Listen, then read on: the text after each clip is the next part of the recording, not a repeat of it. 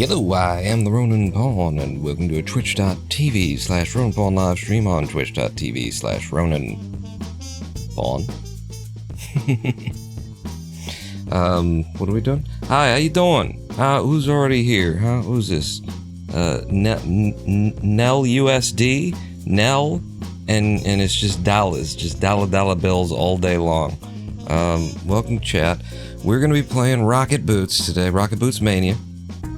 We did last live stream. Right now there is a bounty up from the developers. Basically, there's a tournament ongoing. Whoever can be the fastest through a certain level within the next 4 days walks away with $1,000 and will get a skin of them in the game. In fact, the top 3 creators who have the best times will get skins in the game. So gave it a try. Found out that it's actually quite a good speedrun game. The biggest test of that is whether or not you end up shouting at the game about the bullshit that fucking did my spacebar. I pressed jump, goddammit. When that starts happening, then you know you got a good speedrun game. And I was all over that. I was just toxic as hell by the end of the 6-hour live stream. So we're gonna play some more Rocket Boots. And what's been going on in your life? Because my entire life has been coding. My whole damn life is just coding in Python. Not because I have a job that or any reason, except that I am making a library that I've decided to make, and so my whole life is coding, and I'm so friggin' pleased with my own damn code right now. It's gonna be hard for me not to talk about it, but we'll try.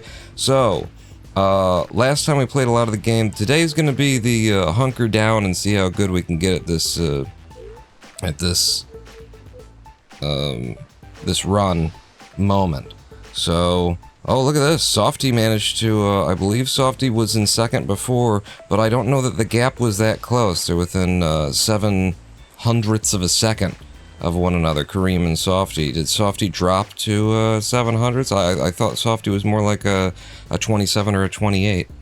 Meanwhile, here I am at 6. I'm going for Eagle Garrett's method, and apparently Montana has used the same method, well, something like it, to get a low 39. I managed to get a 39.7 on day 1 after a couple hours, so we're gonna keep doing this until I beat all these people at this method.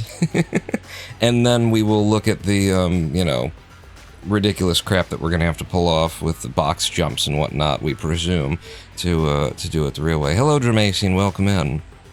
But let's get back into this thing.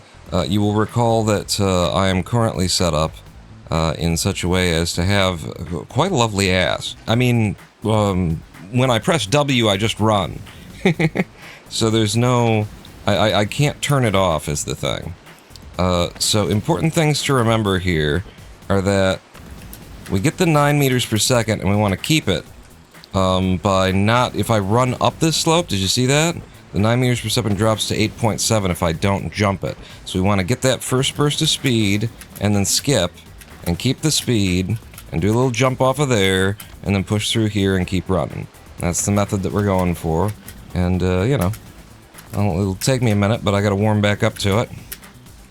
And the hardest part of this, as I recall, at the beginning, is just getting a jump that's high enough. And you know what? We need to warm up, so I'll go ahead and run on that, because then we get up to here, and I do like this, I think. And then, yeah, definitely need to warm up a bit. And then same issue there with the keeping the 9 meters per second thing. And then that's another little moment. Let's loop back around for the sake of warming up. Okay. So, here. And then off of you, and then down here, into you. And then we've already got the 9, so it doesn't really matter. If I do that, I can keep the 9.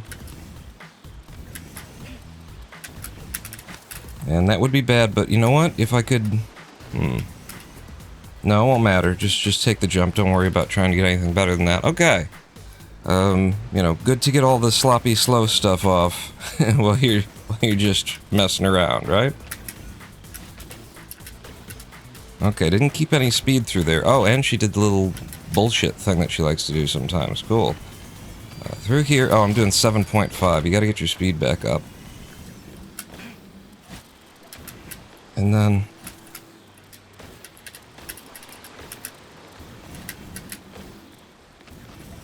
This is actually pretty good, except for, you know, the early stuff that didn't work out right, but a lot of this was good. I kept speed through a lot of places that I haven't in the past, and same issue here, we want to keep jumping. So that's a pretty good first completed run of the day. That ain't bad. Cluster Truck looks way more vibrant today. Yeah, you know what was really weird? I usually record to a format, my live streams, I record them to .ts, which is just an incredibly stable format. You know, you basically can't lose video data if you're recording to .ts. MP4, maybe MKV is okay with it, but I can't bring MKV into my editor without doing a little muxing. So I usually record to TS, but I've decided I'm going to record to MKV because I'm pretty sure the file sizes are smaller. And then I recorded this game. And I've never seen this before. The recording from our 6-hour live stream of this game was 86 gigs. I never see... Usually like a cluster truck or something is 20, 26, between 20 and 30 gigs for a 6 to 7 hour live stream. This game, maybe it's just movement, I don't know why there's so much more data. But I also switched back to TS to see if that's it, if the container is the problem. Lava lamp. Wait a second. This is Lusty Look, now with ass cam. Alright, let's get it. While I'm hot and, you know, things are working for me. Alright, not great, but whatever.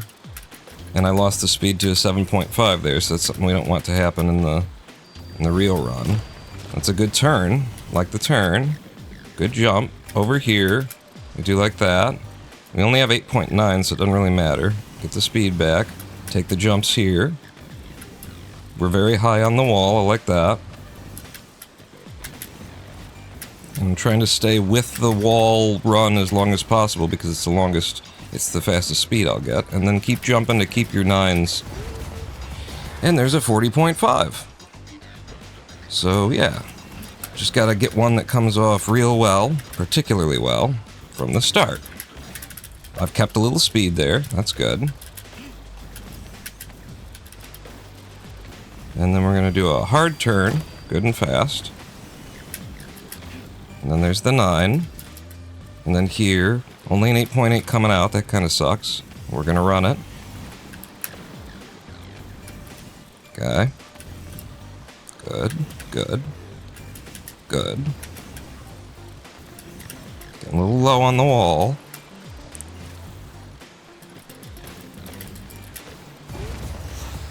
And that threatens, you know, I'm closing in on my my best time there with that run. Big Egg RBM, yo, what's up? Yo, what up? Yo, what up? The whole city's behind you, dog. You got the whole... Motorola, like 90s commercials. And the whole city's behind you. You got that chirp? I record Counter-Strike clips sometimes. Each 2-minute clip is over 2 gigs. Gotta love 150 megabit per second bitrate. See, for the sake of streaming, my bitrate is less than 6 megs per second.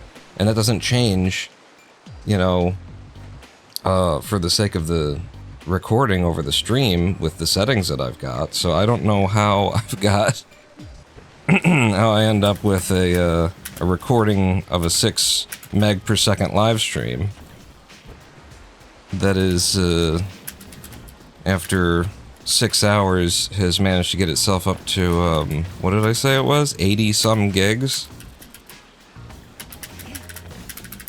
I kept some speed there, very nice. Keep running. Okay, a little bit of a wide turn. Don't love it. Now run, jump. I can be your backpack while you run, jump. Now breathe. Listen to me now. I like to move and groove it. Alright, I didn't keep any speed there, so that kind of blows. And that was bad. We don't need to keep running. It's a bad turn as well. Okay, 8.9, out, not great. I'm gonna go ahead and run. Take the double jump. And then back and forth. And back and forth. It's amazing how, like... how messed up I was by the end of, you know, the last live stream that we did. Oh, cool! Thank you for that. Right at the end. Just take a fucking knee. Funny how messed up I was at the end of the live stream to not be able to just execute, like, you know, get a start going. Like, that's just an entire day's worth of doing this stuff.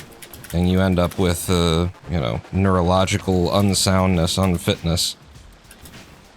And I couldn't see what I was doing enough to hit any of it. And now it just seems like it's free. It's all free.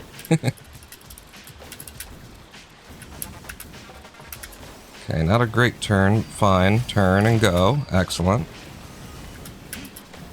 That'll work. And then to you. 9.5 coming out. That's great. Try and keep it. We didn't. And I lost speed there. So I was trying to keep it. And we didn't anyway, so... yeah, I saw that coming. We were just too low to begin with. Son of a bitch. But it seems kind of like just random if you get that extra speed boost out of there. Look at that. Kept the 10. But then that shit happens. When I'm over 10, that frequently happens. And I'm trying to, like, experiment with what line I might be able to keep that won't, you know, cause me to clip into the ground there.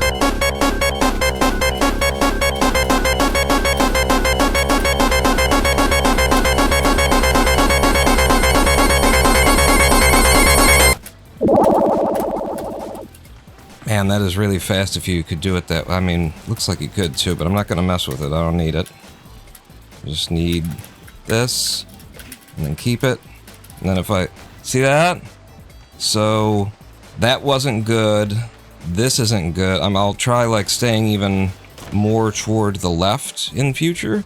But I was intentionally trying to stay low to see, you know, if that would keep me from clipping into the ground there. I said more left. Okay. Okay, I got the 9 back. Keep the 9. And then here. Good. Came out with 8-9. Doesn't really help me. Get a little jump and go. Oh, I jumped a little bit too late there. Recommend having sprint bound to W because if you're wall running while sprinting, you gain height. I already have it bound to W. I did that before I even started the first live stream. I'd figure, you know, in cluster truck speedrunning, we've been doing that for a while now.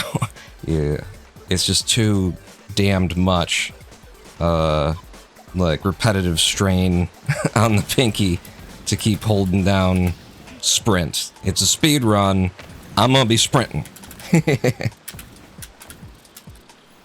yeah, this is I wanna get this strat in once.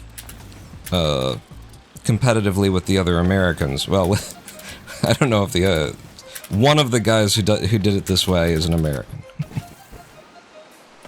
or at least that's the nation that they're running in. And I would like to get that low 39 or even a high 38 out of this before I move on to looking at the crazy that's going to have to be done. Because I'm a movement guy, first and foremost in any speed run that I do. Curses. Caught the edge of something, so this is a dead run now. Couldn't even get the speed back up. But in cluster truck, I came in on no ability percent category. I didn't run any percent for the first like 3 to 4 years or something. Maybe I ran a meme-ish a couple of times, but or once, I don't know. But my whole life was no ability, which means, you know, you just gotta move through the game. You just gotta run and jump and jump and jump and run. So this is how I like to speedrun, is this way. And then when you gotta do crazy tricks, you know, I'll learn them once I get bored with regular old movement. Managed to pick up, at the time I got it, it was 3rd rank any percent by learning the silly strats. Okay. Okay, and then you didn't even actually get the speed from the jumps, so this is a dead one. I don't know why I'm still running on it. That would be great. Maybe I should do that. Yeah, okay. I will try, anyway. Ah. The line was just a little bit too wide. Ah, you went the balls in the shit. See, the best version of that tree touch, you know, just whips right past it and gets sort of a refresh jump without actually bumping into it at all, which is the trickiest one to get. And that wasn't it. We are many, you are but one. Who dat? Lintia? We'll say it that. Thank you for the follow. Welcome in. I actually use like a part of my palm to hold control in games. It just feels better. The pinky thing just is not tenable in the long run. We believe in you. Well, thank you. I have some self-confidence. We'll see. I remember doing some 30 on the other tournament with this map, and it was so hard. Lint? Is that how we do? Is that what we're saying? Oh, okay. Not at all what I meant to do, but box him away. And then that in my way too. Okay. I'm getting, you know, the experience from the first day of speedrunning is definitely there now. And that's how it usually works, is, you know, you just grind. If anything, you want to learn how to do something that's hard, that's complicated, that kind of thing, grind it. And honestly, don't waste more than, if you want to do it smart, there's not a lot of benefit to be had doing it more than like 45 minutes.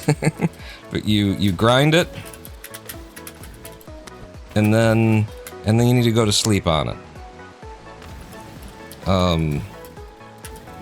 Like, you want to learn to play an instrument first day, you know, hour and 15 minutes maximum, and then sleep on it. And don't think about it, don't worry about it. You wake up the next day, you're going to be way better than you were at the end of that first session. And that's how it works in everything, in speedrunning too. So, problem is, you know, you only get so many sleep cycles. So, typically, even though there's not much benefit to be had by it, we'll sit here grinding something for 3 to 6 hours, and then go to sleep on it, wake up the next day, and then in your first 20 minutes, grab a goddamn world record. That's how it usually goes. But the brain really does need, like, that hard refresh cycle. Lost a little bit of something, but kept enough of it. Like my movement so far. I got a little bit stuck on that box, don't love that. Okay, it came out with incredible speed, and I kept most of it there. But then I didn't do it there, so tenths of a second lost.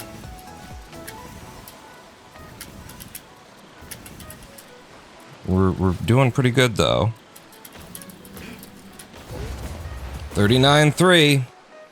That's my best ever. I'm within 0.03 of a second of 5th, and what's the other? 0.08 of a second of 4th now.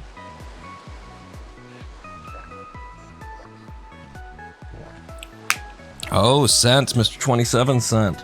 You're 3rd. I see.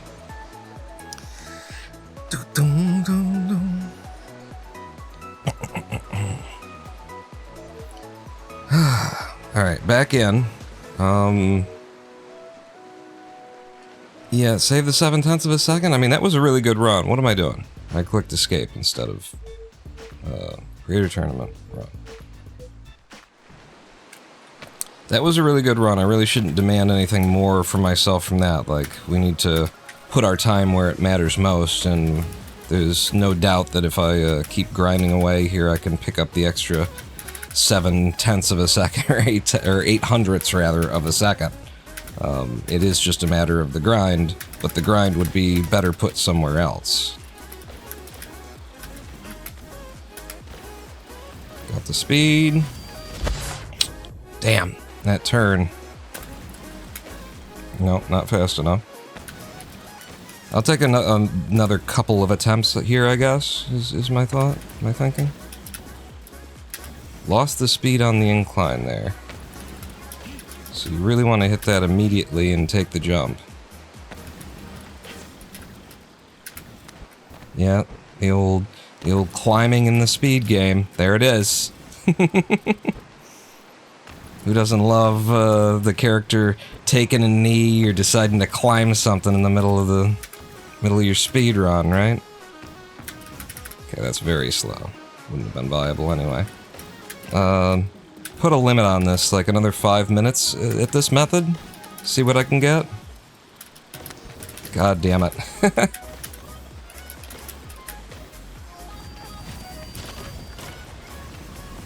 Should not jump there again. Didn't come out with the kind of speed that I need there anyway. I did all the rest of it better though than I did on my best run. But no way.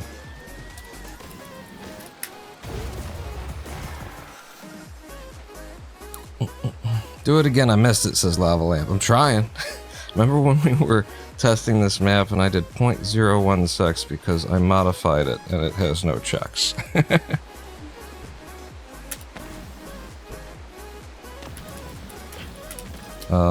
The cluster truck leaderboards are packed with hackers. But it's okay because there's not too many hackers, and you can tell pretty easily when, you know, when you've got a real time and the person you're looking at has got a net term time, whenever you used to hack a game like that. Oh my god! The God Run? Nope, not anymore. I don't know if that was going to be helpful, or like the speed we had was good, but the lowness of it, I don't know. There's a little bit of a double edge to it, but I think there was enough edge on the side you want the edge on that it was going to be good for us. Got the speed, do the turn, don't get blown up. Ah! I slowed it down like a fool. Yeah, I don't think I can get anything with this. I get to these ramps and my brain for a second is like, what do I do? I like the moment I'm at in the song anyway. Very encouraging. 39.7, oh my god, if I wouldn't have screwed that up. That was gonna be a 38.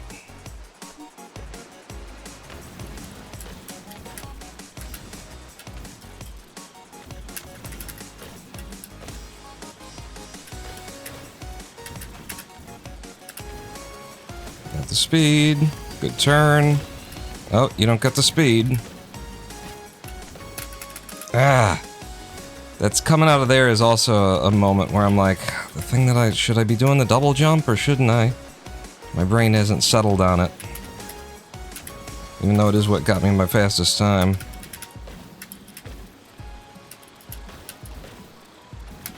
Not good. We're caught up on the box and then slammed to a halt.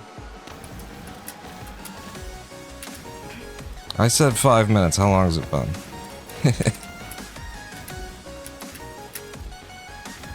I need to run the tree a little bit longer there.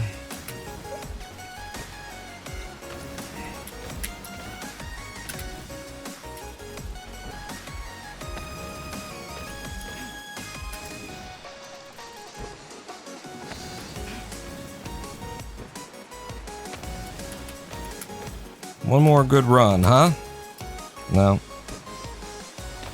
Can I get one more good run before I decide that my idea of 5 minutes has passed? Because we know it doesn't have to be actual 5 minutes, it's just gotta be my idea of 5 minutes,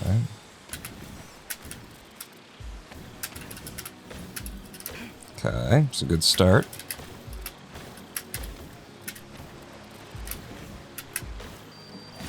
Bad, like, slow to a dead crawl in the middle there. Alright, I'm gonna call it on that, and we're gonna see what Mr. Cent does. 27 cent. So we're still starting the same way. We're coming through. Oh, but we're doing some fun wall run stuff in order to get here a little bit faster, maybe. I mean, the wall runs are good. Oh my goodness. And then we're doing a box jump. And we're popping through here. We're going backwards through the level. Get to the other checkpoint. And then climbing up to the... Really? Well, we're going to have to see that a couple of times. So the opening starts out, you know, pretty normal.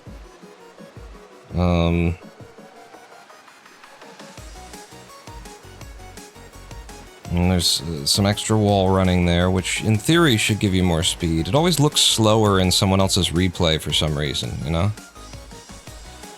Just not having your own fingers on the keys, I guess. And we're just running backwards through the level.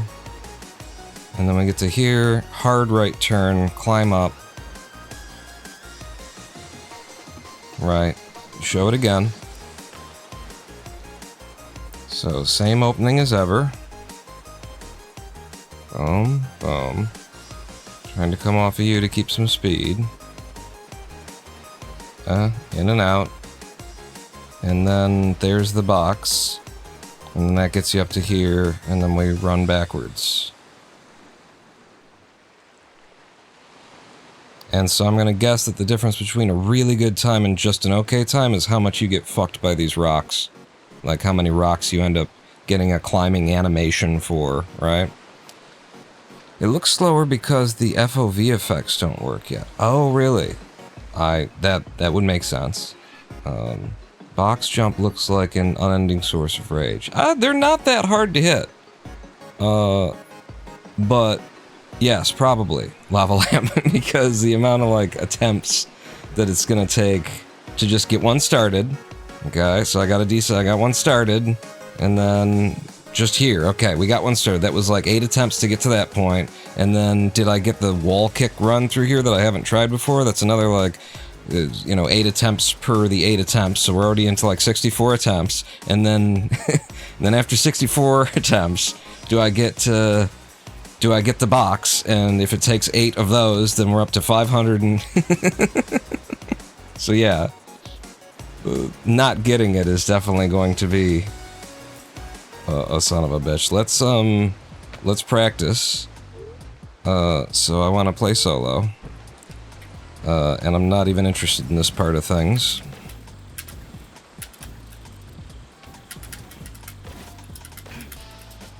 Okay, ooh, but that helped a little, but I didn't get up there. Let's go ahead and just run it out. Practice is more important at this point than anything. And then where is it? It's there. Okay, so from out of here, I'm looking for that pillar, and then I'm jumping... No, that's a rock. That isn't even the box. Wait, is it? No, the box is here.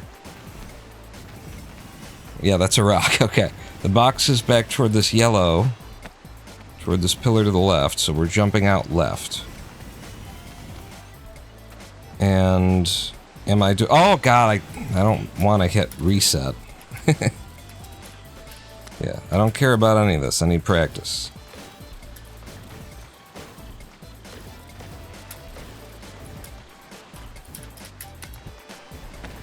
So, I'll run past all of you, just get you blown up so you're not a problem.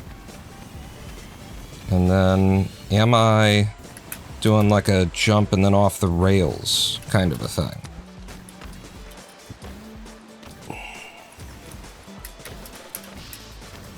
Oh, no, I've moved it, so I have to reset the whole damn thing.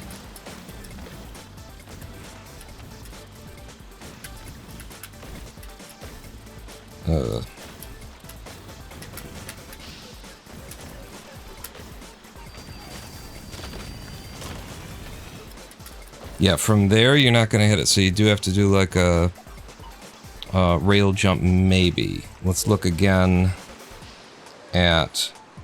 Well, let's actually watch the world record here. But let's straight up watch it.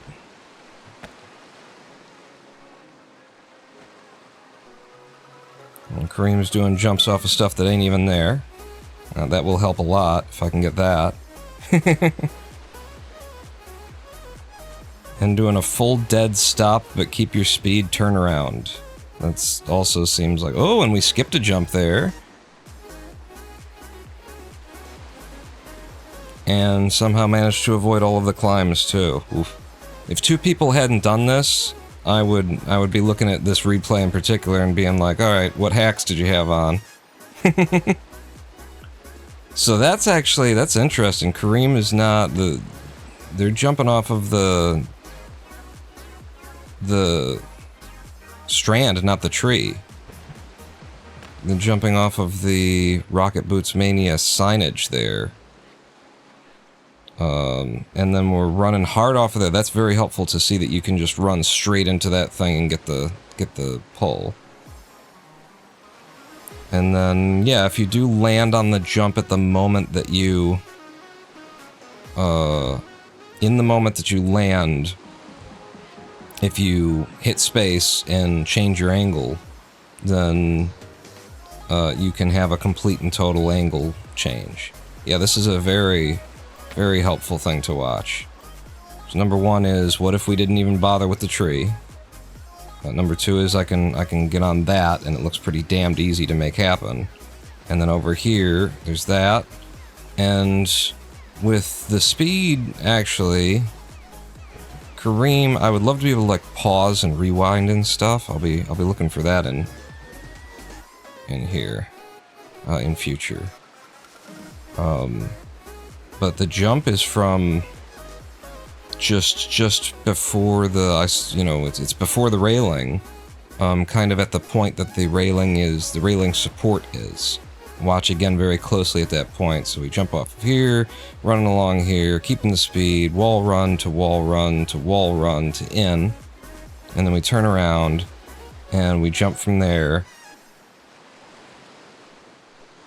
And then we're running this one, we don't jump across to the left side.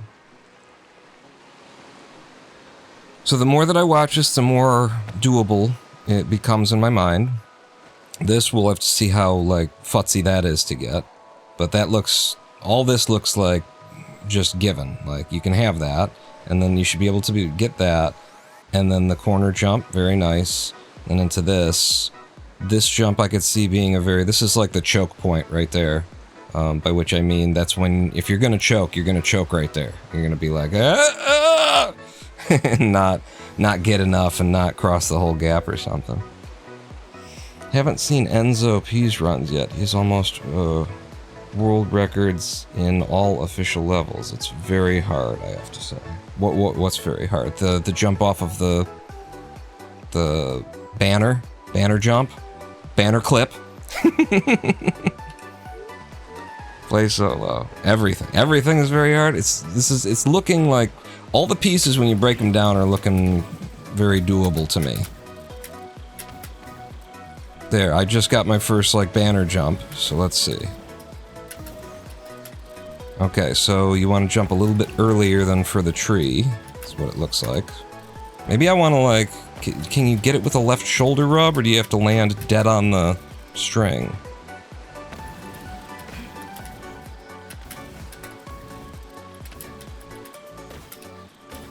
This is interesting. Listen, I need to practice the other part, so... This is what I really should be practicing. Yep, here. I'll blow all this stuff up. And then head back through. It's got to be coming through with the 9, though. Okay, got the 9. Okay, don't hit reset. Wow, I really had to... It took everything in my power to not just hit reset there. And then now I've moved the box, so it doesn't matter. But there should be no resetting until I've moved that box. Is basically what we need to be doing here, because I need the practice on all these little parts. Blow it all up.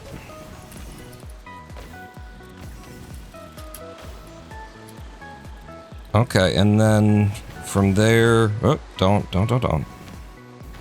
From there, is it actually like a turn back, or can you make it to that? Am I making it to that one? Now that I'm in the moment, it's harder to tell. Okay. You see how, like, it's not that hard to get a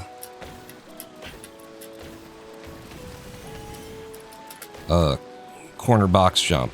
It looks like I need to really, like, turn it right back around on myself. And now it's moved a little bit. I value my time. You gotta get this the 7.5 and then get the speed. There you go.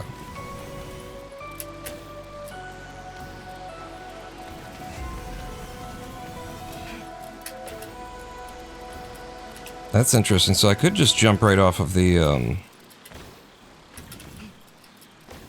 pillar, the yellow pillar.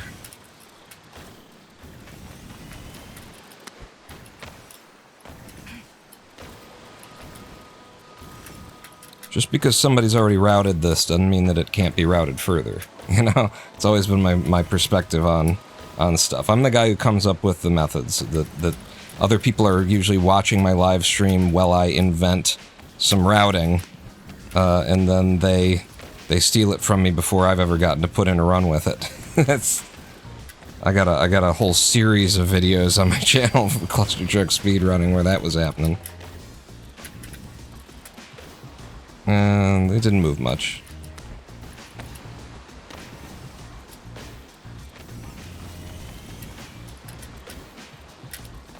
Wrong direction, but that's my first jump that gets me all the way up. From my hours of suffering, I had to jump exactly on the corner to land on the farther one. You gotta keep the strats secret. I always do it on the live stream. Oh, damn it, don't reset.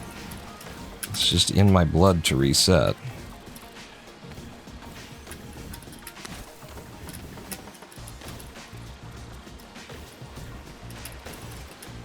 Yeah, you can't. I'll bet you can. But I didn't.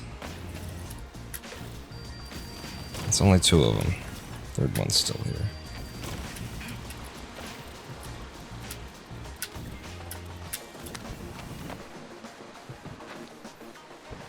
Okay, we're getting, you know, something.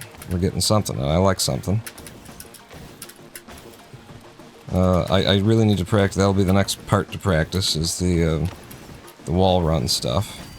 I'm just gonna run past them because I don't have the speed.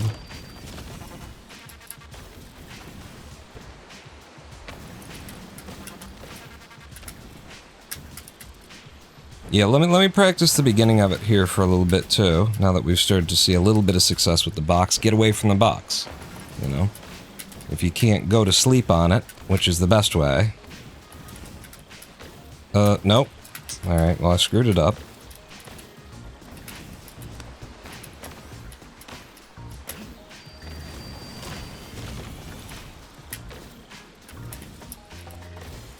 And did I move the box? Just move it back a little bit.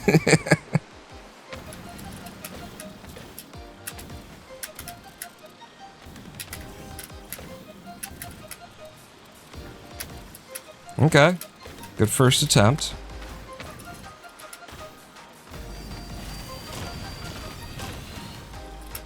No, very bad.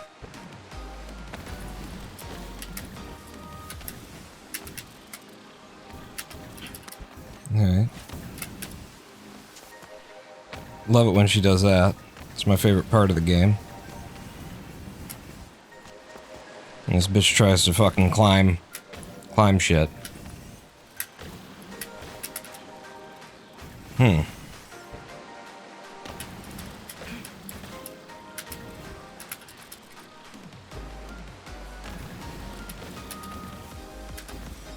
If you hit the tree right, I don't see that there's any major savings to doing it the other way, you know? Like, if you hit the tree perfectly, then it's gonna be pretty much the same as... Damn it! I'm so used to my pathing there. Is like that. That even got me too high.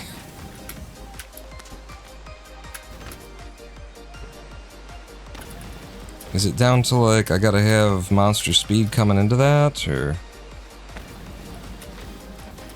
Maybe there's an invisible something to jump off of there, too. Like, I don't know if it's the string, or... The string probably doesn't, like... They would have had to assign physics to the string, so it's probably a pretty wide... platform, actually, the string. If we saw its box. Yeah, look at how much area there is in there. So I've been doing the tree run, and I think it was always designed and intended for you to do the string bounce.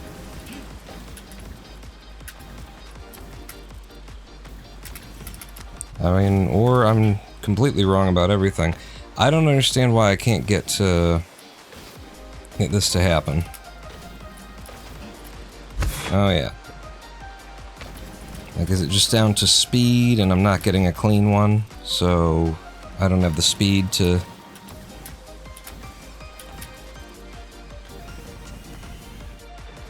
Yeah. I can't wait to get a skin modeled after me that has the, all of the climbing stuff is turned off. Your character can no longer climb when you attach the skin. I think that's brilliant. I don't know who it was who came up with that idea, but I think that's exactly what needs to happen. I need to get a 3rd rank or higher just so that we can ensure that there's a skin in here that you can put on, where there's no climbing. And, you know, it'll make certain levels just uncompletable with that skin, but most of the other levels will be so much better because you don't have the possibility of snapping to some goddamn wall and...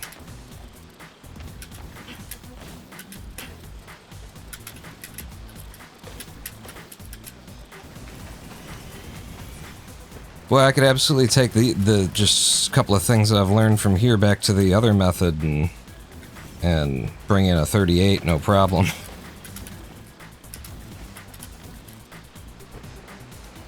Need to hold the slide button. There's a slide button? The crouch. That's how I've been thinking about it. So I can guarantee a wall run if I'm crouching. I'll get ready for this. Okay, I've also got to, like, untrain my jump patterns that I developed for the non-box route. So from here, something like that.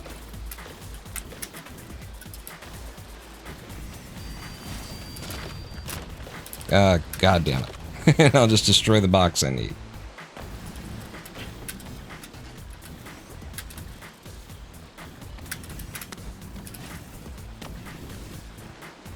I don't even know what button I just pressed there to take me back to respawn me at the checkpoint.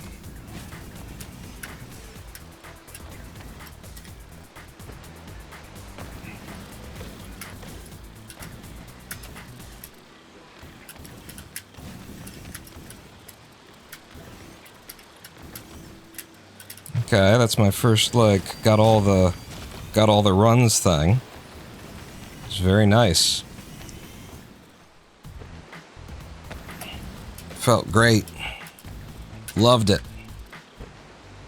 F? F goes back to the checkpoint? See, I'm not... At this point, it's like, maybe I should just use a controller. How many keys?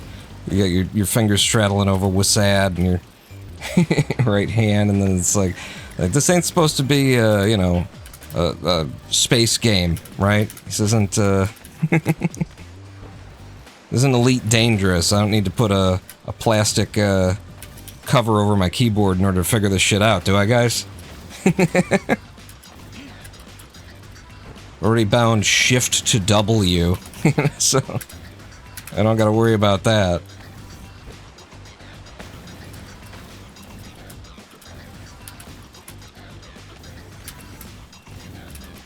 It's really hard to, like, not jump there because of the muscle memory that I built for the other routing.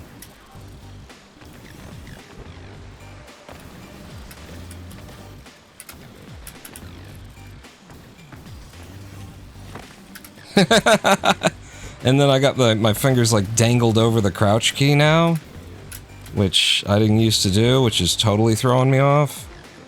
I think I'll move crouch to E. We use E for an extra pause button in the cluster truck speed run, so I'll probably be more comfortable with it there. Inputs, maneuvers, slide, flip, E. Let's see how this is. Control is worse. I mean, it has to be, like, the the lack of control over your direction, you know, not having that fine stuff with the mouse. Not being able to slam, you know, couldn't even compete with the top runner here. Not being able to throw a 180 no scope in at the end to change direction and stuff. Right? Ah! Okay, E is right next to R, though. So there is that.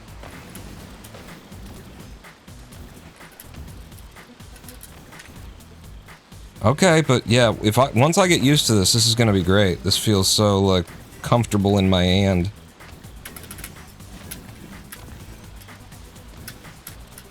Alright, whatever. Get me up here. Get some speed.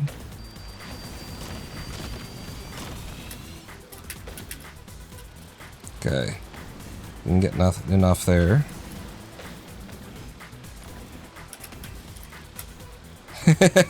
And you can just throw in a little barrel roll every now and then, too.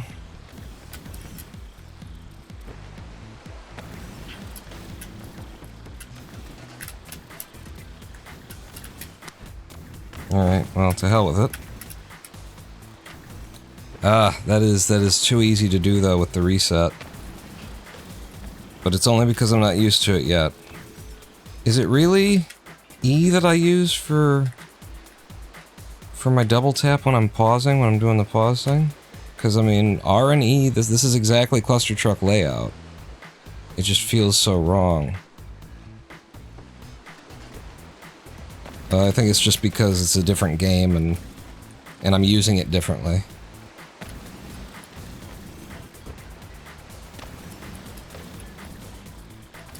But I can already tell the, like, potential of it if I can just get used to it. It's wrong side. And so the question is, do I benefit by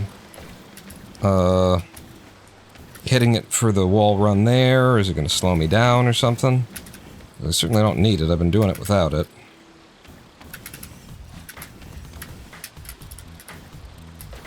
We'll just do this the old way.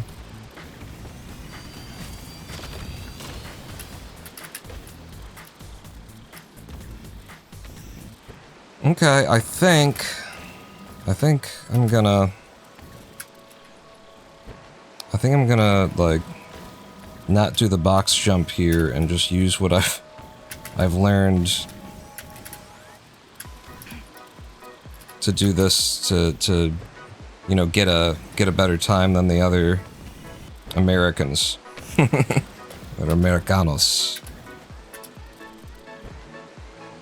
Start there anyway, because it'll get me the practice that I need for this smaller thing, this easier thing. So then, actually, if I'm holding E here, then I probably won't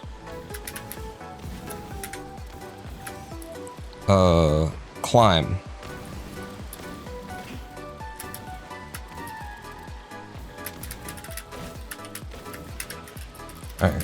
Good enough.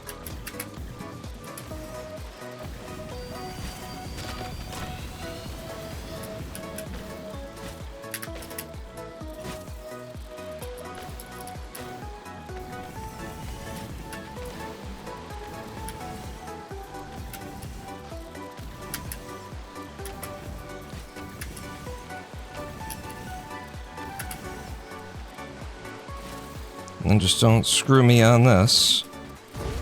And we've got that 38 I wanted. I knew like all these methods that I just picked up would, if I just walk over here and apply them to this, you know, then this is gonna, then that makes that easy. Now 37 is on the table, kind of a thing. I have slide on shift because it was like that before they changed it, says Big Egg. I don't think I want any pinky involvement at all. That's my only thing. I wear out too much over there, so I'll get used to E. I like E. But yeah, boom. New PB, 4th rank. Well, we going. We keep going. But now that I've got that, there's no particular reason to,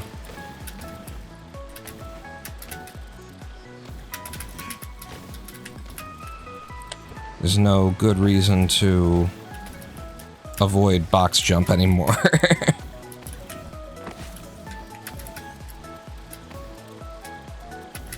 Okay, gotta hold E there too. It adds a whole nother layer of things.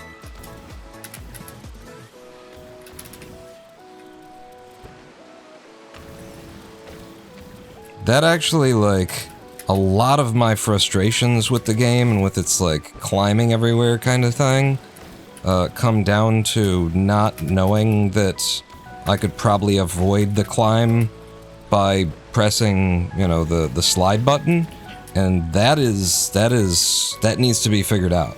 The tutorialization, the training, for making people understand that, because, oh my god, it was so annoying. And now that I understand that I have the option to negate the thing that was really annoying me, you know, wonderful. But I needed to know that a while ago.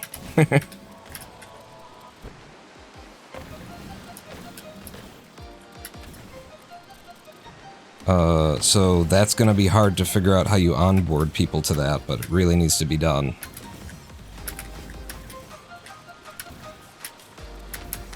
Oh, she climbed. Never mind. I might be wrong about this whole there's a way to avoid it all nonsense. Ooh, that was a good... I was coming in at a nice pace there.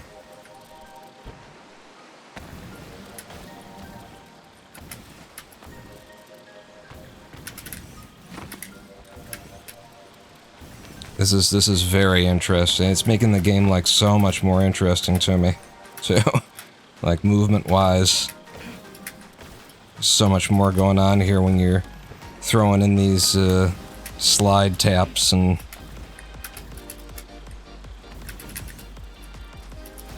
I might have hit that checkpoint from underneath. That's how it works in cluster trucks. So I'm just gonna believe that it happened. Keep going.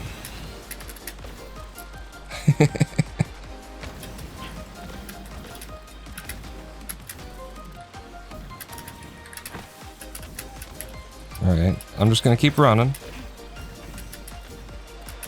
Curses.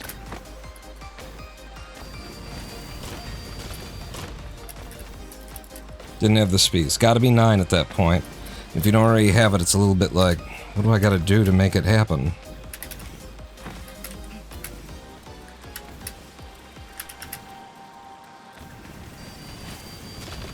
Don't have the 9. Still got some kind of a bounce out of it. It was like I was actually coming in too flat and low and fast, if anything.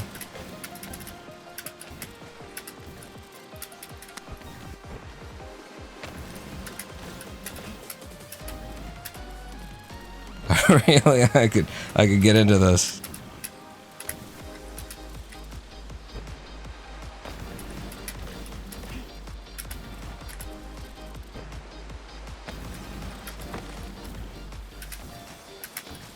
You know, that's the thing, is that there's like, can you design a good game?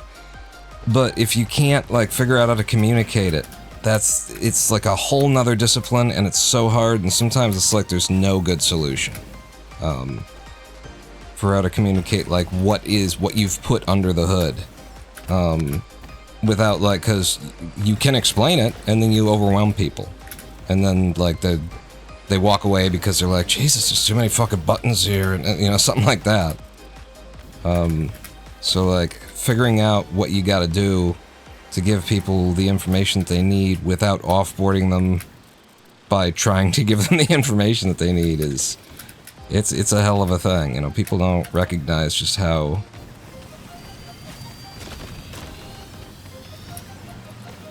tricky this stuff is when it comes to game design.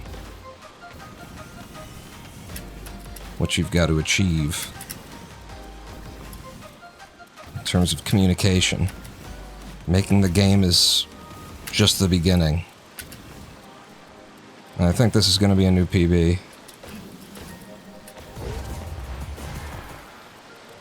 Okay, thank you. Was it new PB? Or did I just tie myself? I think I just tied myself. Your best usually changes. If it was different, then it would have changed, right? Go ahead and save the replay then. What the hell? You can work with the recording in the replay editor.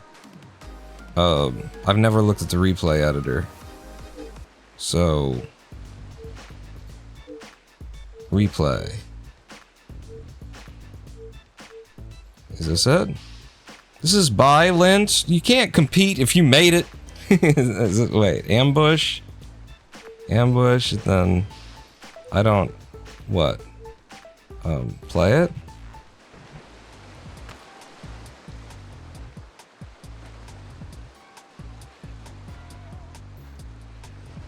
I even got stuck there. I got that movement, though. I got them moves like Jagger. Oh, God.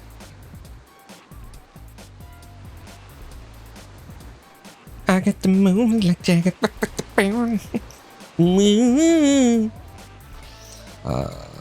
Yeah, this is really good. This is feeling a lot better today than it was before. Than it was day one. Especially once I got this bound to E. It's just a lot less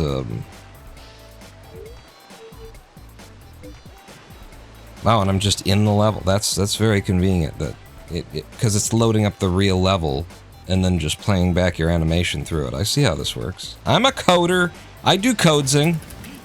I would have made this in Unreal, but I'm a coder.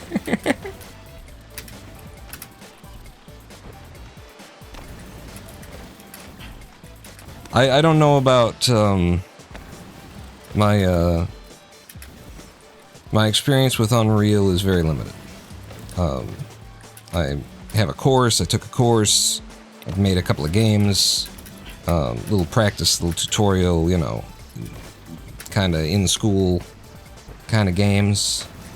In fact, maybe I'll show you my game.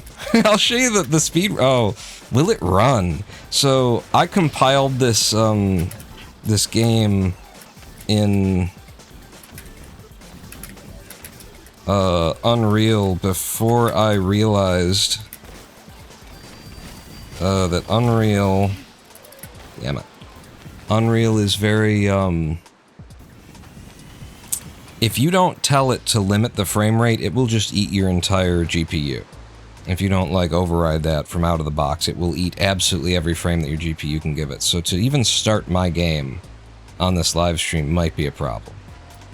But I'm gonna try it, because it's just everything's reminding me of this. I'm gonna quit out of this one so that we don't have, like, extra triple load on the GPU while I'm trying to load this up. But so give me a second, because I gotta find it. It's buried in ancient storage. Are you on the X drive? I have an X drive. Everyone should have an X drive. Unreal projects on drive named Jerry. And it's obstacle assault. I mean, that's not what I named it. That was the course name. I changed my name to something else, but I think it's under here. And then build, Windows. No. Maybe it's not under build, maybe it's under dist. Is there a dist thing? No, there's not. Source? Shipping. It'd be under shipping, Windows. Obstacle assault.exe. I think I called this obstacular speedrun or something like that. But we'll see if the computer can even handle this. OBS and an Unreal game that just eats absolutely every frame that you can possibly give it. So this is my game that I made in Unreal. And using, you know, stock assets and that kind of stuff. And then, you know, we did the coding. It was an Unreal C++ course. So we did the actual C++ code as opposed to just the cutting it together code for this. So as you can see, there's a timer in the lower right. Turn it into a speedrun game. You'll note that the timer hasn't started yet because I haven't left the starting square. But the idea is, and my world does not reset either. Like, everything stays where it is when you reset. It puts you back at the beginning, and so that just makes this more of like a puzzle speedrunner to try and figure out when's best for you to like leave to do your jumping. And it's been so long since I played my own little speedrun game here that I doubt I'll be able to do it. But it's, you know, just a bunch of simple moving physics interactions things. But if you do it right, then you'll be here at just the moment you should be here. You'll get just enough lift, and you'll be able to take that lift through, carry it through, and blah, blah, blah, etc., and so on. And then over here, we've got the rollers that have their own momentum, and if you fall through, then you fall into here. You have to walk back out. And we've got rollers, and you can jump across them, and some of them are rolling against you, some of them are rolling with you. And you've got platforms that are moving forward and back like this. And you wait for the right timing, get onto it, and you do inherit speed from these things. So as long as you're going in the same direction as the platform when you jump, then you're going to carry the velocity that they had with them. And getting here to the end on the right cycle for this to be like a really good speed run is a real goddamn trick, let me tell you. There's a little trick to it. And then when you cross through here, timer ends, and that's your official time. And then you're in here celebrating with some stock asset bullshit that I just dropped in here. But this is a little Unreal Engine game that I made. I didn't realize it was going to be a speed run until I put a timer in the bottom right corner, and then I was like, oh my god, it's a speed run, and it actually does suck you in. You do end up like getting in here and being like, okay, and now's the good time to go, and I'll leave, and then that'll be right behind me, and then I get up to here, but I gotta be here at just the right moment where there's already lift for this, and I get on top of it. Like, there is a timing to this that is perfect to, like, allow you to keep moving through the whole thing, get your jumps, be pushed through here, and then when you get to the end, I feel like there's like a trick for this, too. When you get to the end, it's like kind of a just did I get everything that I needed moment, you know? Is the end in the right place? And look, no, it's not.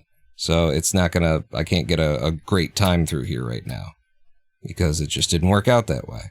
So there's just that little bit of RNG element to it. And I think my best time through here is like 18 seconds or something. I think there's a trick in the middle that I figured out that maybe abuses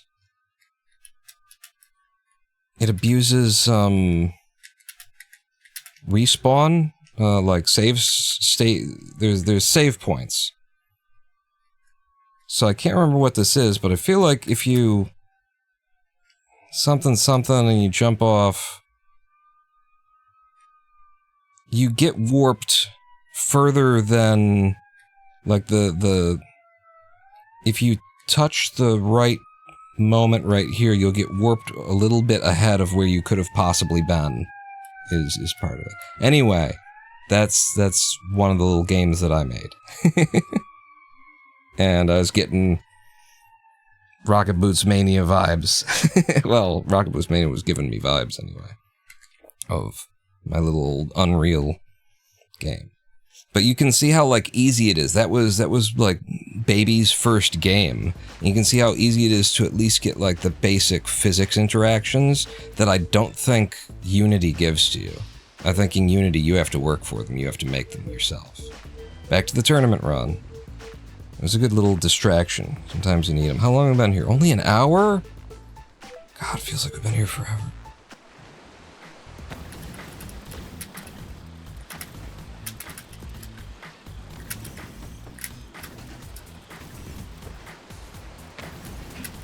I love throwing in the little barrel roll in midair there. It's cool.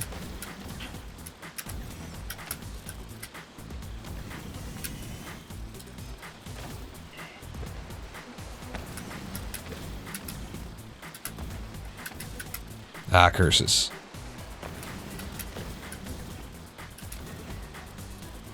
You gotta do it for style, right? For the style points. I really need to be practicing that box jump. Like, doing the intro run here isn't gonna help me any. I'm just gonna keep getting to the box and not being ready for it. Go ahead and get up here. Alright, whatever.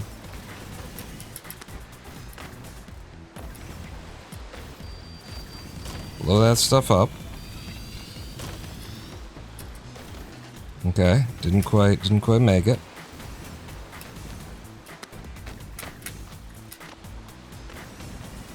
No, you need the 9.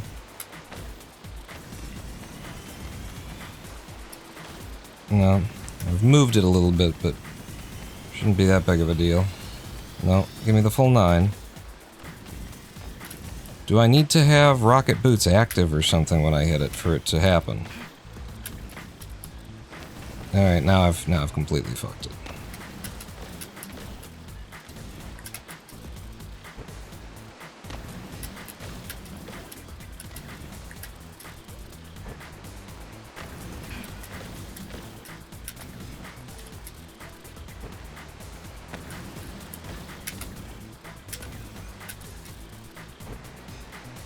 I need whatever, like, my most consistent start is. I just need to do that. So that I can have as many attempts as possible at this box.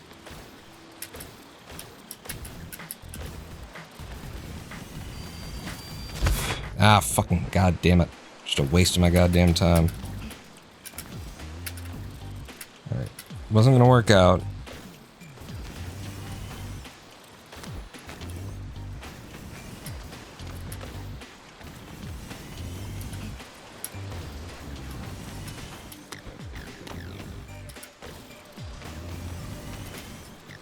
That ain't it. I'm trying to avoid the box if I don't have it. Nope. Make sure you got the whole 9.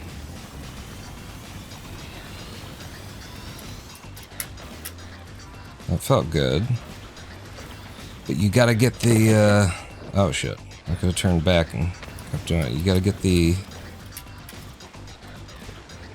dead corner of it. Come on. I get the dead-ass corner of it. It's gotta be a true corner jump if you're gonna get the kind of height that you need to do it the way that they've been doing it anyway. I mean, if I could come up with a middle route with a backup method anyway, I would be totally okay with that. Rid of those so I don't have to worry about them. Might be a certain angle. I'm playing around with, like, what angle I come in at now.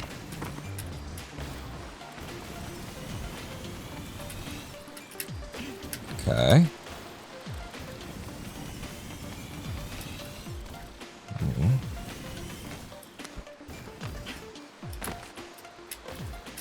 Get the 9. Don't. Ah, fucking goddamn it. My speedrunner reset training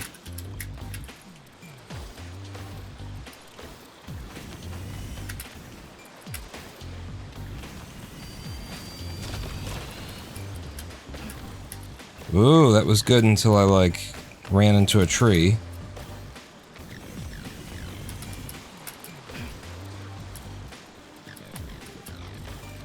Don't reset. Okay, now you can reset.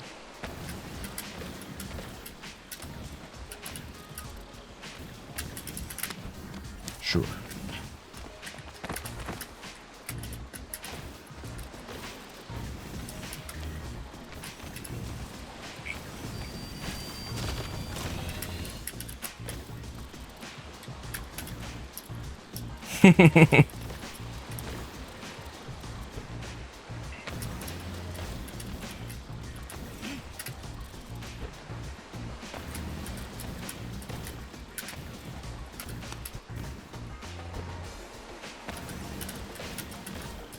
This will be kind of a hell of a test of can somebody like come along and learn enough of the game's touchy mechanics in less than 12 to 15 hours worth of playing in order to pull something like this off, or was this competition always going to be won by people who have been doing this for a while? Can I? God damn it.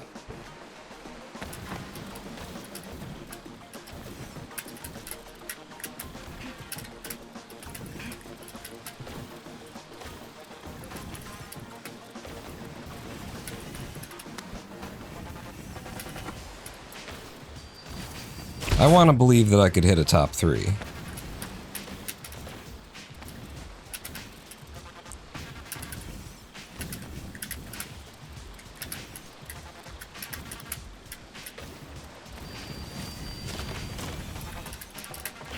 Ah, that was a good line right up until that moment, huh?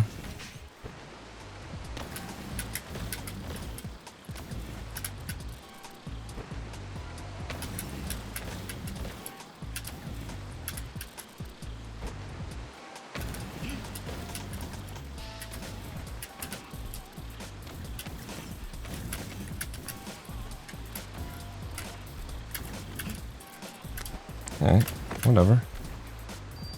Go ahead and blow them all up and let's get our practice on. It's way too low.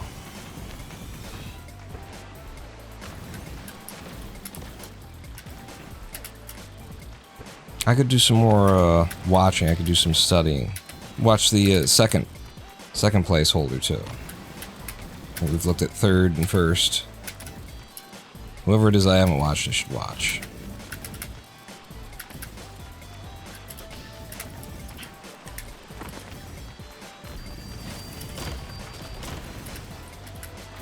Didn't have the correct speed there.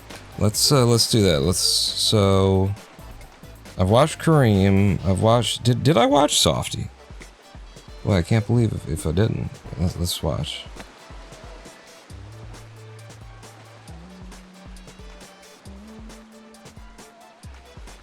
Wow, you just run straight into the middle of that thing for some reason. I'm trying to catch the edge at all. And then again, and you would jump all the way across this one.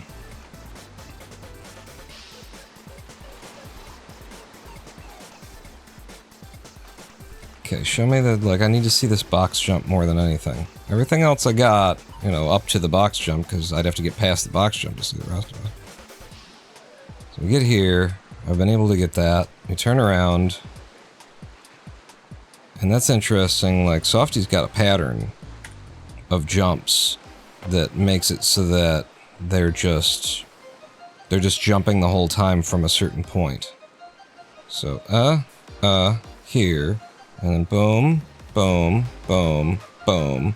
Like, you just keep jumping, with their method. But, you know, you'd have to get the 180-degree turnaround perfect. So there's a button for that. Is there a button for that?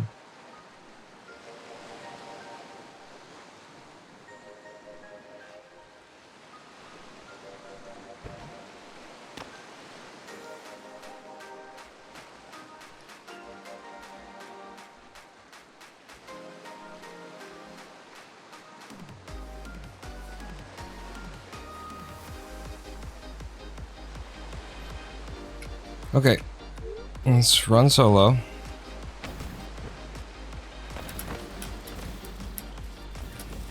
I don't know why I'm doing craziness.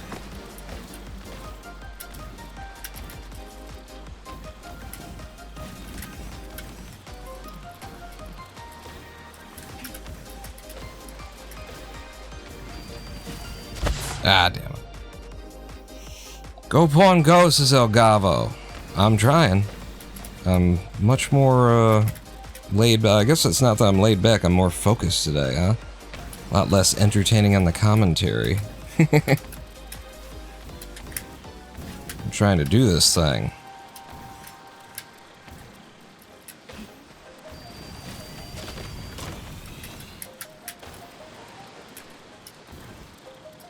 Almost. You're feeling well today, friend. I am El Gavo. My meds are working out good. My BMs are solid.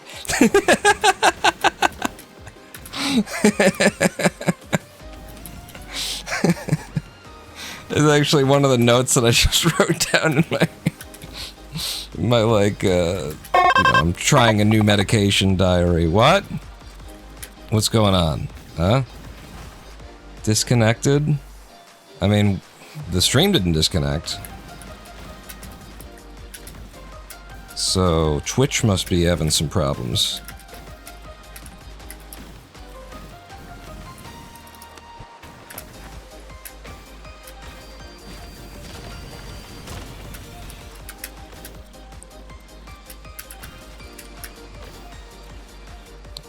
I'm still here. Yeah, and I can see I'm able to, I'm monitoring the, stream what's going out in my OBS overlay. Not just OBS, but I mean, I've got Twitch.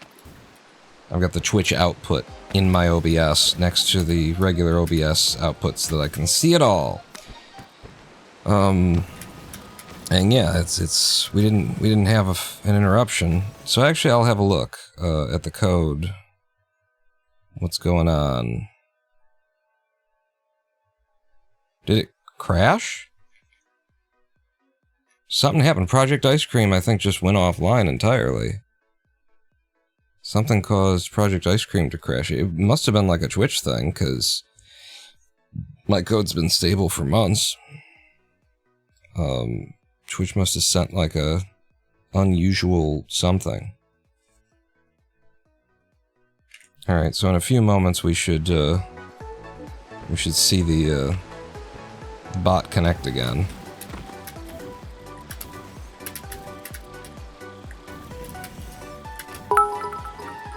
There it is.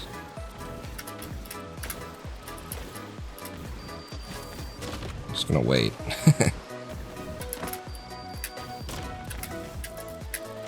Whoa, that was such like glitchy movement stuff. I was sure that it was gonna work somehow.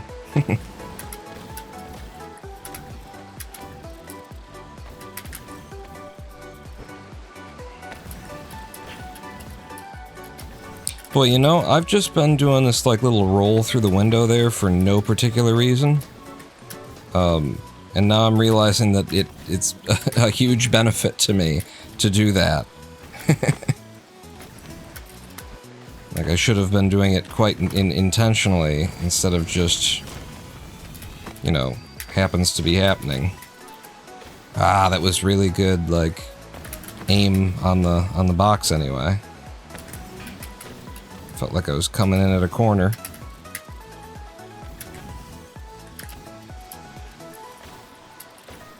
Yes, I do need to hit that checkpoint, by the way. I'm practicing the box part of this. The box jump. Yeah!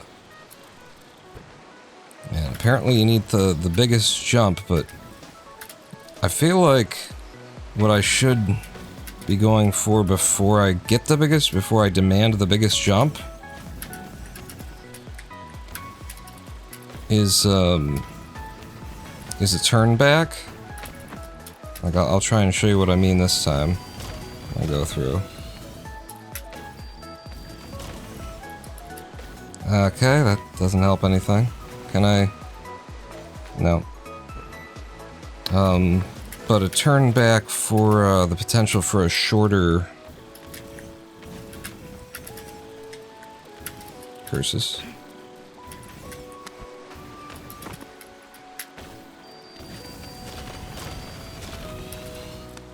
Yeah, thank you.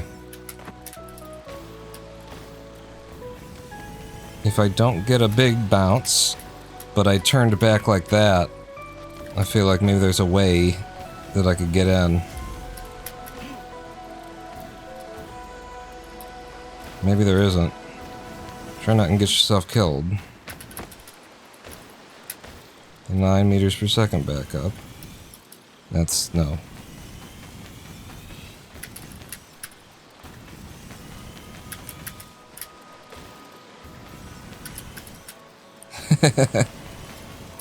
Alright.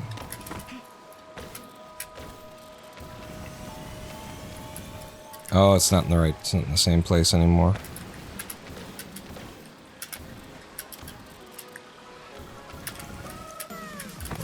Still just practicing the,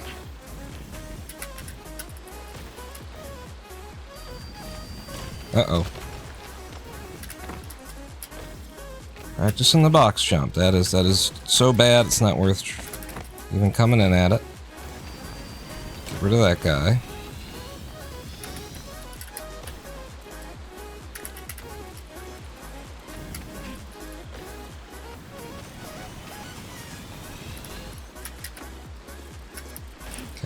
That was pretty good. In terms of jumping late, anyway.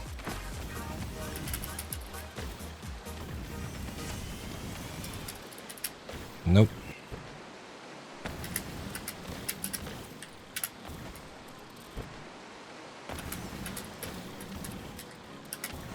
How dare technology lie to us?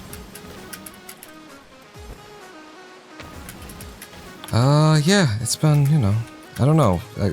Everything else is lying to us these days. I don't know why technology should be held to a different standard. Ah, crap. Alright, yeah, I fucked it up. You gotta make my whole day about the fact that I fucked it up, do you? God damn it. Let's look in the background here if there is like a button for 180 degree motion. They really, you know, probably shouldn't be. Use nitro, aim, shoot, throw. Pretty simple on that stuff. Movement. Move forward, move back. Vertical and horizontal. They've planned for features that don't exist yet, necessarily. Because there's no bindings for it, so I presume. Menus, create mode, multiplayer, miscellaneous. I hope that the world record runners haven't just bound a cheat, you know, to turn the 180 degree camera kind of thing. Because I know, like, it's a big thing now with people in their I bought a $200 keyboard, and now I can now I've set everything up to everything else and not actually have to do the run. I could just kind of press buttons and it'll do it for me, and I don't feel like that's violating the spirit of competition while other people are, you know, having to actually play the game. I know that's a thing in speedrunning these days.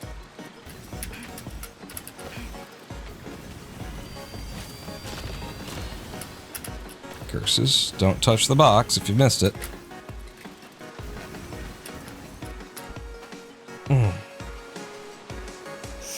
What are those keyboards called? It was a big thing for a minute. Everybody was talking about it.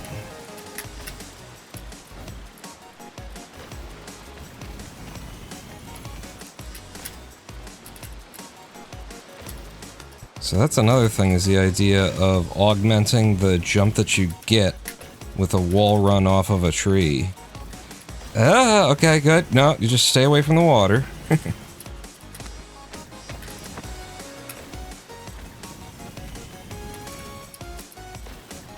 I probably moved the box there. Yeah, it's too far away now.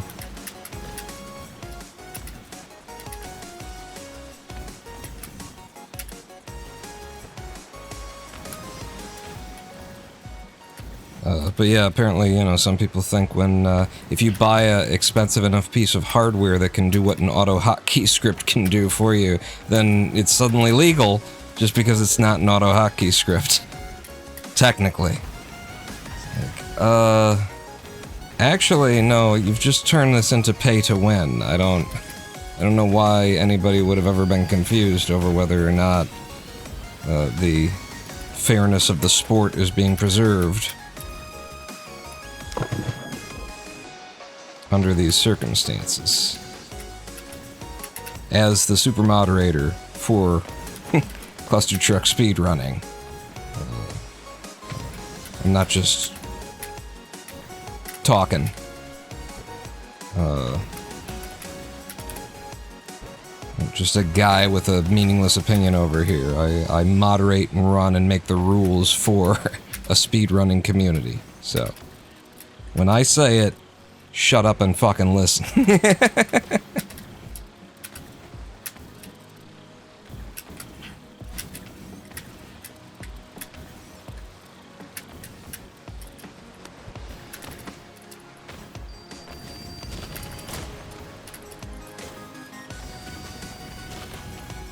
Damn it. Well, hello there. How's it going? In Sevo. Good. I've learned so much more. I've now got, the slide and crouch stuff bound to E, where I can actually use it. I now understand that it's supposed to be used, that it can be used to take some of the edges off of my complaints about, like, fucking climbing and stuff like that. If you're in a crouch, if you're in a slide, at a point where you would not want to be grabbing a wall, you're probably not going to grab the wall. It's not for sure. You see my idea there? Like, that wasn't enough of a jump to get all the way up there, but...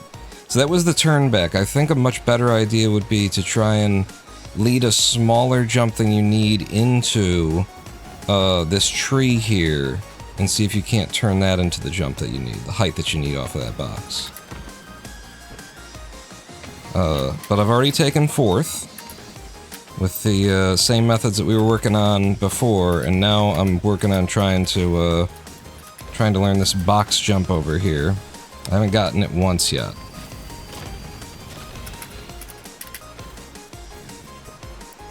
I can tell, just looking at you playing, one can tell you did progress a lot. Thank you. In fact, if I can get a... I didn't do any practicing off stream, by the way. Like, this is just... You know, you sleep on it and you show up and you've learned something. Your brain has learned it for you. You don't have to learn it. Brain picked it up in the sleep, you know?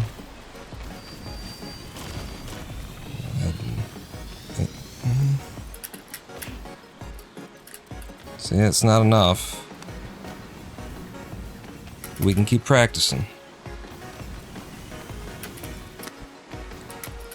Oh god, don't touch the back of that thing.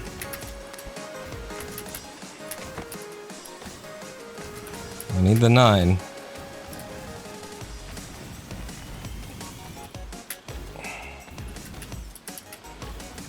And I've moved the box too much. It's not easy as box jump, that's for sure. Yeah, it's apparently, it's like max height or nothing is how it looks, and I'm trying to find like a way to save it, because it's not, if you don't already have experience with these box jumps, it ain't the one to start on, let me tell you.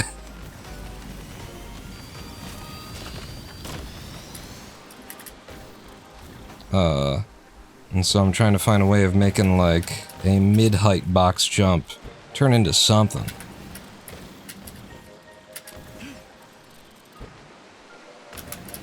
Route some, come up with a safe, full game viable, safe strat, backup route. God damn it.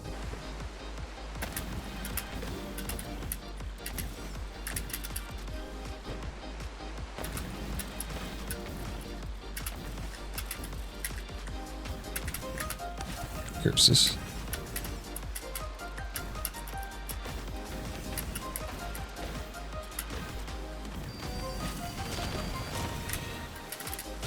You don't want to do that. You just destroy the boxing inline. I didn't expect that there's some real competition in that content creator tournament.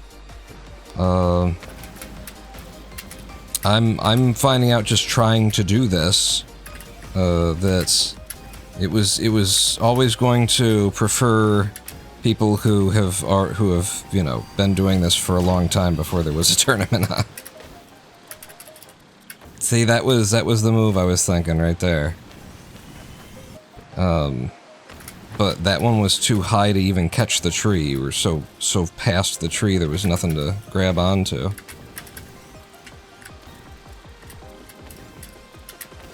Yeah, that'll work too, huh? I'm going slower than usual. Damn it. Ploy to get people to stream the game. I mean, you're putting $1,000 up. That's pretty. If anything, I'm disappointed on behalf of the devs that the response hasn't been bigger from content creators. There aren't more people signed up to this tournament because, you know, they're putting the money out there. Are you too good for $1,000? Come on, you know. But I guess it really is sort of a thing where you're either a pretty boss fucking speedrunner to start with, and then you've got a chance.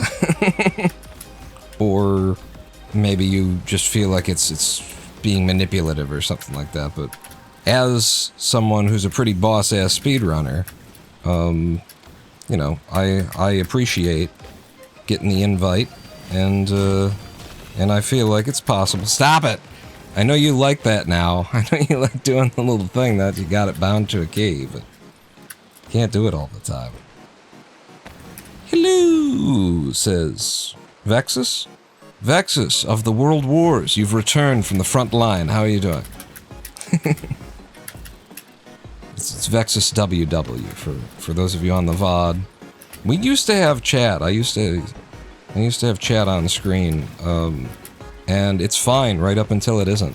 Right up until it's the worst idea that anyone's ever had to give the viewers the fucking ability to put shit dead into your recorded video content, and now you're just not gonna upload that VOD, are you? It's one thing when like people are saying something and you could just kind of ignore it, or not read the parts of it that you don't want the world to be exposed to. But yeah, I kind of learned my lesson there. And it wasn't like oh, I'm so afraid Twitch is gonna, you know, something. No, it was me. It was personal. It was like I don't like what you have done to my live stream here. What you have turned my show into. No. Just by filling my chat up with that shit. So now we don't have it. Which also means that sometimes I have to explain when I do a joke about how someone's name is written. I watched The Incredibles, and it further affirmed this belief. Fuck Ayn Rand. Earlier this year, I chimed in saying Ayn Rand sucked. I've never read anything from Ayn Rand. I'm sure that's what I said last time.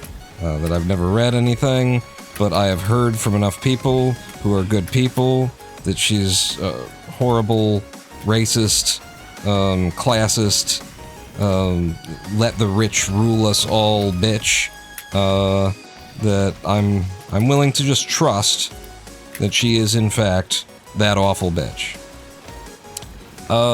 So here's another question that I didn't really think about until recently, which is there anything to be gained by lowering the video quality? Turning off motion blur. You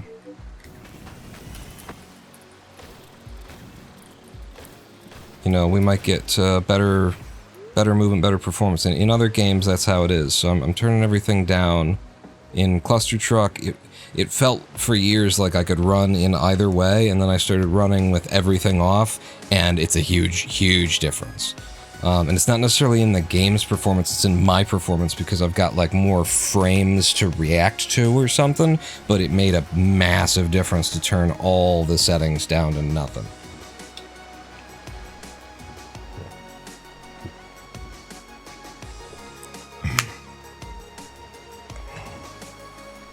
on big map, just got rid of motion blur and lowered quality by 1. You're saying that that's all you need to do is quality down by 1 from ultimate or whatever? I'll play with this for a little bit and just see how it feels.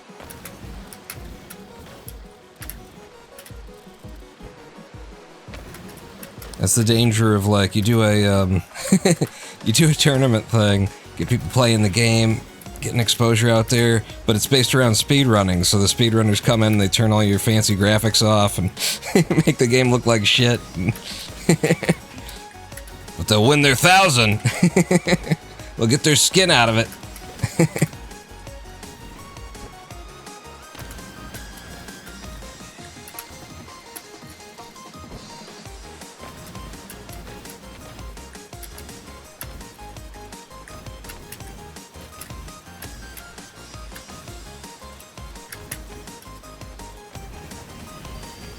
This is not full speed, but it's perfect for what we need. It's not.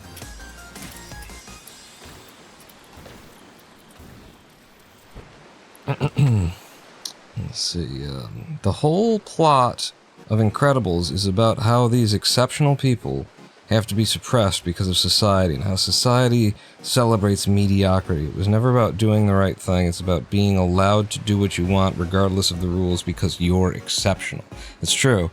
It's true, the whole Incredibles plot is an Ayn Rand philosophy, you know, in just getting snuck through in the form of a Pixar movie. But it is the Ayn Rand philosophy of, you know, let the special people, and then it's, oh, well, how do we decide who's special? Well, whoever has the most money, obviously. Let them.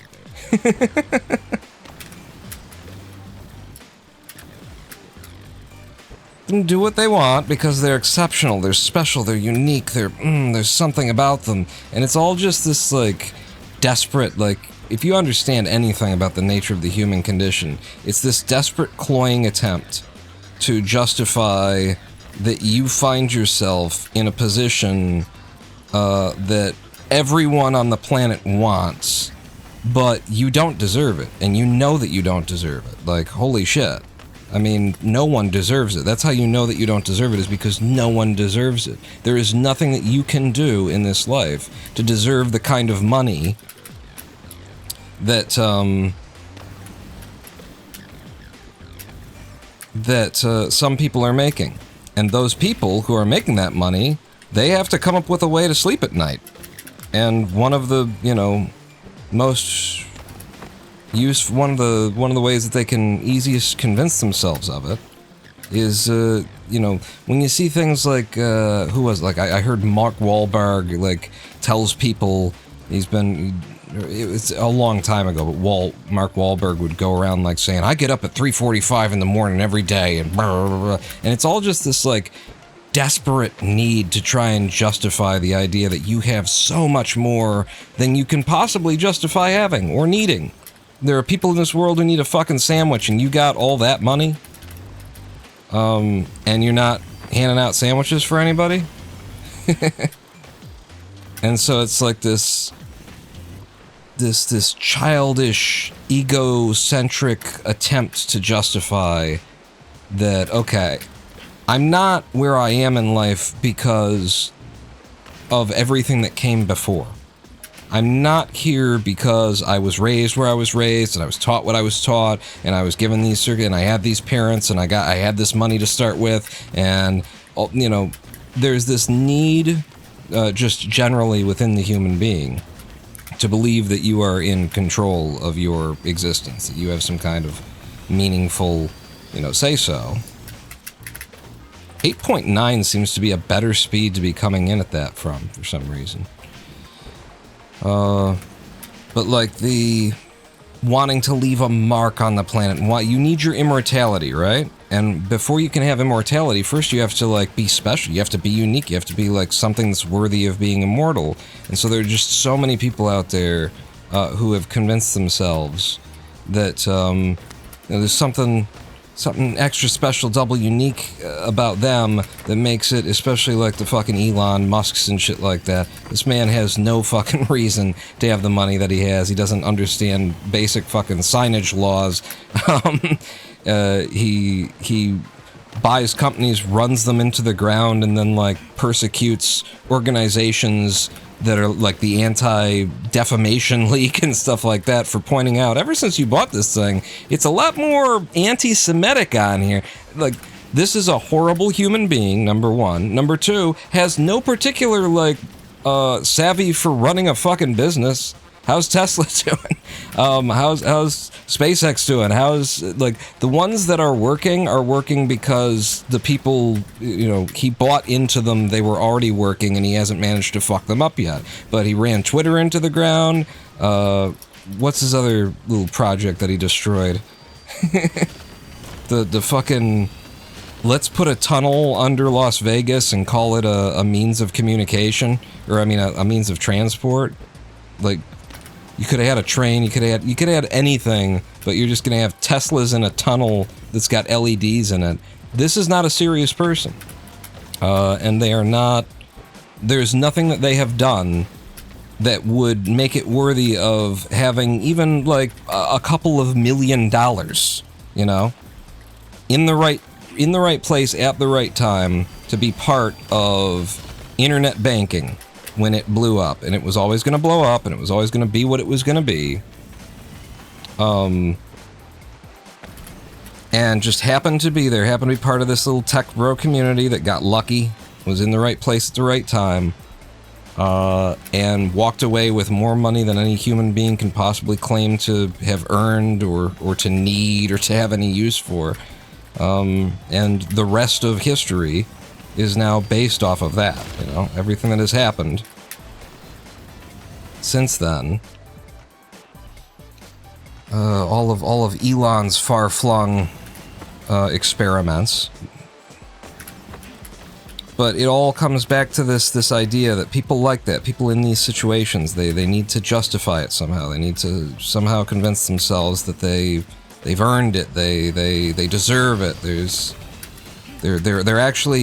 They're helping everyone else by having that power, by having that money, by having that ability. Like, they're the only ones responsible for it. This is what's at the core of this Ayn Randian philosophy, and it's all just like an egocentric, egotistical, desperate attempts to justify, because you can't acknowledge you fell into a situation. You are one of the lucky ones. And as one of the lucky ones, you turned out to be a greedy son of a bitch. Right?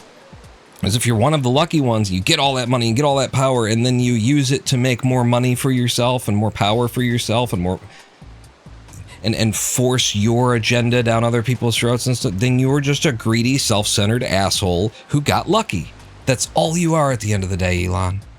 And everybody else who's like that, you know, all these politicians and stuff like that.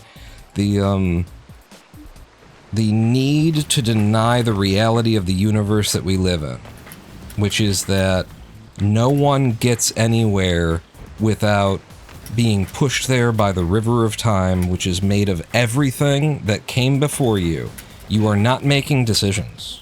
The decisions that you are making you are making them that way because of everyone else's decisions before you.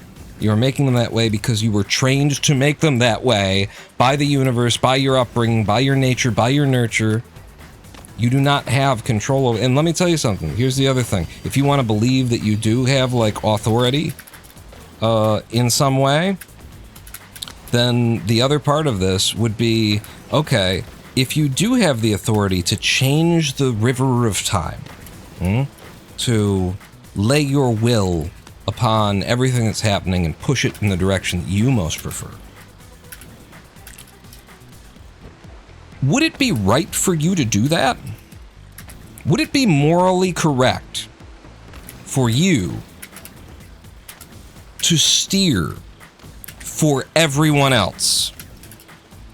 Would that be, you know, when the alternatives, when the options are everybody else is just playing along with the game, they're all running along at the you know, following the rules that the universe has set. If you had the ability to lay your hands on the universe and change the way that it functions, in order to give yourself the kind of benefit that you want. In what you, like, how can you possibly justify this as being a good thing? That was probably the best jump that I've had so far right there. And yet this is what people are trying, this is what these, you know, bosses of the world, I'm a socialist by the way, this is what the bourgeoisie are trying to convince themselves of. That they're doing some kind of fucking service for everybody else, that they're gods amongst men. I mean, if you actually follow, if you dig deep and find out, I haven't dug deep, but just being adjacent to people who do dig deep, the kind of shit that Elon Musk and these Bill Gates and these rich folks believe about themselves, we're descended from the pharaohs of Egypt, and like they end up building in versions of reality to make themselves into literal gods because they have to be. Otherwise, if they're not gods, then they're just the biggest assholes in the universe, right? They're the douchiest fucking losers who are, you know, the most greedy, the people who you would least want to have all of the power, and they just so happen to have it. That's what they would have to be if they're not gods who are making the best possible decision for the rest of us at all times.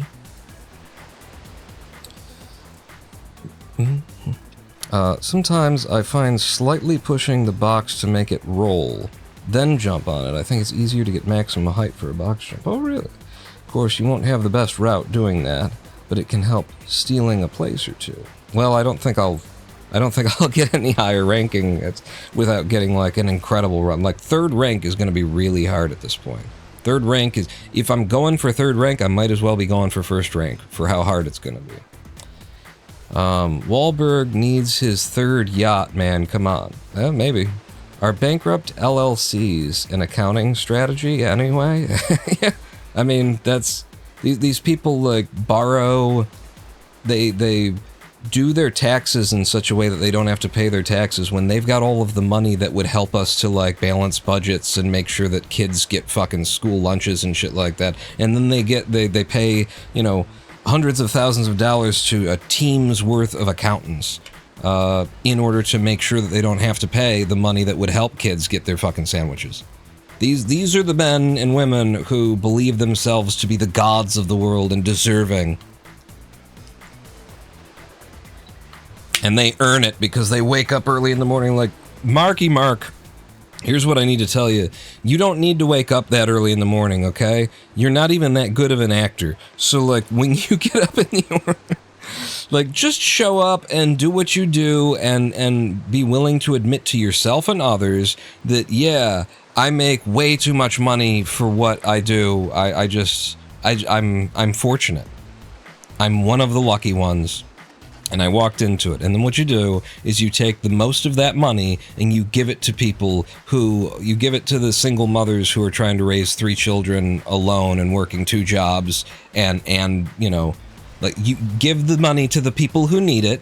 You can keep, you know, a reasonable amount for yourself and maybe a little bit extra because everybody's a little selfish. But when you decide that you're going to have a yacht or 2 or 3, when you decide that you're going to have a couple of different houses on a couple of different continents and those houses are going to be mansions, you are just a greedy son of a bitch, and there is no, well, I wake up really early in the morning and I've earned it all. There is no amount of labor that anyone can do to earn that kind of money. If there were labor that a person could do to earn that amount of money, Einstein would have been earning that kind of money. Rosen, if there were a contribution that a human being could make to the rest of the world, all other human beings to be deserving of money, it would not be fucking CEOs and Elon Musk and tech bros who happened to show up at the right time and fooled everybody into thinking crypto was a good thing when actually it was just a new fucking place for the rich to hide their money. It would not be the people who have the money that have the money if it had anything to do with the value or the virtue of a person's contribution to humanity. The people who make the most meaningful contribution to humanity are usually like people who take vows of poverty, you know? We're talking about people who, spiritual leaders and people who have sacrificed more than everyone else and who, whatever they get, they give it to someone else and rely that on the idea that if I give what I have to someone else, then if I ever need something, they'll be there to help me out too. These are the people who, you know, who would be the richest amongst us if the value of an individual's contribution had any fucking thing to do with what makes you rich. What makes you rich is your willingness to steal from other people and to hoard it for yourself. That is it. It is not... You don't get there by, oh, well, I worked harder, or I planned better, or I... No. You get there by focusing on getting there, is another part of it, you know? The people who have the money are greedy sons of bitches. They set out to get the money. They didn't have anything else going on in their lives, except for getting the fucking money. That was the goal from the very beginning. And if you just set your eyes on getting the fucking money, you know, then yeah, you can go out and get the money. And so people who just, you know, greedy, shallow, useless wastes of fucking skin are the ones who have what everybody else wants. Because everybody else... Oh, I didn't think I'd set that one off. Everybody else was out there busy living a life, while these guys were out there, you know, just trying to get rich, and they talk like it's a good, like anybody could be rich if you just focused. Other people are living their fucking lives. Other people have a you know, are making a contribution to society that matters in the first place, or are just trying to live a fucking valuable life that doesn't begin, end, and middle with how much money did I make. Like, it is the shallowest, ugliest, most horrible people that we have.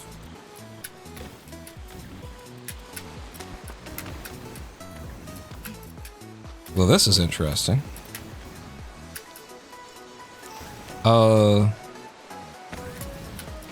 Who wake up in the morning thinking about how can I make $1, you know?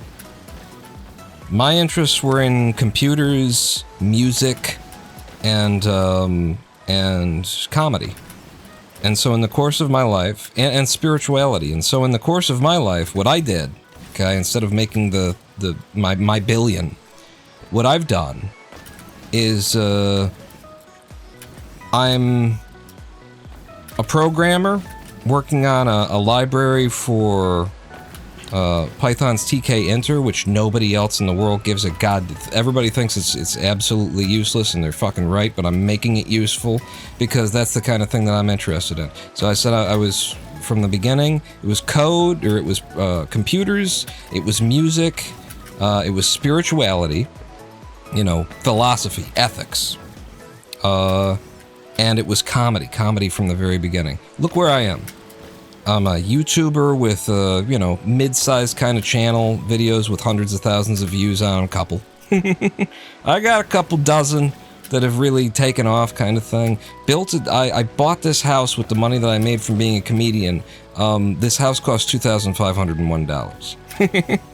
And then about another 10 grand to restore it because it was on the verge of blight. I saved something that has been here for almost 100 years that was going to be lost. I could have bought a yacht instead. I could have focused my career making the money, bought something new. It's just the justifications that people come up with. What I have done with my life is I was a monk in a monastery, Zen Buddhist monk. I was a homeless disciple of Jesus for a while, trying that lifestyle out. I was a musician in a punk rock band in the city of Detroit, and a reasonably, you know, it wasn't just a nothing garage band. We were scheduled to open for the Parliament Funkadelic, and then I broke the band up. But we were doing something. We were making music that mattered. You know, it's not about being popular. We were making something that's worth listening to, that's interesting, that makes you think, but also like gets your fucking heart going and brings you back to the core of what is music, what's the value of this. I was a computer repair tech in a shop that was just me and the owner for 5-6 years. What I'm getting around to saying is everything that I had an interest to do in my life, I fucking did it. None of it was time wasted on, well, but how much money is in it for me? And when I was on the verge of financial success as a musician, I'm the one who broke up the fucking band because I realized that I didn't want to be doing that with my life. The shills and the sellouts and the soulless fucks that, by the way, run the world and have all of the money and all that kind of stuff. You know, they will tell you that the highest thing that you could possibly do is take something that you enjoy and then turn it into your career. And it's like, yeah, that's the highest way to ruin something that you enjoy is to take it and turn it into your career. Fucking. I mean, it's fine. I'm not like it, but it's a different thing when you cease to be like an artist, a hobbyist, someone who's just here doing what you're doing, because it's what you're doing, and you suddenly make it about whether or not you're going to pay your bills. I don't know where I'm going with this. I've gone kind of everywhere with this, if I'm honest.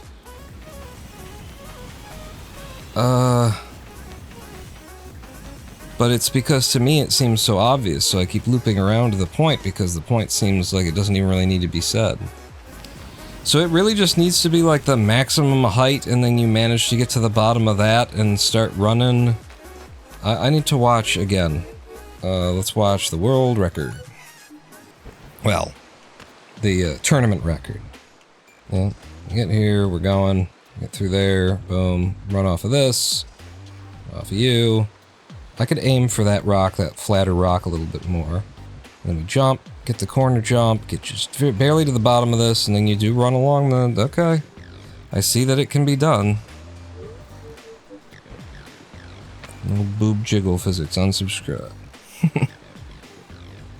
Remember when Elon Musk dangled the fact that he could help end world hunger, then walked back on it? Did he? I mean, I don't know how much yeah, I guess world hunger is a thing. Like, I'm still living in a world where, you know, everybody in my country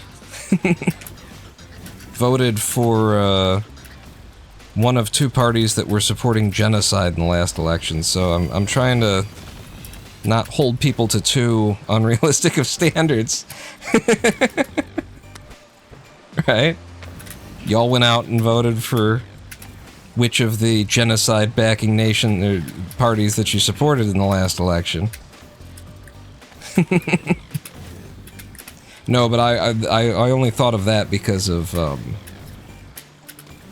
because when you say end world hunger, I've done the math myself to show that the United States of America could end poverty, and probably actually save money. Because if you end poverty in the United States of America, you make sure that just literally if you're an American citizen, then you are entitled to this amount of money every month. If you can't make that amount of money, then we will shore up the gap for whatever it is that you are making. If we just end poverty, in household level, by the way, not on an individual level. So there's still like massive, like there's every reason if you want to talk about like the necessity of an incentive for people to go out and you know, work and stuff like that. I'm talking about ending household level poverty. So as an individual, you're still going to be poor as shit, but your house is going to have enough money to have, you know, the lights on, the water running, a roof, heat in winter, maybe even AC in the summertime, especially since global warming. It's becoming more of a necessity and not so much a privilege, huh? Depending on where you live. But yeah, I've done the math to show that it's a complete policy choice to not end poverty. For the cost of that the Pentagon spends on just its personnel budget in a year, we could end poverty in the United States of America. And the idea, my thought on why that would probably actually save us money, save the United States money, is that once poverty is gone, all these programs that the Republicans and the conservatives always complain about, like the waste and the, the fraud and all that kind of stuff that's going on, if you just end poverty completely, number one, there's no more fraud anymore. Well, you could still fraud it, but like, there's no internal fraud anymore, because you get to get rid of all of these programs. Right now, American welfare is just a set of disjointed, broken programs that are half the purview of the state and half the purview of the federal government. And, if you don't have the money to pay your utility bills, then that's one program that you sign up with. It's probably funded through the state, but the state gets half the money from the federal government. And then there's the food stamp program, and then there's like after school programs for the kids and all this shit. Is it time for a break? Ah.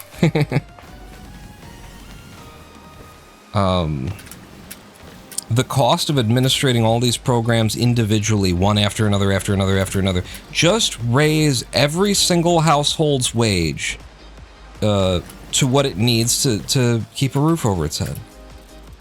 If you do that, then you don't need to have all of these programs with all of these people doing this redundant work over and over again, where you apply to one program, you apply to the next program, paperwork on paperwork on paperwork over and over and over again, and it's the same shit, and it's the same figures, and it's the same everything, in order to try and get qualified. And you also don't have people dying.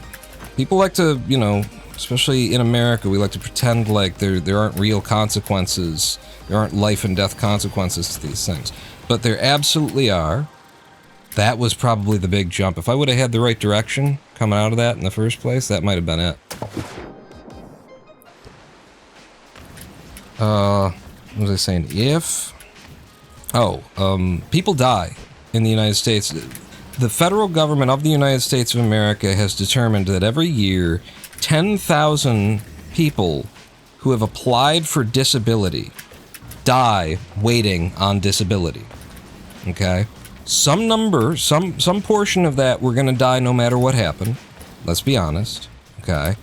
And some portion, let's be honest, died because they didn't have, they never got the support that they needed. They were waiting for a response from the Social Security Administration. They were waiting for the Department of Health and Human Services to get off their ass and do the fucking inspection. And they were waiting for all of these agencies to comply with standards that were set by agencies, by higher up federal government officers that suck, that let people die. That have prioritized, like, let's save a little bit of tax money and let these gimps die. And I say it that way because I am disabled. And I have been denied for Social Security disability insurance. Because they don't want to pay me. Because they don't want to pay out the money to someone who is as young as I am. It is as simple as that. It is as simple and literal as that. I presented with, I appeared with all the paperwork. By the way, a disabled person shouldn't have to show up to their government, like, performing their disability. Hang on. I'm going to go ahead and get a new PB here before we...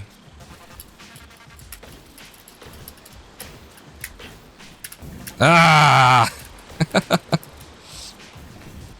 Damn it.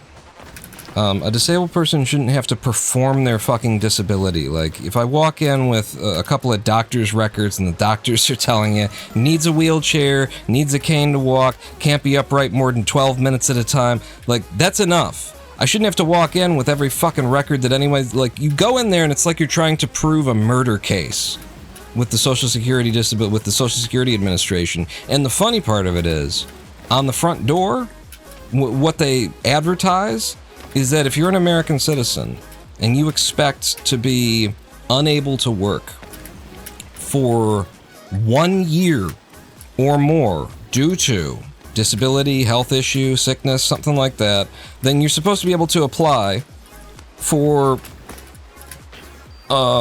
federal aid to help you get through that time. I realized that I wasn't at the right speed. And then you walk in And their standard is way higher than that. You have to prove that you will be disabled for the rest of your life, and that you are disabled in a way that there's no circumstance under which you could possibly, ever, imaginably be able to draw a monthly income for even a single month. That is the standard for SSDI. And so the whole Social Security Administration is just a lot. It's an ableist organization that is discriminating based on disability. Much despite that they write on everything, we don't discriminate based on this, that, or the other thing. They are absolutely discriminating based on disability because they are not treating disabled people as though they are disabled people. And the Americans with Disabilities Act of 1991 puts forward in no uncertain terms that any government organization must conform its policies, must alter its policies on the spot as necessary in order to provide equal access to an American citizen to any and every service that the government provides. That's the simple, most basic premise of the ADA, and our Social Security Administration, which is the place where disabled people show up when they are disabled and don't have the money to feed themselves or care for themselves and are maybe gonna die because they can't do it anymore. And the SSA and the SSDI office is built in such a way where you are supposed to show up, you get there and the people are like, you're not disabled enough, so go die now. And you can go read every year or two, some big paper will write an article about this situation in the United States of America. So just go Google it and you'll find every 1 or 2 years some big paper has written an article about where they interview SSDI lawyers, people who represent the disabled going in. And the lawyers are there talking about how, we see it all the time. I have so many clients that died. They just died waiting for the help that the government says in all of its charters and in all of the things that the SSA is supposed to live up to. It says that it's supposed to be there. But I have so many dead clients. I have so many clients who, I know that they're not going to make it there. They don't have they can't meet the burden of proof, even though they are clearly disabled in a way that, there's no coming back from. They cannot meet the burden of proof, the high burden of proof that the U.S. government has put on them. Nobody's making anything up here. The United States of America is a shithole country that lets its own people fester and rot in gutters and die. And we just spend a lot of time, talking about how nice it is and looking only at the nice places. And then you find out that LA has 1/10 of the nation's homeless population in it. One city in America, 50,000 homeless in Los Angeles, to the point where they might not be there anymore because Los Angeles was making a pretty big effort to round them up and ship them away so they didn't have to look at them anymore. These rich fuckers out in LA, out in South fucking California, SoCal. These are the problems that we have in America that nobody talks about and that nobody's fixing. The Republican Party sure as shit ain't fixing it. They have no interest in this. They're the ones trying to cut all of the welfare systems, get rid of everything. But the Democratic Party, who pretends to give a shit, when's the last time that you heard a Democrat who wasn't Bernie Sanders talk about ending homelessness or poverty in the United States of America? When's the last time that you heard a Democrat who isn't Bernie Sanders talk about national, universal, socialized health care? Seriously. The Democratic Party has no interest in these issues and therefore really has no interest in the American people. The Democratic Party exists to maintain power, to have power, and to enjoy the fruits of it. I'm just going to try and get a quick PB here if I can. I don't know if I can. I was a little slow at the beginning of this thing. Oh my god. That head bounce might be massive for me. I just gotta not clip into the ground here. 3820. I'm pretty sure that's a savings. Weren't we at 38:30? It says your best time. Usually there's a difference in these. Am I just tying myself over and over and over again whenever I try and get a new run? Or is that my new best run? I'm confused. Save the replay. Anyway, we need a live stream break, but you guys got me ranting on my socialist, platform and stuff like that. But yeah, there's no hope in the Democrats. There's certainly no hope in the Republicans, and so there's no hope, I guess, in terms of politics anyway. But we started out that rant like talking about Elon and rich people in general and stuff like that. And that's what it makes me think of when you talk about how Elon Musk said that he could end world hunger if he wanted to, and then didn't. The United States of America could end poverty, could end homelessness, shore to shore, for 350 million people. Not a single one of them, as American citizens, would have to worry that they could ever find themselves in a situation where they don't have a meal or a roof over their head at the end of a day. That's the country we could live in. But we're not doing that because the people who run this nation, who y'all go out and vote for over and over again like you're doing, so you're really helping the situation by putting the bastards in power who aren't doing anything to help you. We could fix these things, but the people who are in power who have the ability to fix them are not interested in them. Why? Because they are the rich fuckers. They are the rich bastards. And where you could argue that they're not, they're only, listen, he's just a congressman. He's only making $320,000. He's only making a third of $1 million. Where you might want to argue that they're not the rich fuckers, you cannot argue that they are not in the pockets of the rich fuckers. There's no way to get elected as a Democrat or Republican except to suck at the dick of every fucking rich Enron CEO, all that shit. You got to be in their pockets. You got to be serving them. And if you're not willing to serve them, if you're not willing to put a smile on and make sure and consider their interests first, then you won't be a Democrat. You won't. The party will not let you in at a certain level. You're not going to be a senator or even a House representative unless you're ready and willing to put on the fucking knee pads and do some mouth work. And on that note, stick with me across this 7-minute live stream break because I know you'll want to hear more. Don't go anywhere. I'll play some music. It's an opportunity to get a soda, to grab a snack. Maybe you can, put on the knee pads and do some mouth work on somebody. Whatever you got to do. Meet me back here in 7 minutes. Don't go anywhere. Pawn not out.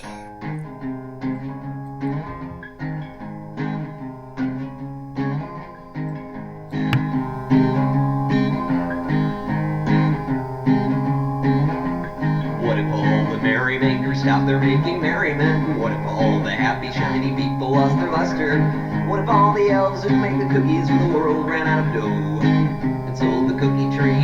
We'd all go hungry, hill developers are ripping up the roots to build a factory wherein the shiny objects would be like so much on our back and to be shipped out to zillions small distributors where you can trade your paycheck for more important things like the empty words now a beat of hip-hop's latest poster child preaching lives of solitude and hatred to the market minds of so many sheep, so many to count. I'm full asleep and dream of merrymakers making merriment and happy people polished with a coat of wax, 2 coats of wax and nails with cookie sheets who slave away into the night to bring us chocolate chips and happiness, to bring us chocolate chips and happiness, to bring us chocolate chips and happiness, happiness, and happiness, happiness, happiness, and happiness, happiness, happiness, happiness, and happiness.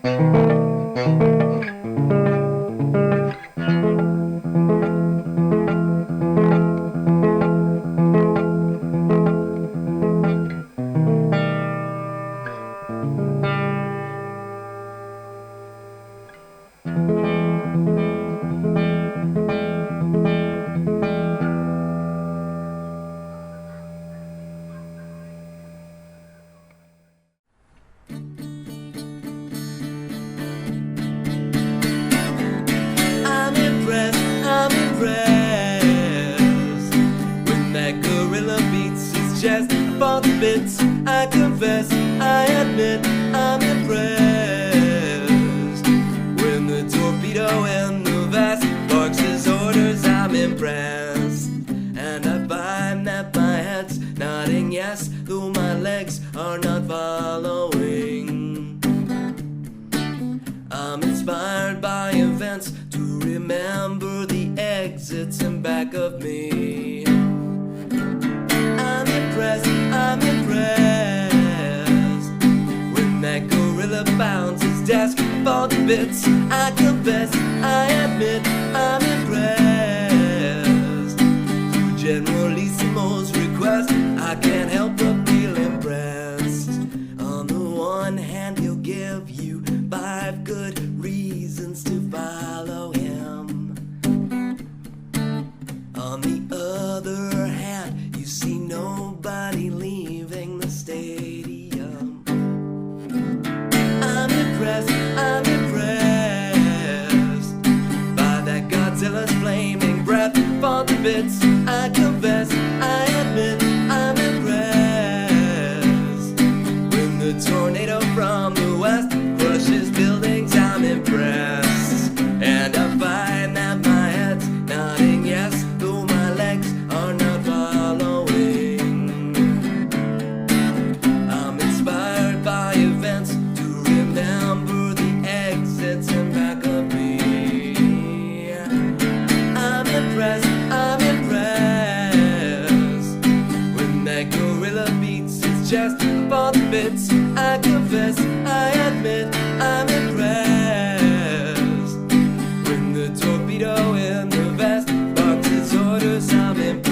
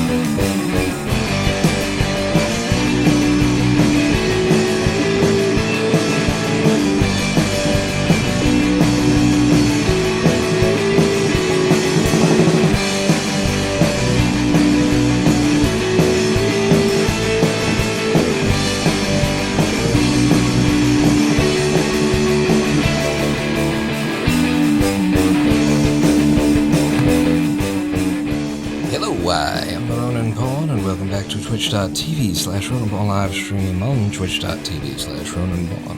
You've been listening to a number of songs written and recorded by me. We started with Chocolate Chips and Happiness, and then apparently Not At All, and then we moved on to a cover of They Might Be Giants' I'm Impressed that I did, and today you're listening to A Place to Rest My Head that I composed. And that I and Greg Aubrey and Steve O.P. Rockenstein got in the old garage recording space. It was actually basement recording space, and went ahead and recorded this. Inspired by the Japanese band The Pillows.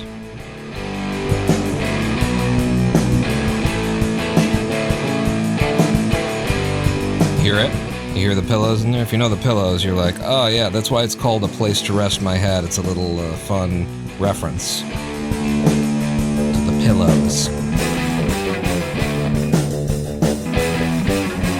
Anyway, it goes on for a while still, so I'll cut it off. But yeah, that first one, wow, I haven't heard that in an age. Chocolate Chips and Happiness. It's funny that we came off of a rant about a socialist-style rant about the rich people ruining the fucking existence for the rest of us. And then we went into Chocolate Chips and Happiness, which is, what if all the merrymakers stopped their making merriment, and what if all the happy, shiny people lost their luster? What if all the elves who make the cookies for the world ran out of dough and sold the cookie tree? We'd all go hungry while developers are ripping up the roots to build a factory wherein the shiny objects which we like so much are packaged to be shipped out to a zillion small distributors where you can trade your paycheck for more important things, like the empty words and hallowed beat of hip-hop's latest poster child, preaching lives of solitude and hatred to the market minds of, oh, so many sheep, so many to count, I fall asleep. It's all very tied together. I've been saying the same shit since 1972, well before I was born. Somebody was saying it, and it was probably me pre-reincarnation. Top 4 spread is insane in this tournament here. So what we're doing, if you're just joining us, is developers of this game, Rocket Boots Mania, have which I've turned all of the graphical settings off on, so it can look a lot better, but I've lowered them to see if I can't get even better performance here. They've got a competition going right now for streamers, for not necessarily streamers, but for influencers, I suppose. So I was invited to this tournament, and whoever is in first rank by the end of the next 4 days, by the 14th, will get $1,000 from the devs. Everyone who's in the top 3 ranks will get a skin modeled, I presume, after them. They get a skin in the game, which, actually, looking at the style, I could do my own skin. I've got enough experience in Blender to get you this. And I've wanted to do my own. I wanted to make my own little avatar, since I'm probably not going to be webcamming in the immediate future. I was thinking of making my own, doing me circa my 2018, maybe 2018 was a bad year. Health-wise. 2016, 2017 were pretty good years, YouTube, for me, I guess. I don't know. But anyway, you can see I'm at 4th rank now across the world. In the nation, I'm number 1, baby. I'm number 1 in the US. Number 1 stunner. But in the world, I've made it into the top 4. So we're trying to push into the top 3. The difference between what I've been doing and what they've been doing is a box jump. And that's what we're... that's what I'm grinding on right now. Okay. It's still a new-ish kind of game to me, so every time I come in here and try and put my fingers on the correct buttons and start pressing them, there's a little bit of a, wait, what? Reset the old brain there. Alright, I missed this, but we could still run up here and practice a box jump.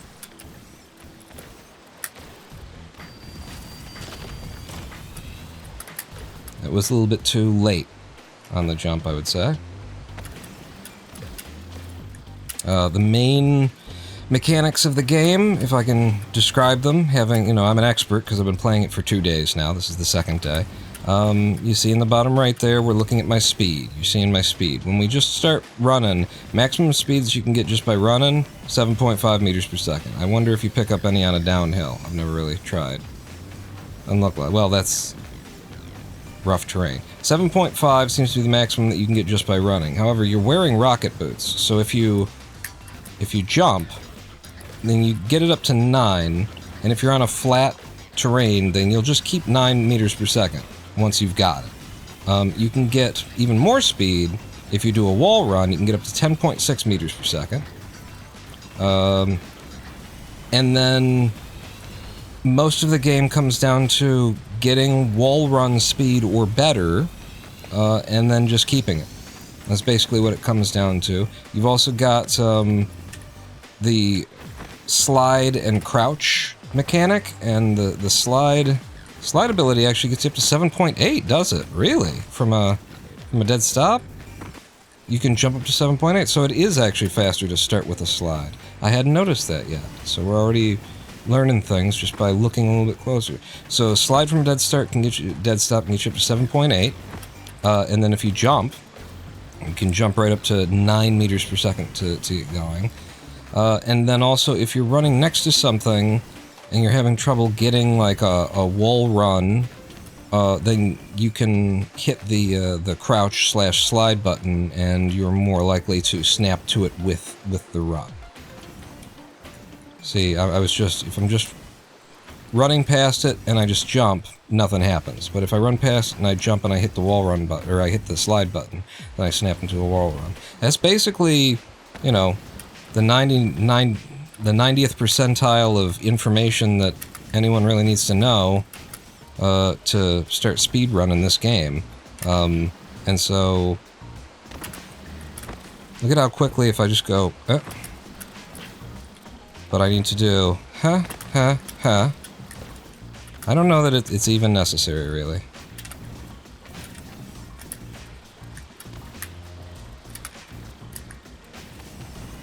Okay, I don't have the 9, but doesn't necessarily matter.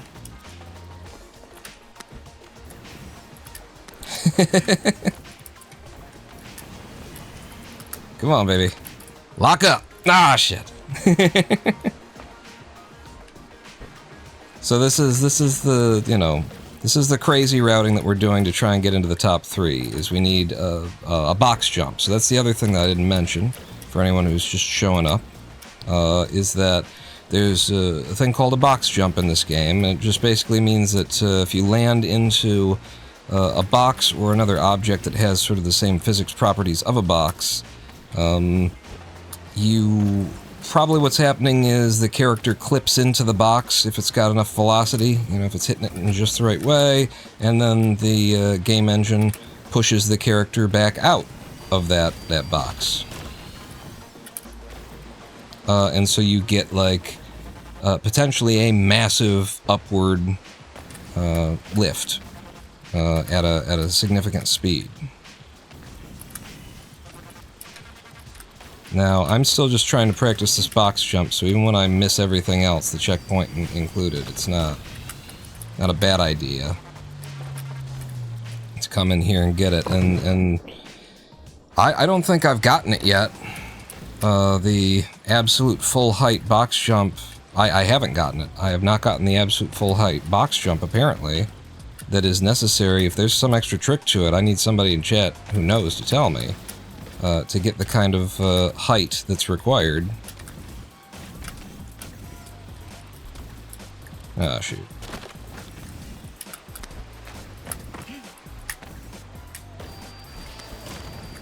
Cool.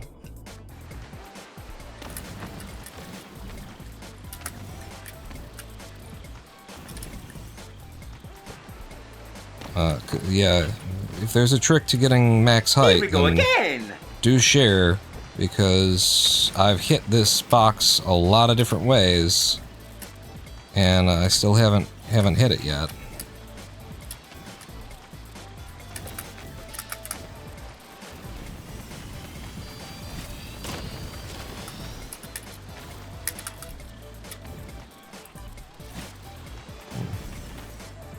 Never played this game, so I can't tell you, says Alec Alec Wolt?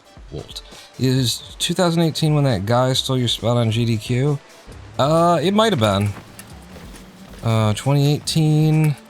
No, that would have been 2019. Well, yeah, it would have been 2019. I remember it was 2019 summer GDQ, SGDQ, that I was supposed to be going to. And then Connor Ace. Of Connor Ace fame. Of fame as probably the only speedrunner who's ever been caught cheating, you know, in a submission to GDQ. Spliced their fucking submission to GDQ. And I wouldn't be surprised if there have been many other submissions that have, but probably still the only person that's ever been actually caught by me by the way, and proven that they went ahead and spliced their submission. Stole my slot in SGDQ, because even with their spliced submission, the review panel in their first go said that they were going to have me run it anyway, and Connor was going to be my backup. That's how it first came through.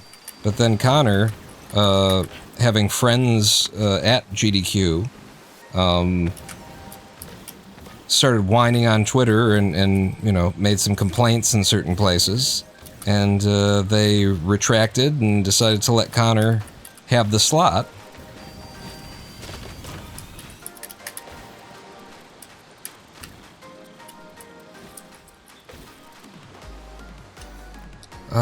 And so I have never been to Games Done Quick. Even though I was, supposed to be. But the coverage that I got off of the situation, the amount of people who showed up to my channel, saying, holy shit, that sucked what happened, is probably as good or better than what would have happened by just being on GDQ, which, because I'm an entertainer, or I was an entertainer first, and a speedrunner second. And so I relied on, these kind of things, like public exposure like that, to pay my bills. And then some jackass, some wannabe little shit who can't actually get the times that he wants, submitted with what we like to call Adobe Premiere percent speedrun, and knocked me out of my slot, and screwed up my whole fucking business.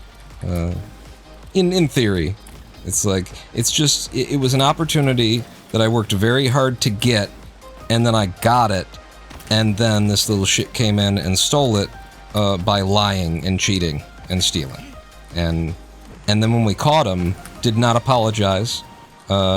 Was not like, I'm really sorry, I don't know what I was doing. Defended absolutely everything that he did at every point. Tried to convince us that, in fact, he didn't submit that faked run. That was a different faked run. That was actually for practice and shit like that. Like, tried to sell every version of the story that he could possibly come up with. Me and Apollo Legend spent a week together. At first, actually trying to actually poking finding the holes in every story that he'd tell us. And then coming back to him and saying, that's not true, and here's why, and we have the evidence. And then he'd go, okay, well, but what I actually meant was, he would just change his story to some other version and expect us to go back out and, disprove that one too. And at a certain point, I turned to Apollo Legend and said, it is not our responsibility to disprove this known liar who has admitted that he lied here, he lied there, he lied that he's got multiple, faked speed runs in circulation at this point. It is not our job to prove that this man is not lying every time he comes up with another lie. He has destroyed his own credibility, and he can come up with any and every, story that he wants to after this point. I'm not taking my time, I'm not taking any more time out of my life to determine whether or not it's to what extent this one's a lie. Like, is this a complete lie? Is this a partial lie? Is this mostly a lie? Ain't my job. I ain't doing it anymore.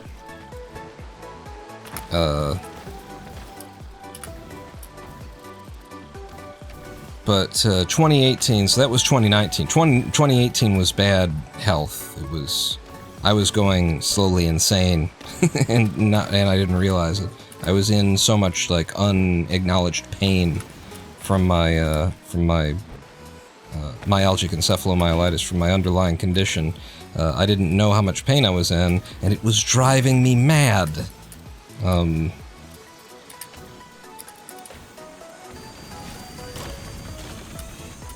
it. And that was the year 2018 that I became an alcoholic, because I'm not an alcoholic and never really was, because it's a different thing, but I figured out that I could self-medicate with alcohol. I could control the pain with beer. And the reason why I say I was not an alcoholic and am not and will never be an alcoholic is that I was using it to control my pain, and I was never abusing it, you know? Like, I won't say that there weren't a couple of nights here and there where I decided to blow the lines out and just go ahead and have a couple of more, but, you know, young people do that regardless of whether they have a condition. But I wasn't doing that on any sort of regular basis. And meanwhile, I was, you know, drinking 3 to 4 beer every single day to control my pain, and I wasn't, you know, I was drinking like one and then begin the next one an hour and a half later, and the next one 2 hours later, that kind of thing.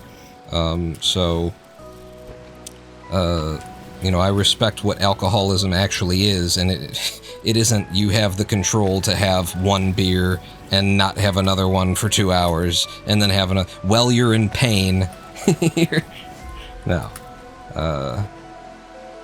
But I, you know, was destroying my liver and ruining my blood pressure and everything, because that was the best treatment I could come up with for a little understood and a disease that none of the doctors know a damn thing about.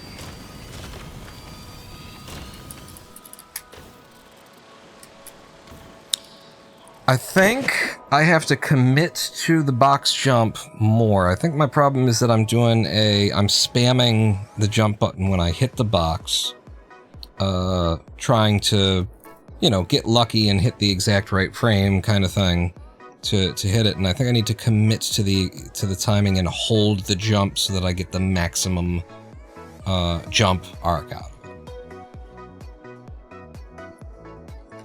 Hope you're better, says Alex Wold. Well, I'm in worse condition today than I was in 2018, but I would also say that I'm doing better. I don't know. There's what I'm capable of. That's what I would say. Is that what I am capable of now is significantly less than what I could still do back in 2018, 2019. But am I doing better? I would say yes. You know, I have more control over my condition. I know what my limits are. I've got medication instead of alcohol. Real medication. Although none of it is approved by any, you know, medical entity. So it's having to find doctors who are willing to trust the patient base when the patient base says this works. So okay, that's not gonna work. But yeah, I'm now on low-dose naltrexone and low-dose aripiprazole, and I just started low-dose aripiprazole 3 weeks ago or so, and it's working out great. I'm still spamming the button.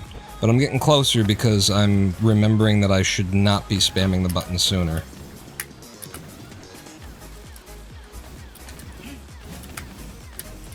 And my god, my starts are like a lot better, huh? Oh shit. I didn't mean to do that. My starts are more consistent, right?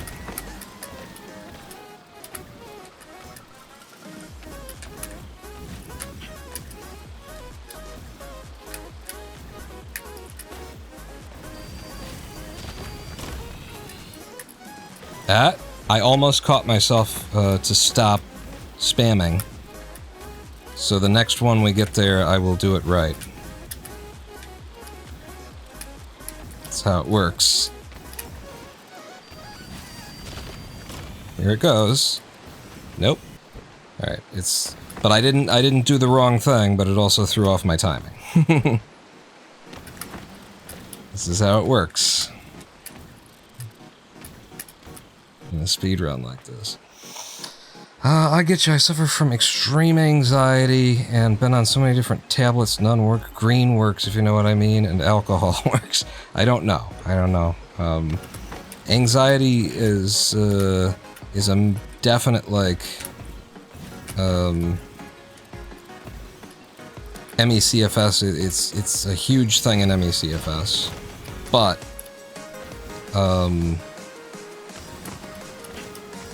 it's you know, we have no good treatments for anything, and we're so incredibly, like, susceptible to, we're so touchy.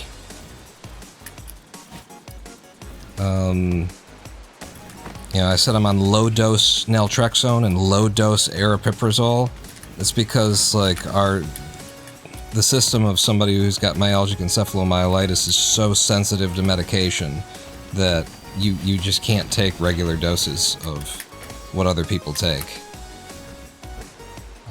So the amount of aripiprazole that I'm currently taking on a daily basis is 0.3 milligrams, which I titrate. I'm gonna go get another PB. Never mind.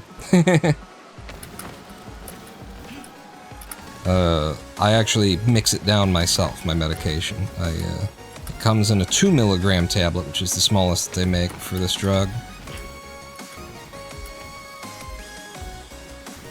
And then I put it into a mortar and pestle, and I break it down into the smallest, into just powder, rather.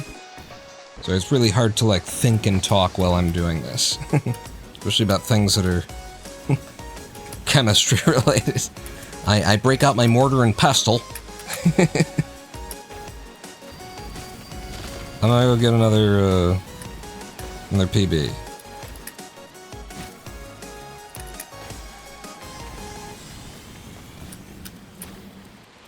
I don't know if this will do it just because I only had 9 meters per second coming out. But maybe. Wow. 3812. Yep, it's a new PB for me. I took another 0.08 of a second off. Thank you for the passionate rant. I hope you manage well. Can't say I know the first thing about chronic fatigue syndrome. Says Vexus. Is 10.6 the hard limit? For speed, 10.6 meters per second? No, you can get more speed than that, but it is the most speed that you can get by any, like, simple movement. By anything that you can just do. 10.6 is the most that you'll see.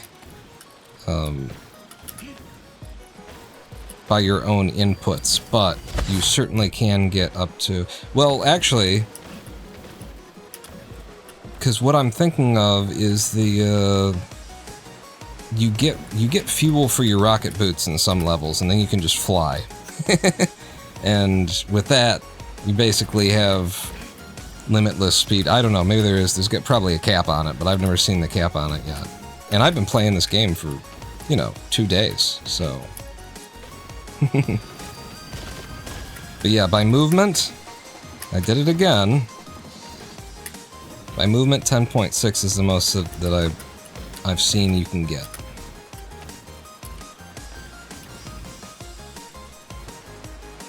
Is this game free? No, it's not. No. I believe we're basically in beta here with this game, right? It's close to release, but it's not technically out yet. Okay, I did it right that time. Holy.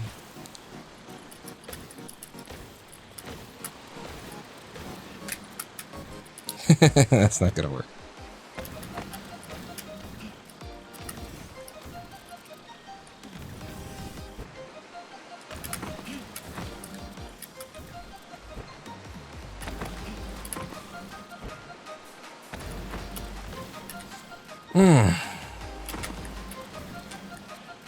I need to stop being so clever with the movement and actually just focus on doing it. I'm maybe having a little bit too much fun. I missed it.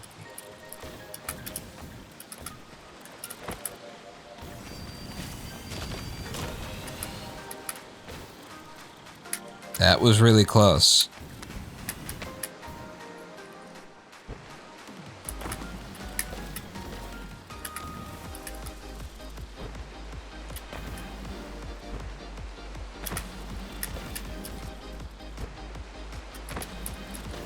Yeah, I don't know about that. I think just running forward is fine here for the opening. I don't know that the slide is really helping anything. I think the presence of the booster right at the beginning is taking care of that. And I hope so, because I really like this opening movement where I do a little flip for no other reason than that it's here to be done.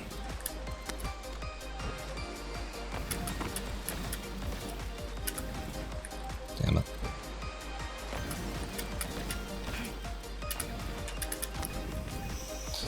Okay, I need you to find a second wind and pull yourself together and start running like you know what you're doing, because I can feel that it's slipping.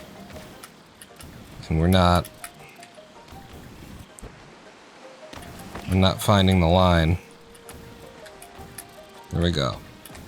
Okay, you're back. Thank you for coming back online.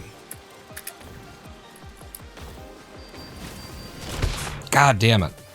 If I wouldn't have gotten stuck on that box, I was pretty much ready to run at that as a as another like PB attempt. Like, forget the box. It was too good. This one's not too good.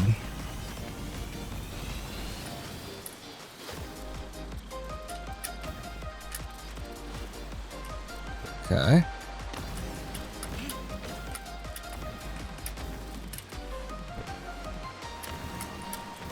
Nope. More speed before you do the jump.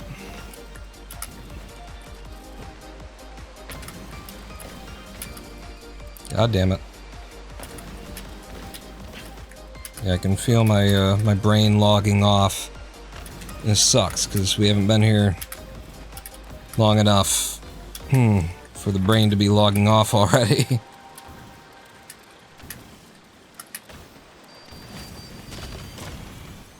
God damn it. Completely missed the box, but I was on a really good run there. Like a bunch of weird stuff, but good weird.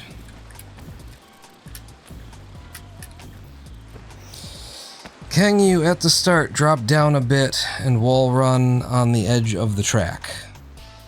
I don't think there's enough track here.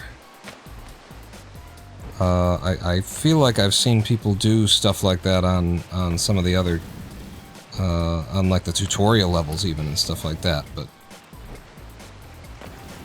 it doesn't look like it. And the main thing is, you know, being in the right position to make this jump, and so it might even be like a thing where if you could get the speed, it throws you off so much. You know, those are the considerations, but I don't think you can do it here. But you're right to be looking for wall speed. It's the best speed you're ever gonna get here, so.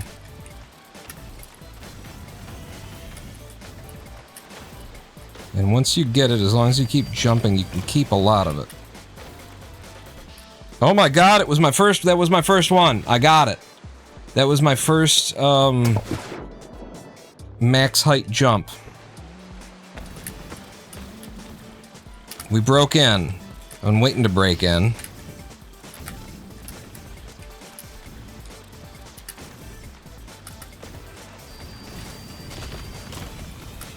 Come on!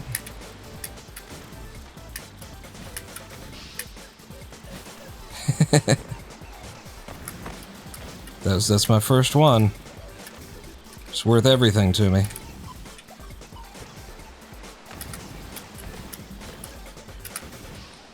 Don't do that. I mean, maybe. If you're feeling it, do it.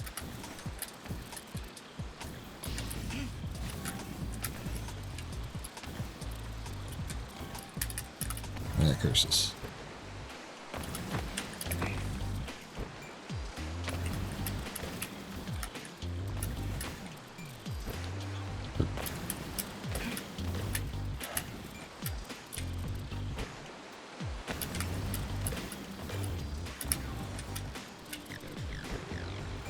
we had our one good rant today, so, you know, maybe I should just ease into the mode that all the other Twitch dudes, all the other Twitch people. The thing is, I want to say artists, but the truth is that the people I'm thinking of are actually influencers. They are the thing that I refuse to call myself.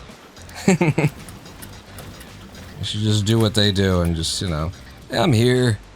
I'll just grind what I'm doing, not make any significant effort to entertain people, and, you know, when people walk in, I'll be like, hey, what's up? How you doing? Try and try and manipulate some people into feeling like we've got a really deep relationship, and I'll get my tits out. The webcam in, and suspiciously, it's just an interesting angle, isn't it, that I've chosen.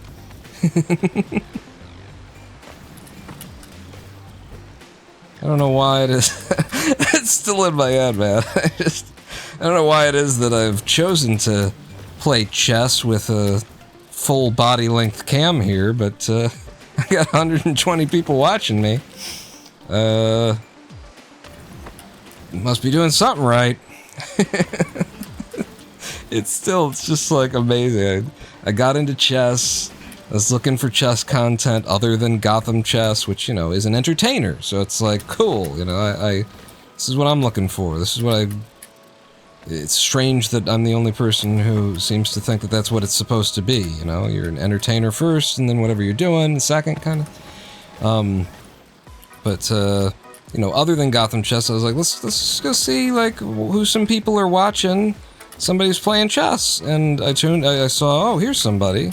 And they had apparently like an 1800 ELO, and I'm like, okay, this is a very reasonable, you know, I'm not looking for a fucking chess god, and not what I'm here for.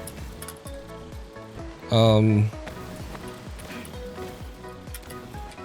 then I click in to the live stream, and it's this woman who's sitting there with the chessboards on the right half of the screen. On the left half of the screen, she has the webcam such that you can see down to her ankles. I don't know why we have to watch a woman playing chess on her phone in such a way as I can see, you know, her thighs and her ass and her... Oh wait, I think I do know why it is that we're doing it this way. Oh, I think I figured it out. I've cracked the fucking code, lady. You know, shallow fucking...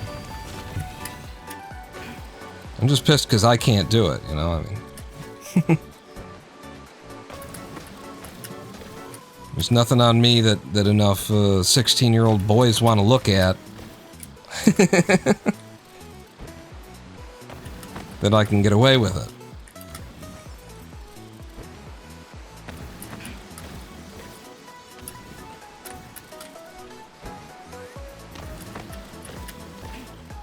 Also, I don't think I'd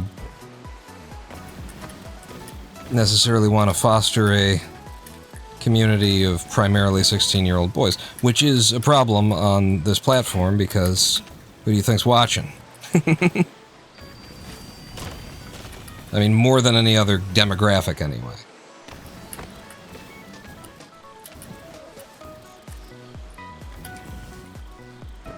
Isn't to insult the base of viewers that I have fostered that is not. And it isn't to insult the occasional 60. I just don't know that I would want a crowd to be primarily of prepubescent teenagers. That's not what I'm looking for, and those aren't the relationships I'm trying to form at my age. And if I were, I would hope that you would report me to some kind of an agency.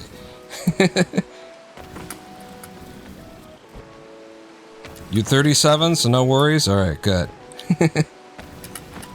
You know how many 16-year-old boys would want to sit here and listen to me talk about how, and you know, we could end homelessness, but the deficit of the budget and the... It's a policy choice by the Democrats and the Republicans.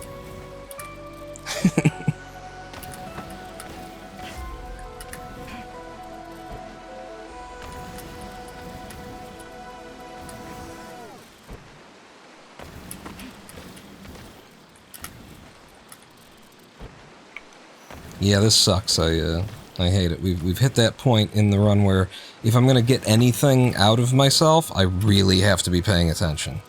Like, I have to be putting all of my mind into every movement. Because we just been here running too long. Ah! That could have been good, but I got on the jump button and I just held it. I got on it early and held it because, like, my main thought when I get there is don't spam the jump button. And it's like, yeah, but you still gotta, like, hit the jump button at an appropriate time. You can't just hold it and hope that it works out.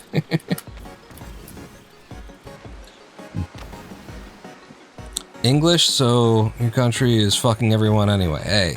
Hey, Brexit, right? we need, what, how did it go? You need us more than we need you! You need us more than we need you!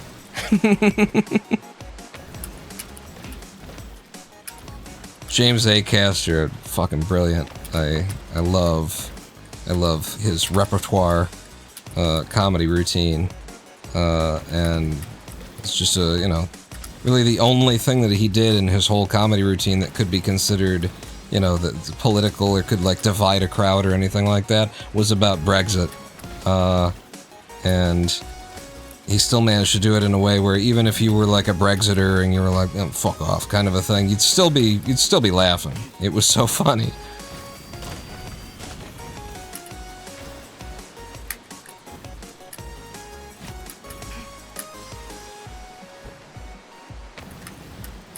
I did a little thing on YouTube when Brexit was happening. And I understand there's a lot of at least people want to pretend like there's a lot of considerations and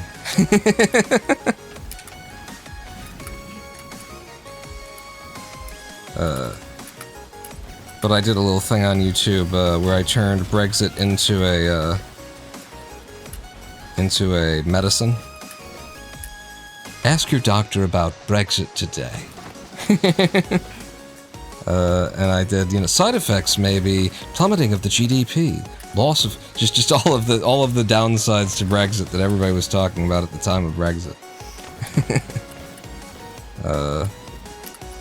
And I named it. I gave it, like, how you get the public name for something, and it's Restify, and then you look at and it's mononucleosis of all that kind of, like, I gave it a scientific name that was like monoxenophobipan or something like that. I gave it a name that inherently meant, like, racism, basically, but if racism were a chemistry word.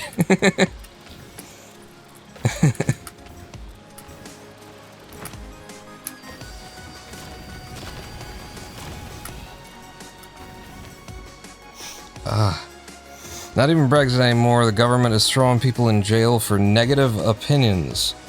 Censoring the internet, so you have to have photo ID to view some websites. Protecting rap gangs more than their own people. What's a rap gang? This must be a very specific situation.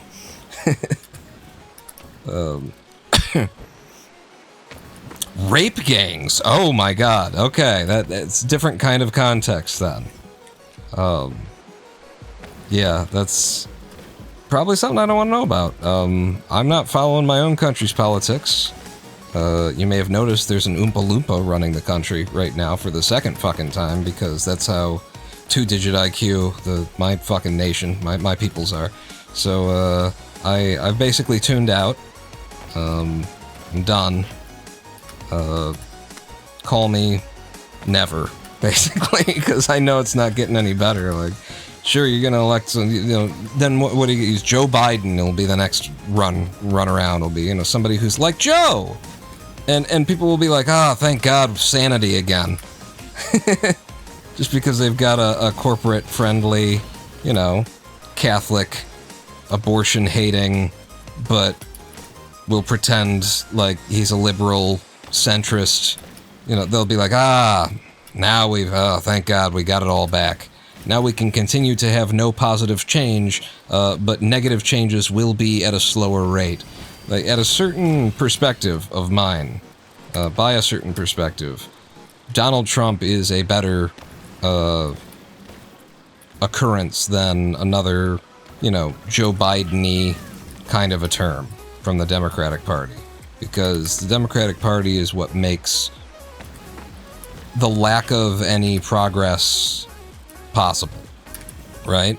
They represent just enough of like what needs to happen in their language, but not in their actions, that people are willing to accept the absence of the kind of change that we need because the Democratic Party exists. The Republican Party, meanwhile, is like trying to wreck shit and tear it down and destroy how, the basics of underlying society works and stuff like that. And so, to a certain perspective, that is better. That is better because that will cause the kind of change that eventually someone, people will start to get up and rally and join together and, rip down the systems that need to be ripped down. Like, the violent revolution that we need will eventually come, and it won't be because the Democrats fucking helped. The Democrats are the reason why people are willing to accept living in a shithole racist nation where 10,000 disabled people die every year waiting for government aid, even though we're supposed to have a program, blah, blah, blah, blah, all the things I was saying before the first thing. The Democratic Party is the reason why people think that there's, like, hope and we don't have to actually do anything. The Democratic, I'll put it like this. The Democratic Party is the reason Black America never got and will never get reparations for slavery. It ain't the Republicans. It's the Democratic Party. Because if the Democratic Party wanted it, if the Democratic Party got behind it and said, yeah, this needs to happen, then it would happen. But the Democratic Party, the DNC, has no fucking interest in that. They use black people as a source of votes. All right, I'm going to try and turn this into a PB because we were on great time right there. We came through with a little bit of extra speed. That will help.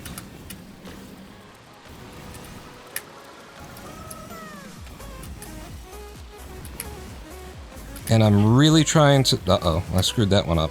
I was really trying to... The last two sucked. Ah, shoot. I didn't keep the speed.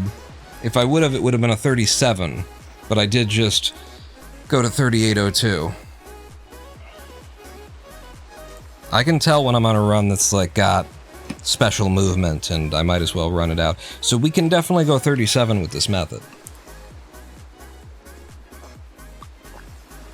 Because I didn't come through with great speed off of the first portal, and then I lost a bunch at the end there by not carrying any speed across the boosters, as well as the last two jumps of the wall jumping section, the wall running section. I fucked those up. I did all of the earlier ones excellently.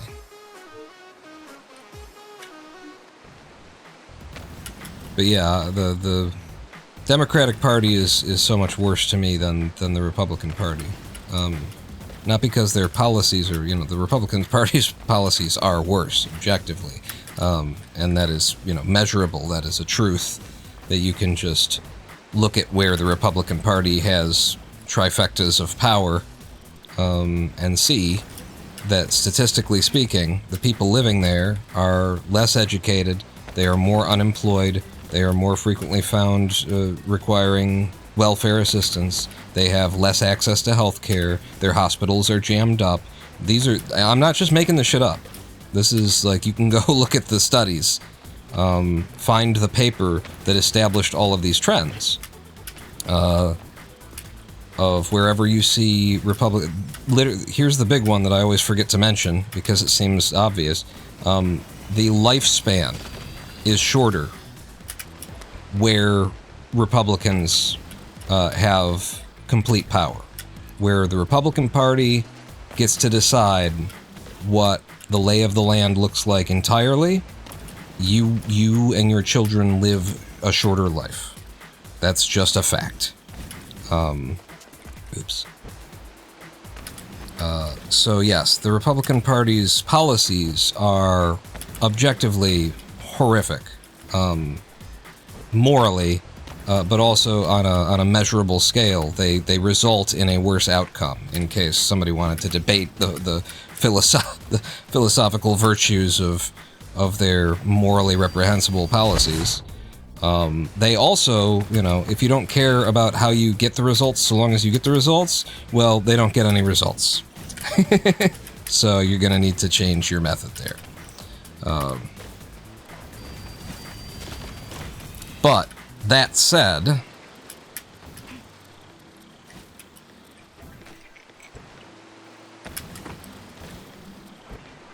the Democratic Party is a far worse evil upon the nation of the United States of America, because they are the centrist, middling, we're not making any changes for the better, just trying to maintain things as they are, which keeps the rich, keeps our campaign donors happy, where we get our real money and our real support, not the rubes who come out and vote for us, but, you know, the folks with all the money who make all of the decisions.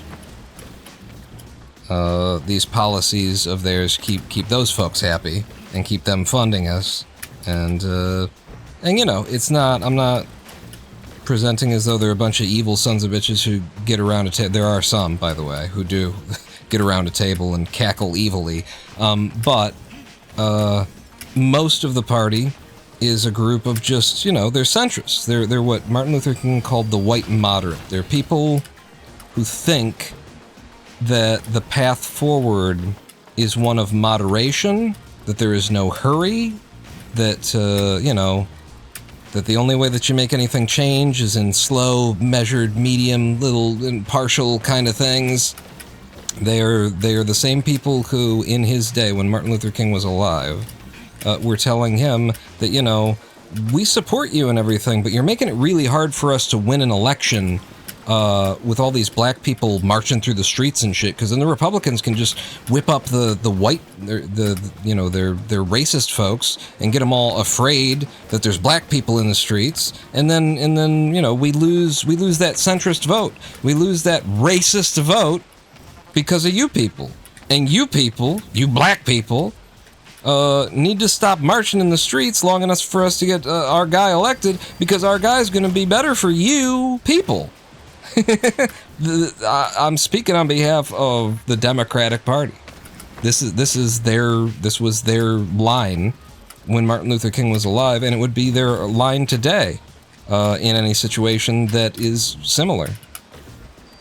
This is another one where I think I got to go for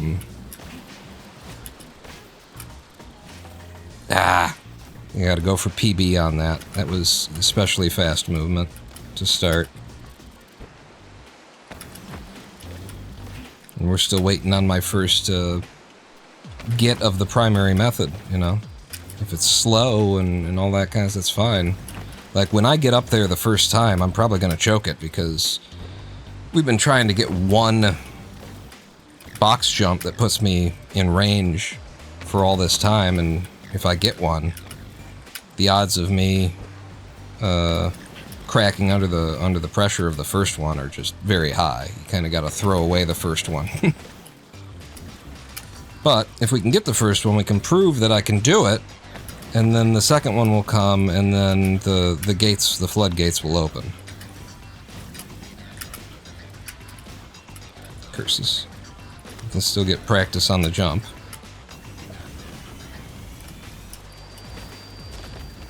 Try to. I think I've figured out at least, like, my angle of approach.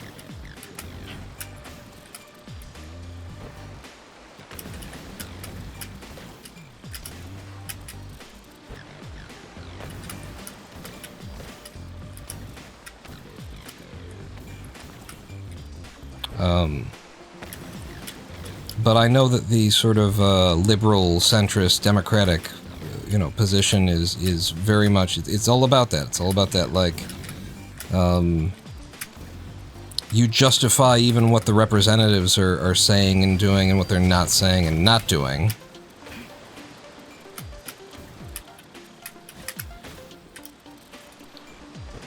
by saying, well, it's not what they believe, but it's what they have to say and how they have to behave in order to get elected. But then the problem is once they get elected, they don't ever do anything that's like, okay, well, sure, I had to shake some hands and, you know, I had to act like a prick in order to get in power. But now I'm in power, and now I'm gonna... No, it never changes anything. It just, best case, like, maintains the state of it kinda sucks. So I just don't know how you justify that. Oh, that was a big one. At least it looked like it. Maybe I was just fooled by it. It's always the same with governments. They really just need someone that has been through what normal people have, and not all this quote-unquote well-educated and wealthy folk.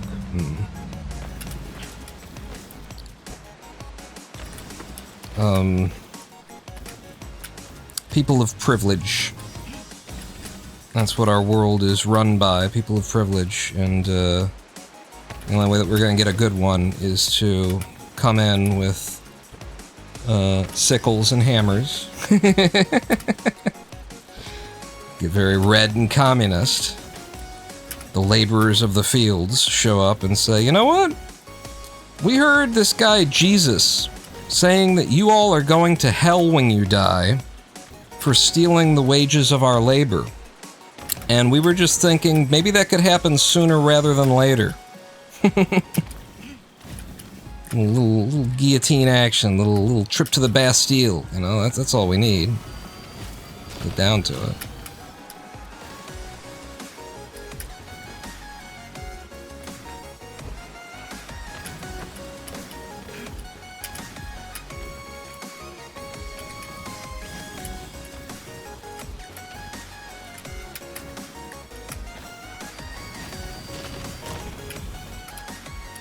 Damn. I maintained speed, like wall speed through that. I hadn't even thought about doing that until now.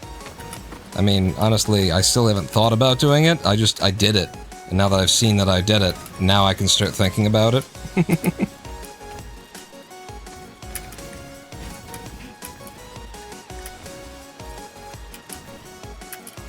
Look at that speed. That's the kind of thing I need to do. I can actually get a 36 with the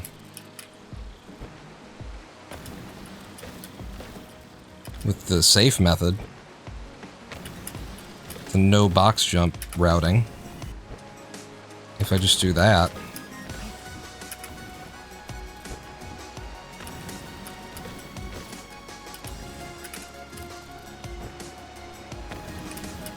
If you ask anyone in any work what you prefer, experience or education, and most jobs be like experienced person.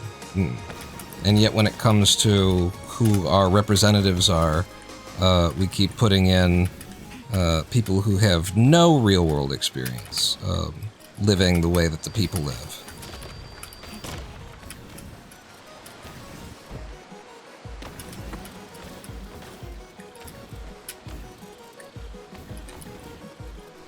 Some reason when the voter comes to the job interview and sees the candidate, they're looking specifically for some jackass in a tie who doesn't know anything about anything, who has no idea what it's like to try and survive on minimum wage, whose parents were always, you know, the myth of the self-made man. The myth of the self-made man.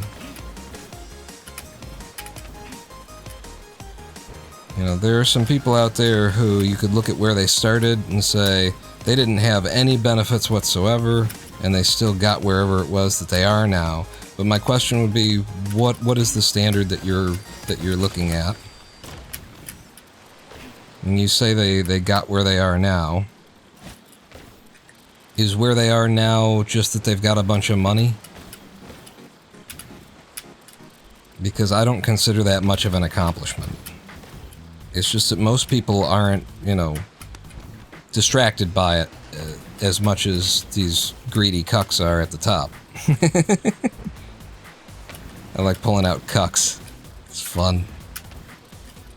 But yeah, most people have like, it's called a soul, and they have an interest in, you know, experiencing life, and they have a point that is beyond just how much money can I get before I die. Alright, let's look at Softy. Softy almost might as well be world record, same speed. No, I want to watch it. And I feel like this movement is very thoughtful. It feels like it's not wasteful. It feels very real and right. So in particular, it's this like little turn right here that I'd like to go ahead and pick up. So we get the wall speed, boom, jump, and then into that. Keep the wall speed, come in, jump there, land and turn, and then it's 3 tops total, but it's 2 really by the time you're thinking about it, and then, you know, go. And it might even be that in order to get the full height jump, you gotta be carrying that kind of speed to get what we need and what I haven't been getting, is what I mean.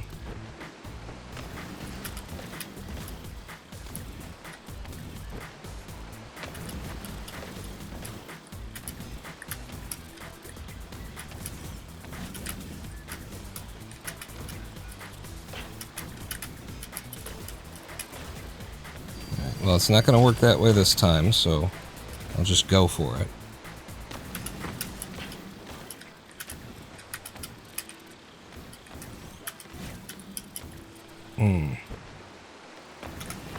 So I gotta do that jump right there too. Like that would be, or at least I should be trying to do that jump. I'll show you what I mean next time I get there.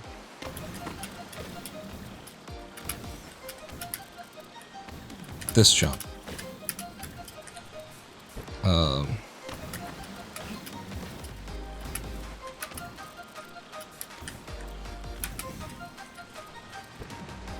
Like there's just one jump through the ring up here.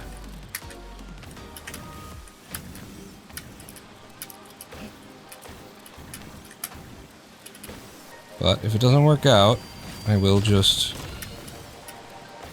go at it and see what we can do. And I'm certainly getting a box jump a lot more often now than I was before.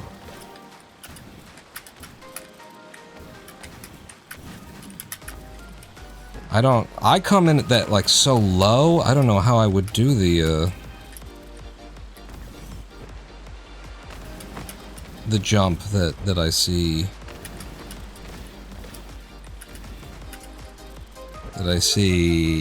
Softy getting.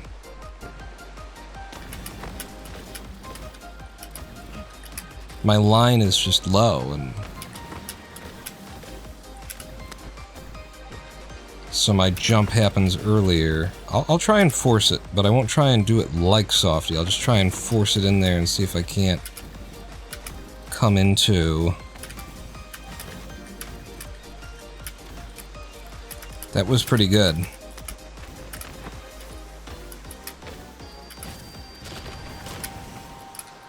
that's nothing.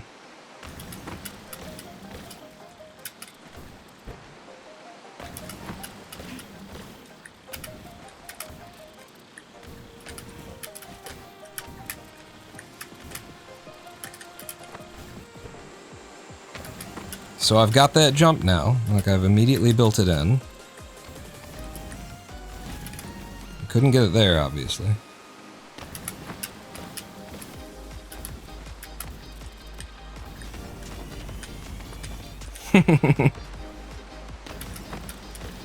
Stuck in a corner.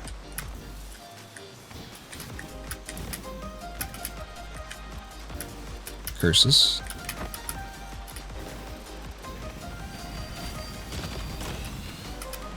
It's too early. Too early on the jump.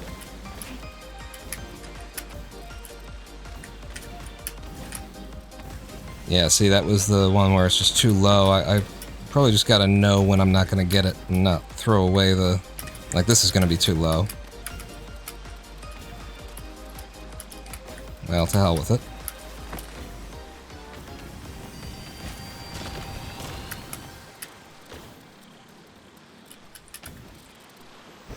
Really gotta aim for the corner on that box, though. And I'm kind of just relying on the fact that I leave at a certain place for the jump every time, and not thinking too much about the corner. Maybe if I get the camera up higher at that point, I can see the box, but it's kind of out of vision.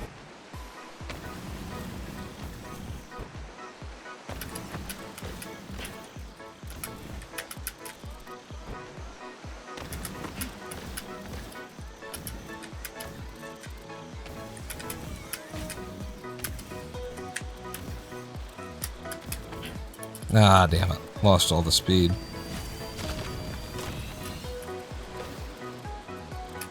Oh, that was it. This is my second full height jump. I got one.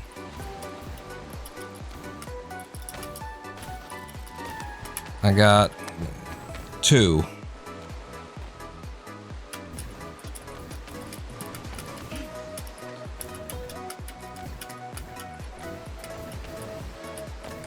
Okay.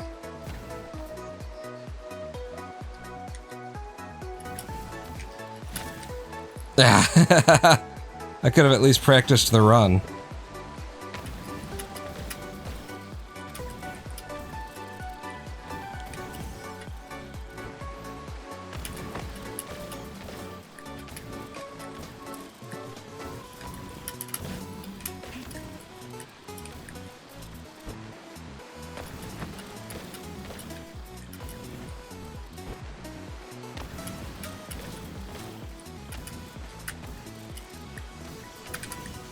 Oh, that was so high. That would have been beautiful if I wouldn't have gotten, like, stuck however it was that I got stuck.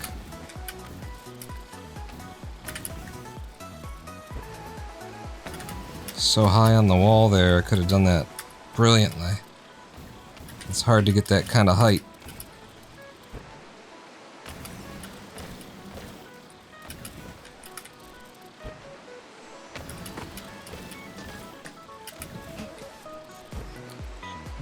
Do it like this. Now you get the height.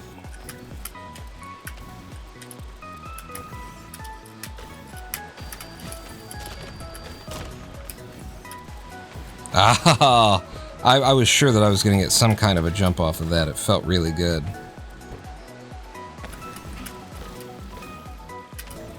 No, I lost the speed in the middle. The moment of landing on the box felt like, yep, here it comes!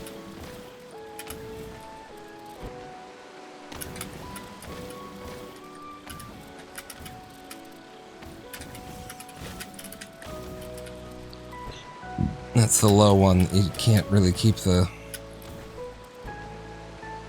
Can't do the middle jump on.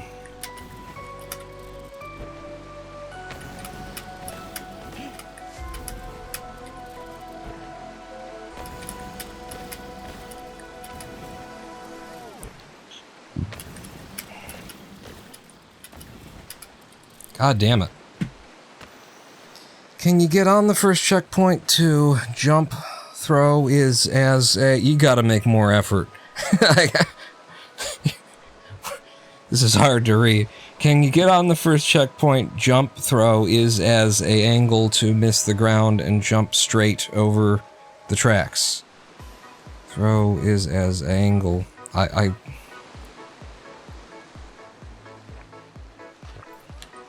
If it were the first 3.5 hours of the live stream, I could parse that. I could definitely make sense of it. But I'm not gonna do it right now. Language processing is an issue with MECFS, and sometimes it's just like, you know what? I think I need to put the extra effort onto my neurology to turn this back into a sentence.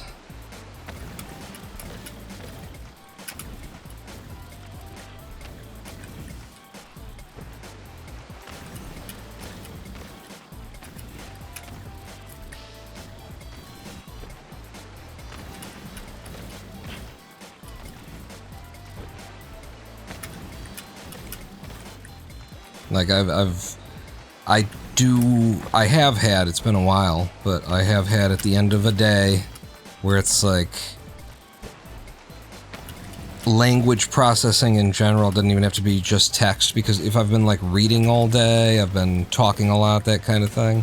And like I say, I've been a lot better than this for a long time now.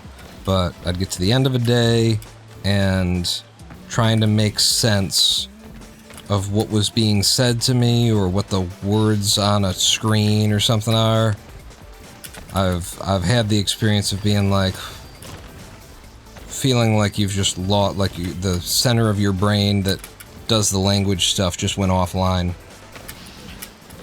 And I could feel trying to build all those words back into something was making me feel like that. I don't need to feel like that anymore.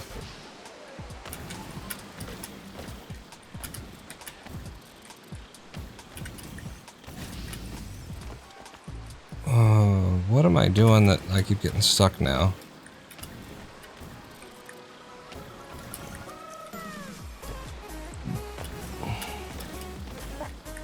Oh, by the way, I think we could turn the volume back up, huh? I turned it down quite a bit.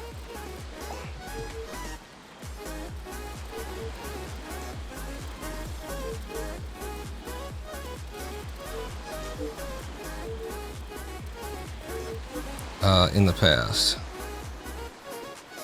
You're dyslexic? See, I know what that feels like now.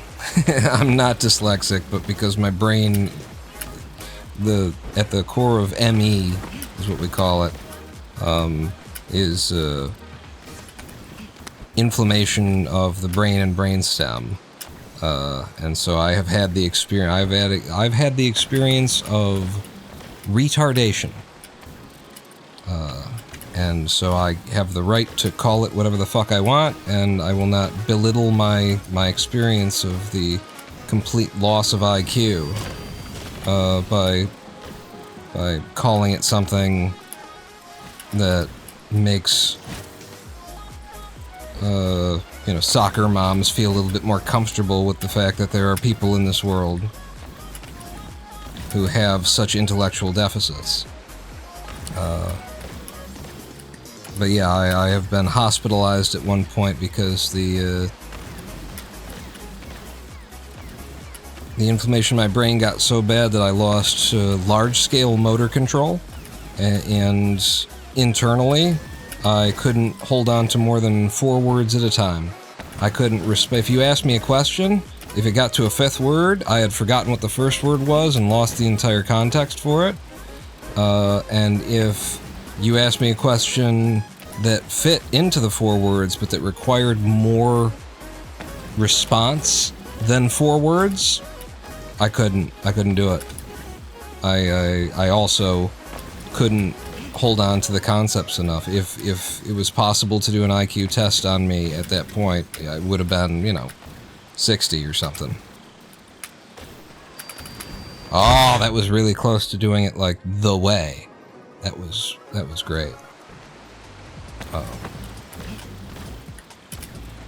So that was the worst that my my condition has ever gotten, by the way. That night was the absolute worst of it. Not in terms of pain, but I think I would still say, I lost my sense of self pretty significantly there.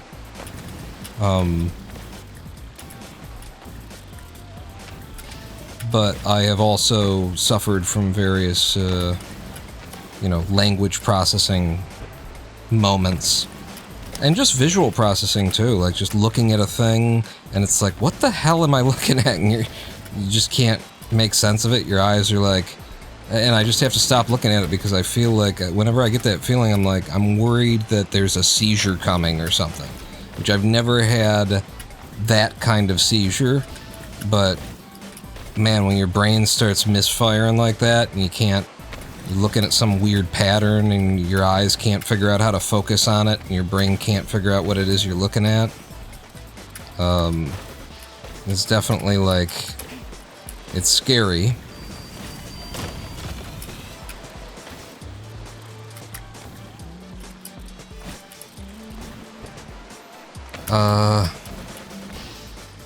And even when I, like, feel it and stop and pull my eyes away from it and all that kind of stuff, I just feel like I'm worried at any moment that there's going to be a seizure, because I've been present when someone else has had a seizure from visual stimuli, from a problem with, like, looking at...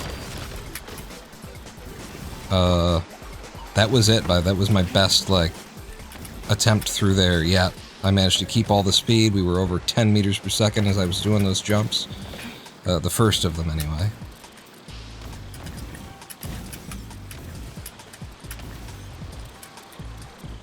But I've been there as someone was shown. It was my Zen master. We were at a restaurant, and we had all done like a thing where it's like, hey, why don't we all, you know, take the crayons here, and I'll fold the paper up in a way, and I'll draw in this corner, and then you take it and you draw, and we won't see what each other drew, and then we'll just see how the whole scene fits together. And we drew it, and of course there was no real scene to it, because, like, we didn't even have the same orientation of the paper between us at various points. So we got this, you know, weird mess of little drawings all across the same sheet of paper, but some of them were upside down and some of them were right side up. Some of them were 90 degrees over, and my Zen master takes this piece of paper and to our server, our waitress, when she comes around, he holds it up and he says, in the creepiest fucking voice I've ever heard, he says, "What do you see?" He holds up this nightmare piece of paper, and he just says to her, "What do you see?" And she looks at the paper for a moment, and then she starts looking up and to the right of the paper, and just follows like a floating, what I presume was like a floating ball of light or something that she was following with her eyes, and then she falls over backwards and starts spasming. So I've been there when somebody had a seizure that was brought on by a weird visual stimulus, and my Zen master, being a fucking, you know, Zen master, could apparently see the future and knew what was about to happen. I don't know why he didn't just do it a different way. But he said it in the creepiest fucking way. And having seen that, you know, now I'm a little bit frightened of, like, laying my eyes on some, knowing that I've got a neurological condition. I have a reason. It's not just, like, paranoia. I have a reason to think. I've had a whole bunch of crazy neurological experiences. I definitely worry that when I get in those modes where I'm like, God, what even am I looking at right now? This is just a mess. Little bit worried that...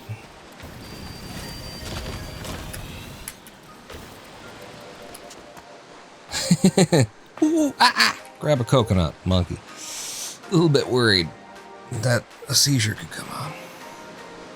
When you hit the wall near the first checkpoint, when you run on the wall, so the wall near the first checkpoint, when you run on the wall, can you jump and land on the wall for more height?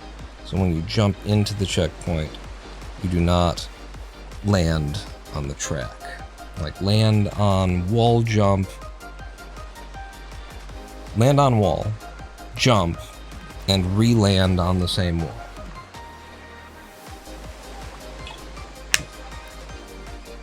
I don't think so.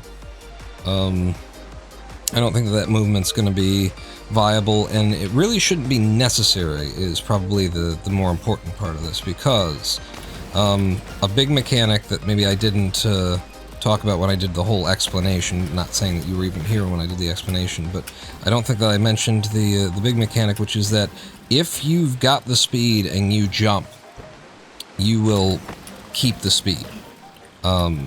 There can be a little bit of loss involved in it.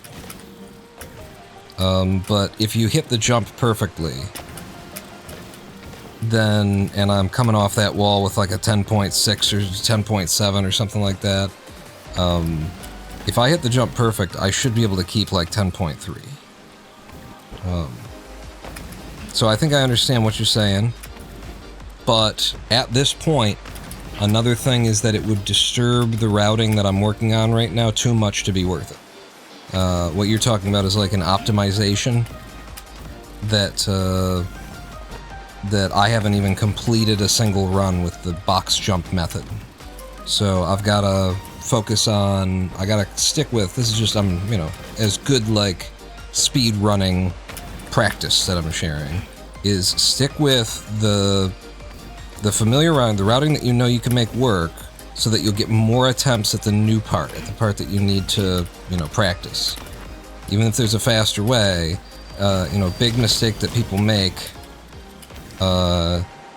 in the cluster truck community, we see new people come in and they show up in the Discord server asking questions about how exactly do you do this technique? I've been trying to do it, I saw it in the world record. And that's a big mistake. Why are you, okay, thank you. Why are you, you know, basing your speed running as someone who's just getting started off of the world fucking record? Whatever the world record is doing is crazy. It's always crazy. That's the nature of like world records in speed runs.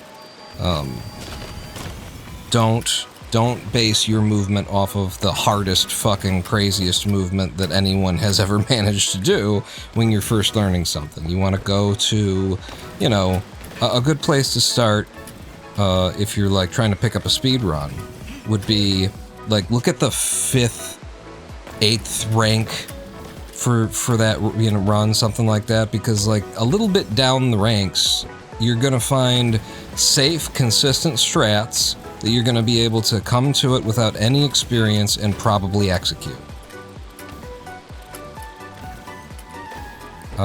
Whereas at the absolute top of the game, you're going to find someone who is doing something that is almost they can't do it, you know? It's going to be something like that. God damn it. I need to try and get the, even though we're in a tunnel, I think I need to like really focus on trying to get the camera up when I get to that place. See, that's basically what you were asking if I could do. And probably. But I don't want to change what I'm doing. I don't want to add another wrench at this point. Well, I'm still just trying to assemble the IKEA furniture.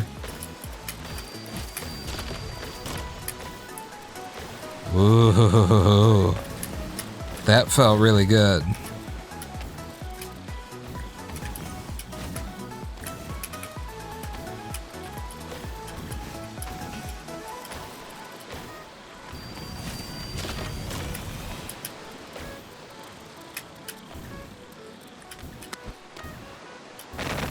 Ah, damn it.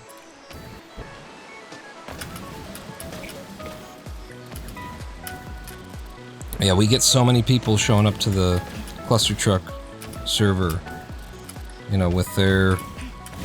How do you do this strat for the world record in 2-3? And the best answer is, how long you been speedrunning? I said, well, I'm just picking it up now, so I'm watching the world record. Okay, you don't do the strat in 2-3 on your day one. But that's the kind of thing that you, like, as a speedrunner, you don't know until you've done speedruns in multiple games and stuff like that. You gotta have years of experience to know that, or you just gotta be told. Like, if you want to pick up a new speedrun, don't try and do the world record strats from day one. I mean, maybe you can. Maybe you'll get lucky with it. But like, if you're so skilled that you can pick those up at any time, you're still going to be benefited in the long run by having like learned the safer strats.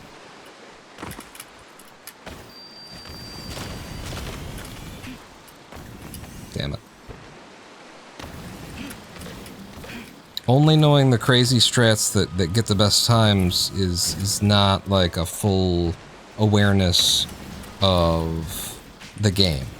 And so, like, if you're just in it for the competition to get the highest score and beat the other people, then okay, I guess. But if you're in it for, you know, the experience, the appreciation of the game, the sport of it, the actual sport, which isn't just competition. Sport is not just competition.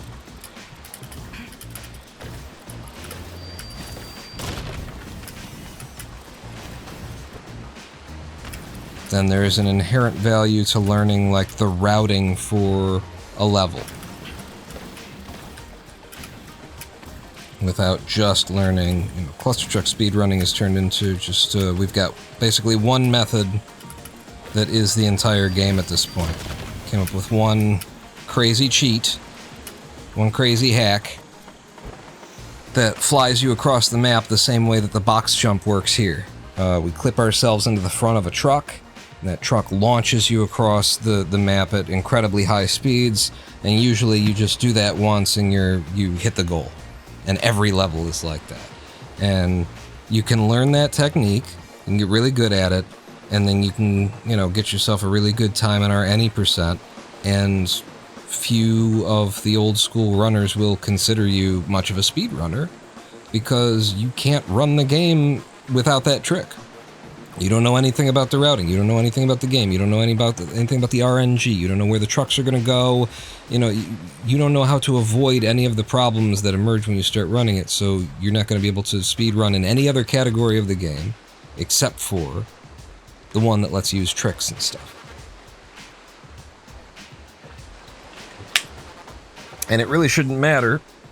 You know, it's not about whether or not the old school gives a damn about, you know, what they think about anybody, what someone else thinks about you.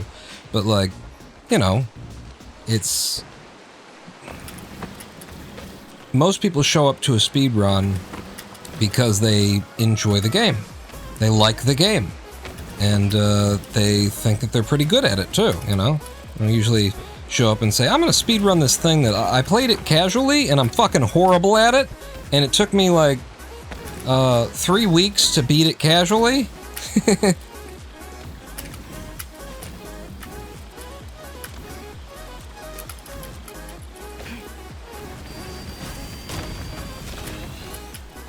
God damn it. And so if you do enjoy the game and you want to get the most enjoyment out of the game, that's the thing. You want to get the most enjoyment out of speedrunning, it's not just by the competition, you know.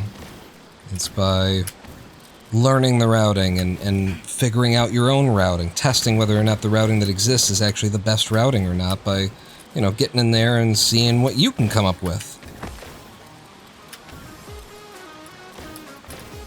Maybe the people who came up with this game's routing, or they don't know what they're doing. It's possible.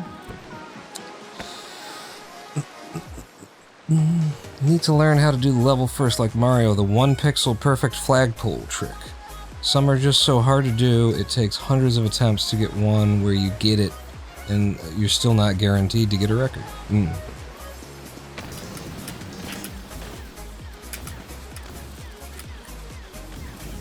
Wow, I was flying there for a second, huh? It certainly felt like it for some reason.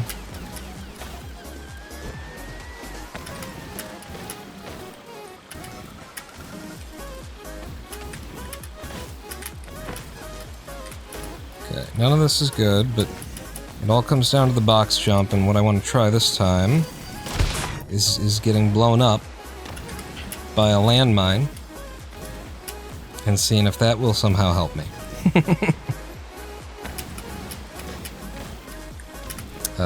Newsflash, it did not. Being exploded did not actually benefit me in any way.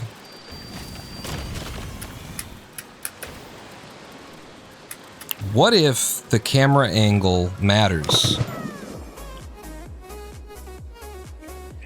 It doesn't. But I'm gonna... I did so much better by getting the camera angle up there. I'm going to make a serious effort to get my camera angle up. But I don't know, like, that would be some pretty crazy stuff if the camera angle actually did matter. You know, it really should just be a pure, like, physics interaction between, you know, volumetric hit cubes.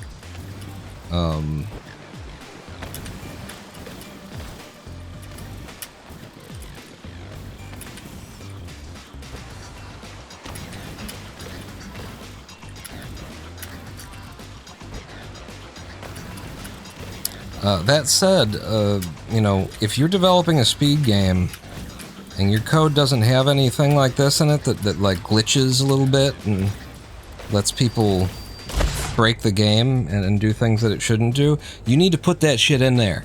If you want it to be a popular speed game, you have to have a box jump. You have to have the equivalent of a box jump. And so, you know, it's when knowing that, I do always think in the back of my mind, I wonder if they put this in here. I wonder if they, you know, intentionally made sure that the physics would behave like this. Because it is something that you want to do if you're trying to court a speedrunning crowd. You want them to feel like they found a trick, they're breaking the game, and you want them to, you know, be able to skip in a visually impressive way, so that people will be interested in seeing their footage and how they do it and stuff like that, and then they'll take a greater interest in your game. You know, your game will get more coverage overall generally. So being aware of all these like little manipulations that you could be doing to an audience.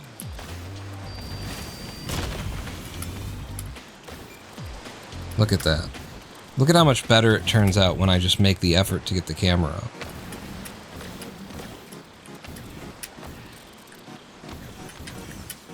And so, you know, something like that where it's like, actually, the angle of the camera does matter, becomes possible when you consider that maybe the developers put this shit in here, right? And so maybe it's bound to like the camera.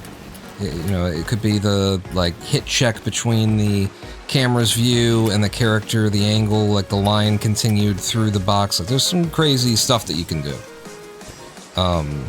It's actually not crazy, it's pretty normal hit testing on a line. But, so there could be something going on there where it actually does matter. Like, maybe, in fact, here's how it would matter. I just figured it out. It matters in that it's possible the character's actual hitbox is dependent.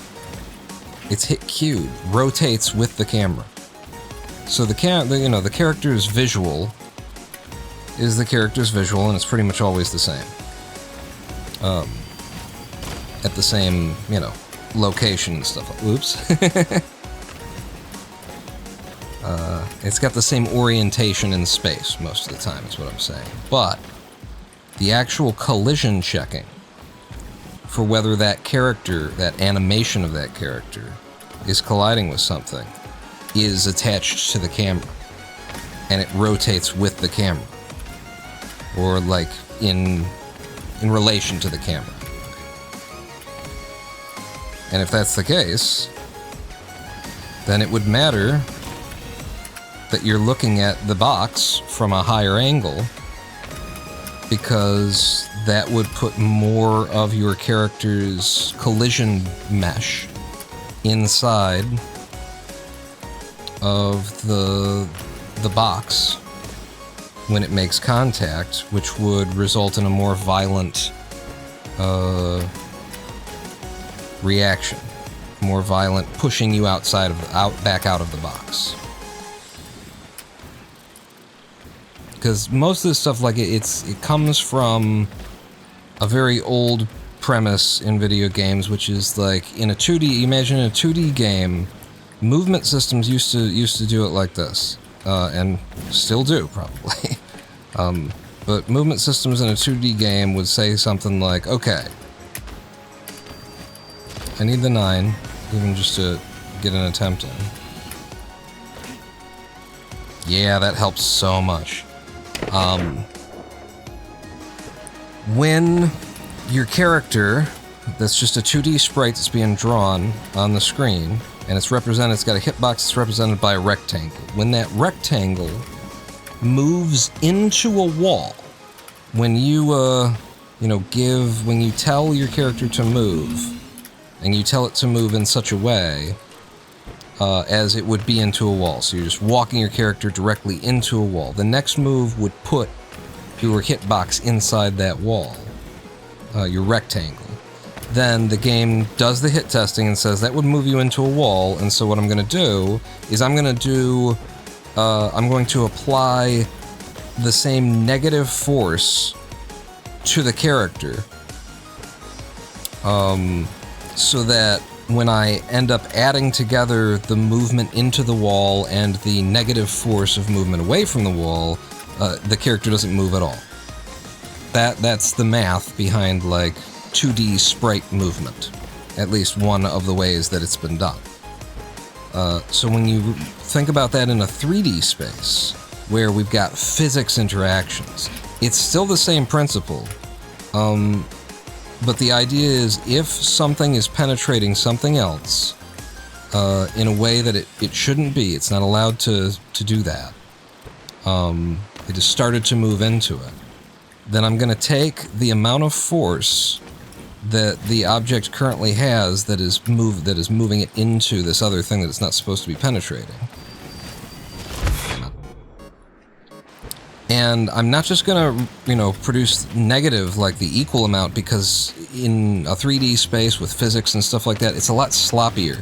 It's a lot more likely that the character is will be inside the thing, and you'll only apply so much force as the character will actually still be inside the thing after the force is applied, and now your hit testing that's trying to push it out will now see that there was a force pushing it away, but not away enough, and so it'll push it in the other direction. And that's why, like, especially in older games, you would see stuff like, things jiggling inside of each other, violently shaking. Because if something gets inside of, another thing, and the physics engine is trying to push it out, it can push it out too little, and then turn into the force that it will resist on the next check. And so it'll be pushing it back and forth and back and forth and back and forth on every frame, and you get this crazy jiggling. So one of the simple solutions to that is just to put way more force into the push out than whatever happens to be in at that moment. And so when you see stuff like this in games where, if you jump off of a box, you get a massive height, or in Cluster Truck, if you run into the windshield and pause and unpause, when you unpause, you're going to have 240 meters worth of velocity in the opposite direction. That's what's going on, is it's a corrective measure trying to make it so that objects don't go inside of each other if they're not objects that are supposed to do that. And that if something has done that, it's trying to not leave it in that janky physics jittering hell that we all came to know and love throughout the 2000s in gaming. Look at that, that was full height. If I wouldn't have had to, steer so much, if I could have been aimed directly at where I wanted to go, that was enough. It might not have been full height, but it was enough height. I got high enough if I just didn't have to work for where I was, landing. We're getting it now. I now know what I need to do, and we've been here for almost 4 hours, so we're coming up on another live stream break. We're not there yet, though.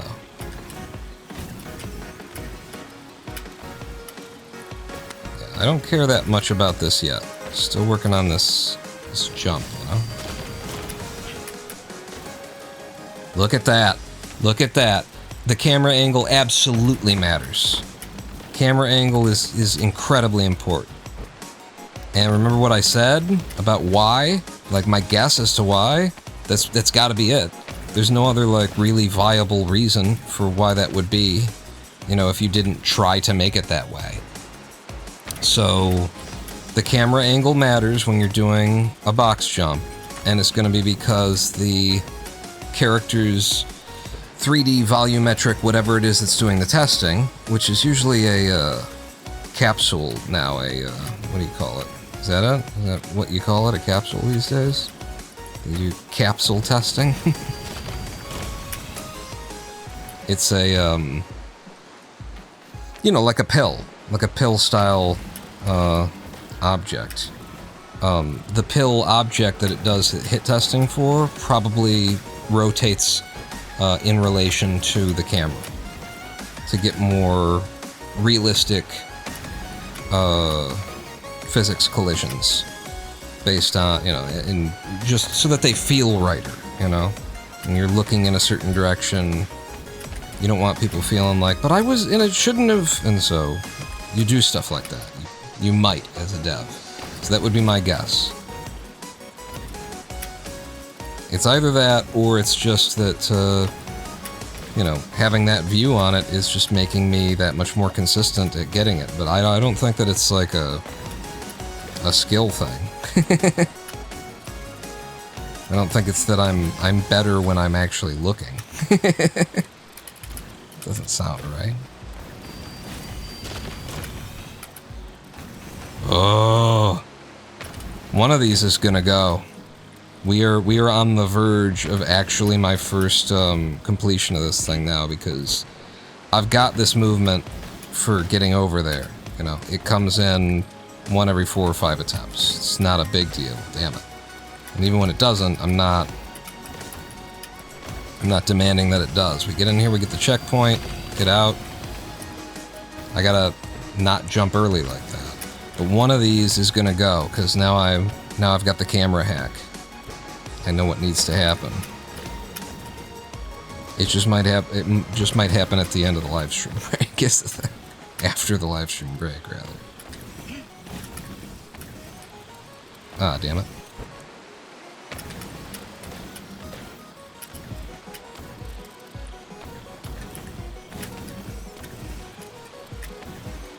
Can you believe I hadn't played this game? I didn't quite get the camera in place, but I was going so fast, I was just trying to think about everything, but I was like, I got 9.6, I still got 9.3. Can you believe that I had never played this game until last live stream? This is my second live stream ever playing this thing. And look at what I'm doing. Like, I think this is gonna be one of my new speed games. I'm not just here for the... I am just here for the money. If you could give it to me, please. But, no, I wouldn't have played the game. I wouldn't have brought it to the stream if I didn't enjoy it. If I didn't think that it had the potential and everything. And we got in here, and it definitely has it. I need the 9. Got it.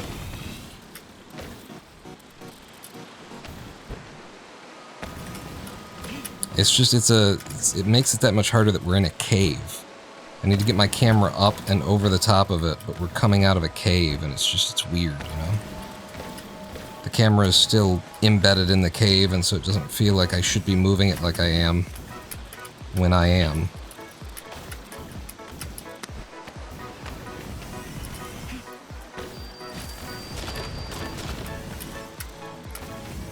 And if I move it late, I can feel that it's just not going to work. I got to go way higher than I'm going here, too. I'm being, like, very...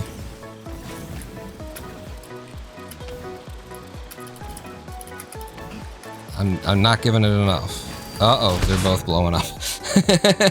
Managed to thread the needle on that one. One thing that I still feel like I just don't understand...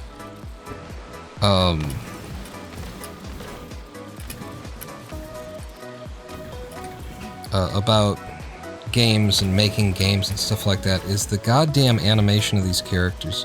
I get it, but boy, I don't feel like I can do it. at that. Huh? That camera up, you get some kind of a jump out of it. I have modeled something that's so visually impressive that I now know that I could model anything if I put my mind to it. And I don't just mean model, I mean I modeled, textured,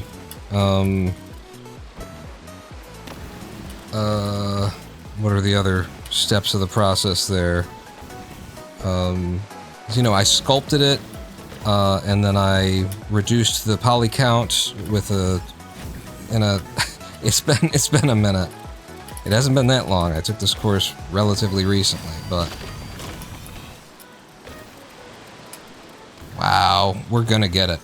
It is guaranteed. In the next 2 hours of this live stream, we're gonna get it. But for right now, I'm gonna go ahead and exit. I love this game's UI. It's so, like, just hit escape until you get where you're going. It's so fucking beautiful. I'm gonna show you the 3D work that I've done in case, you know, for anyone who hasn't seen it before. I gotta go find it. Where would it be? One of the big drives. Is it on Jerry? One of the big rust drives, the spinning disc, the actual platters, you know? No, it's not on Jerry. Stored on X. On Z. It's on Z. 3D work. Renders. And then if we go in order of date modified, I guess. Okay. Really? I mean, if you say so, I'll believe you. So, why don't we see it? Why is it not seen presently? We're in the fake desktop scene.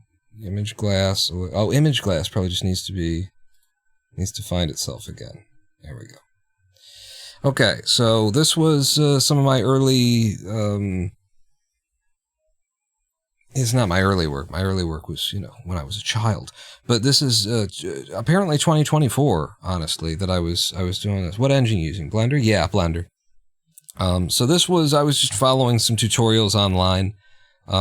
This is from, I think, Blender Master or Blender, like, it's the guy who does the donuts. His community is about the donuts. I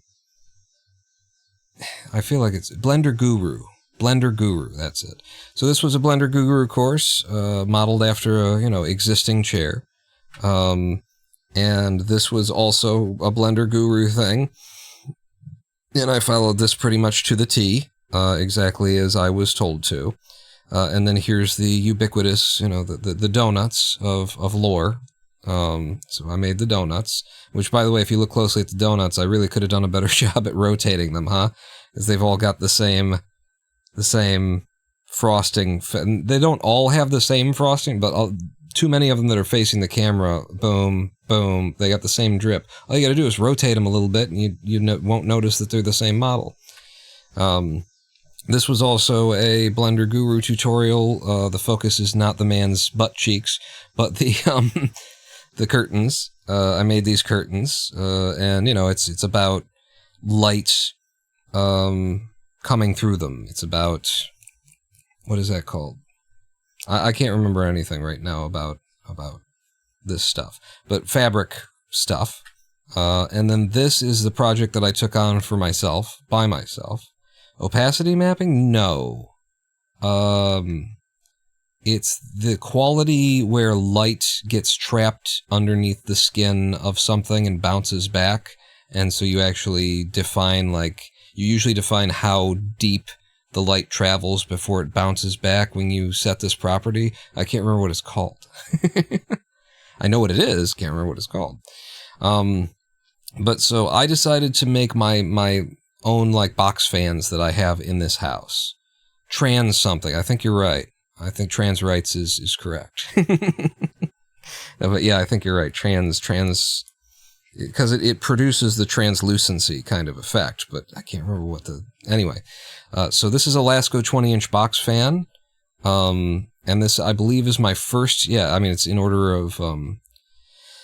of date. So this is the first time that I designed this, and I designed it to the nines, right down to, you know, every screw and nut and bolt. This is a shot that just put a bunch of the stuff that I'd made together. As you can see, there's my box fan in here, there's that couch, the donuts are over there, my curtains are on the wall. You see, it was just a slap together thing to be like, hey, look, here's all the things. A higher version of the same thing. With the source of light, I went ahead and made a light fixture to go along with it. But you can tell I just slapped the textures on the walls and the ceiling. I wasn't caring too much about any of that. Well, it needs some volumetric lighting. Yeah, give it a little bit of... I mean, it's an interior space, so... but it does feel a little flat, doesn't it? I made this couch myself. This is entirely out of my head. I'm very proud of it. Because it's based off of, obviously, this couch, the methodology that Blender Guru set down, which uses, like, multiple, again, I can't remember any of the terminology, multiple maps for your UV mapping, multiple UV mapping in order to, get these highlights, these extra fabric lines in here. They are not, like, in the texture. They are in a second UV map that gets overlaid over the first UV map to make it. And so now we're up to, like, probably my second build of the Lasco 20-inch box fan, because I wanted to make it, you know, perfect. And so I remade it from scratch. And you can actually see, in particular, like, these are a lot thinner. The support beams there are a lot thinner than if we bounce back to this one. See how thick they are, and they splay out at the ends, and you know, they kind of do that. But I was also thinking about, like, I want this to be low pixel count. You know, this is all... I'm not just using however many faces as I want. I'm controlling the amount of faces because I want this to be usable as an asset, kind of a thing. And this is, I think I remade it again from scratch. I think this is a completely different making it. So this is probably the third time that I made the thing.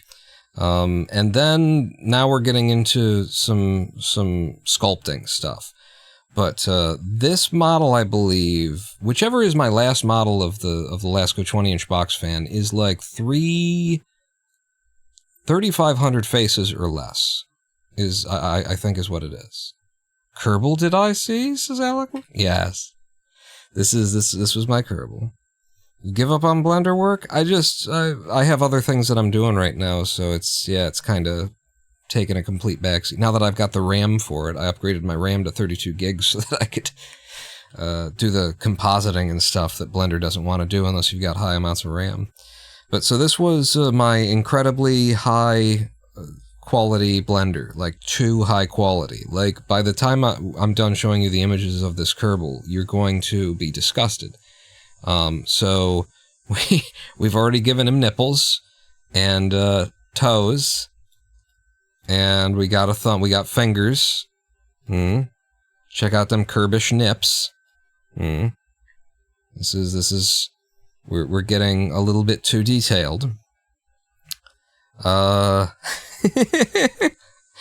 This is what he looks like, not rendered, but with all of the detailing of the sculpt. When I got really into the sculpt and got in there and did the, detail work on the skin and everything, this is where we end up. He's got veins under the, like you can tell that there are veins popping through under the skin. He's got, folds in his eyes and whatnot. Look at the texture, and this is all directly in the sculpt at this point. And I'm very much proud of stuff like that, You got a very important vein in the leg. You've got the subtle hint that there's a vein moving through there. Like my biology is as correct as anyone's has ever been for what a Kerbal would be. And so here he is rendered with all of that additional, detail at the sinew level. And then I started painting him.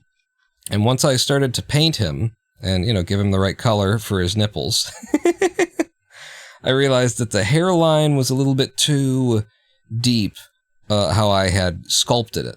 So once I painted it in place, I had a better idea of where I really wanted it to be. Look at them lips. Some of that can be done with displacement maps. Well, but the way that you do this is you start by sculpting it, all of the detail you sculpt it, and then you bake it down. And so I do bake it down. But so I fixed the hairline up here to match my texture painting a lot more. You can also see that I've put a little bit more bump into the face, that kind of a thing. But first you sculpt all that detail directly into a high mesh volume, and then you bake it down. Here, by the way, is the Kerbal Cakes that you've been wondering about. I know you've been asking. You've been waiting to see. I really like his elbows, honestly. His elbows are great. And, you know, like, the important thing to remember about a Kerbal is that all of this was, like, designed for a spacesuit.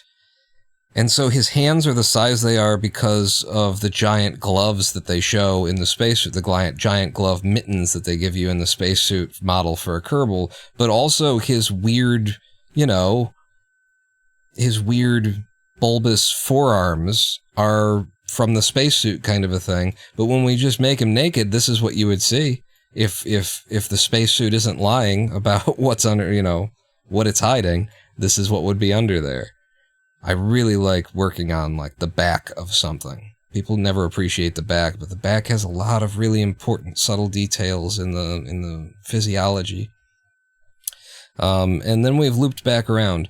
So this is probably, if this is the last render that I did, then this is probably down to, like, a 10,000 face model or something at this point, because it is at this point that I will have baked down those skin details and all of that surface level carving into a much smaller, lower poly count mesh. Good model for a scary game. I told you it would freak you out once you saw the finished version of it. But that is actually just the beginning of what I'd like to show you, because then we get into the coursework that I did this year.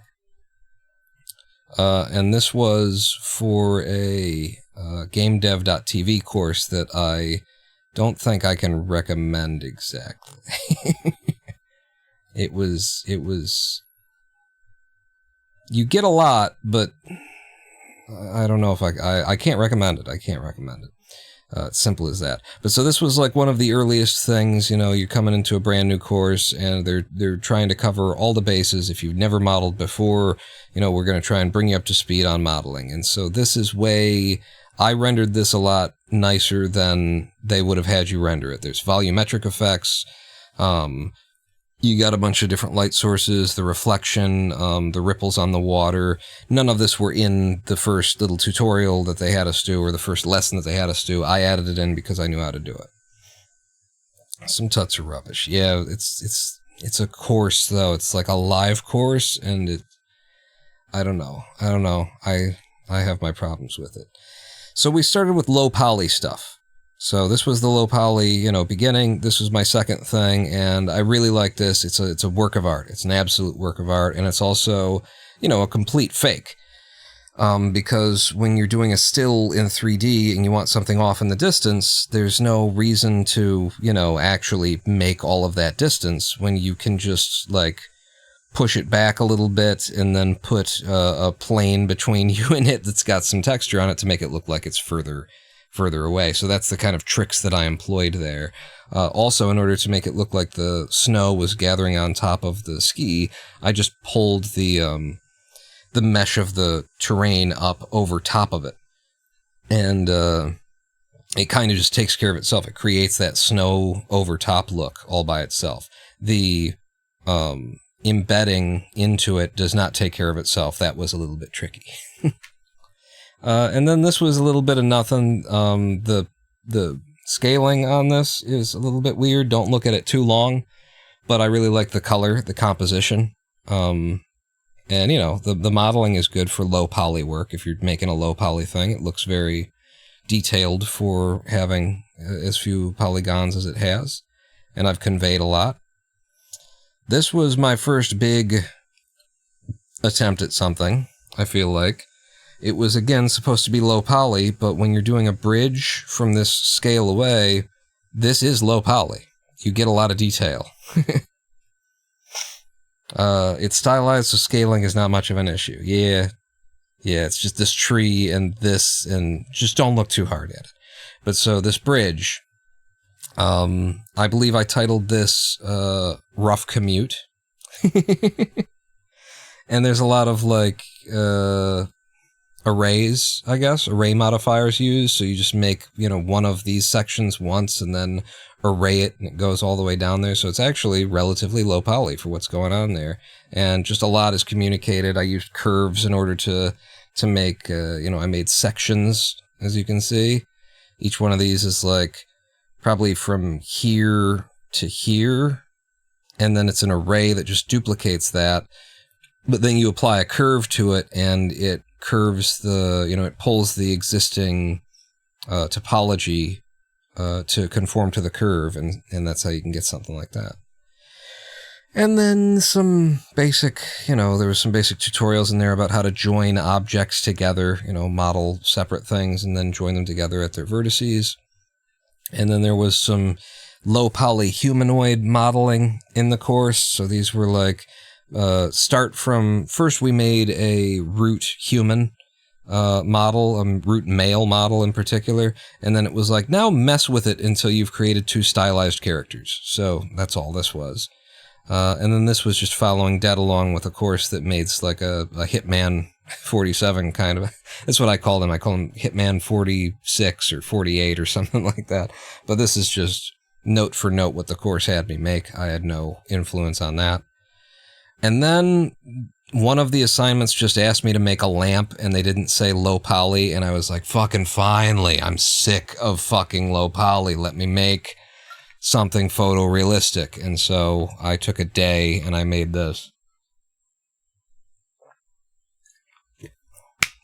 It was probably 5 hours of work, and it was supposed to be a little, now make a lamp, and then we'll get on to the real assignment. I took 5 hours and got deep in and made this guy. Again, we've got arrays. This is arrayed. So there's one ball that's got a little nubbin on the end of it, and then you just make an array that goes down and down and down and down, and then you make one object to go over the top of it to be as the bottom, and boom, you've got yourself a string.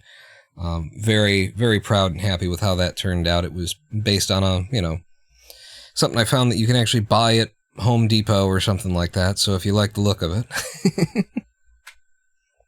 And then it was back to the fucking low poly humanoid shit, so I made a wizard, and I made him in layers. I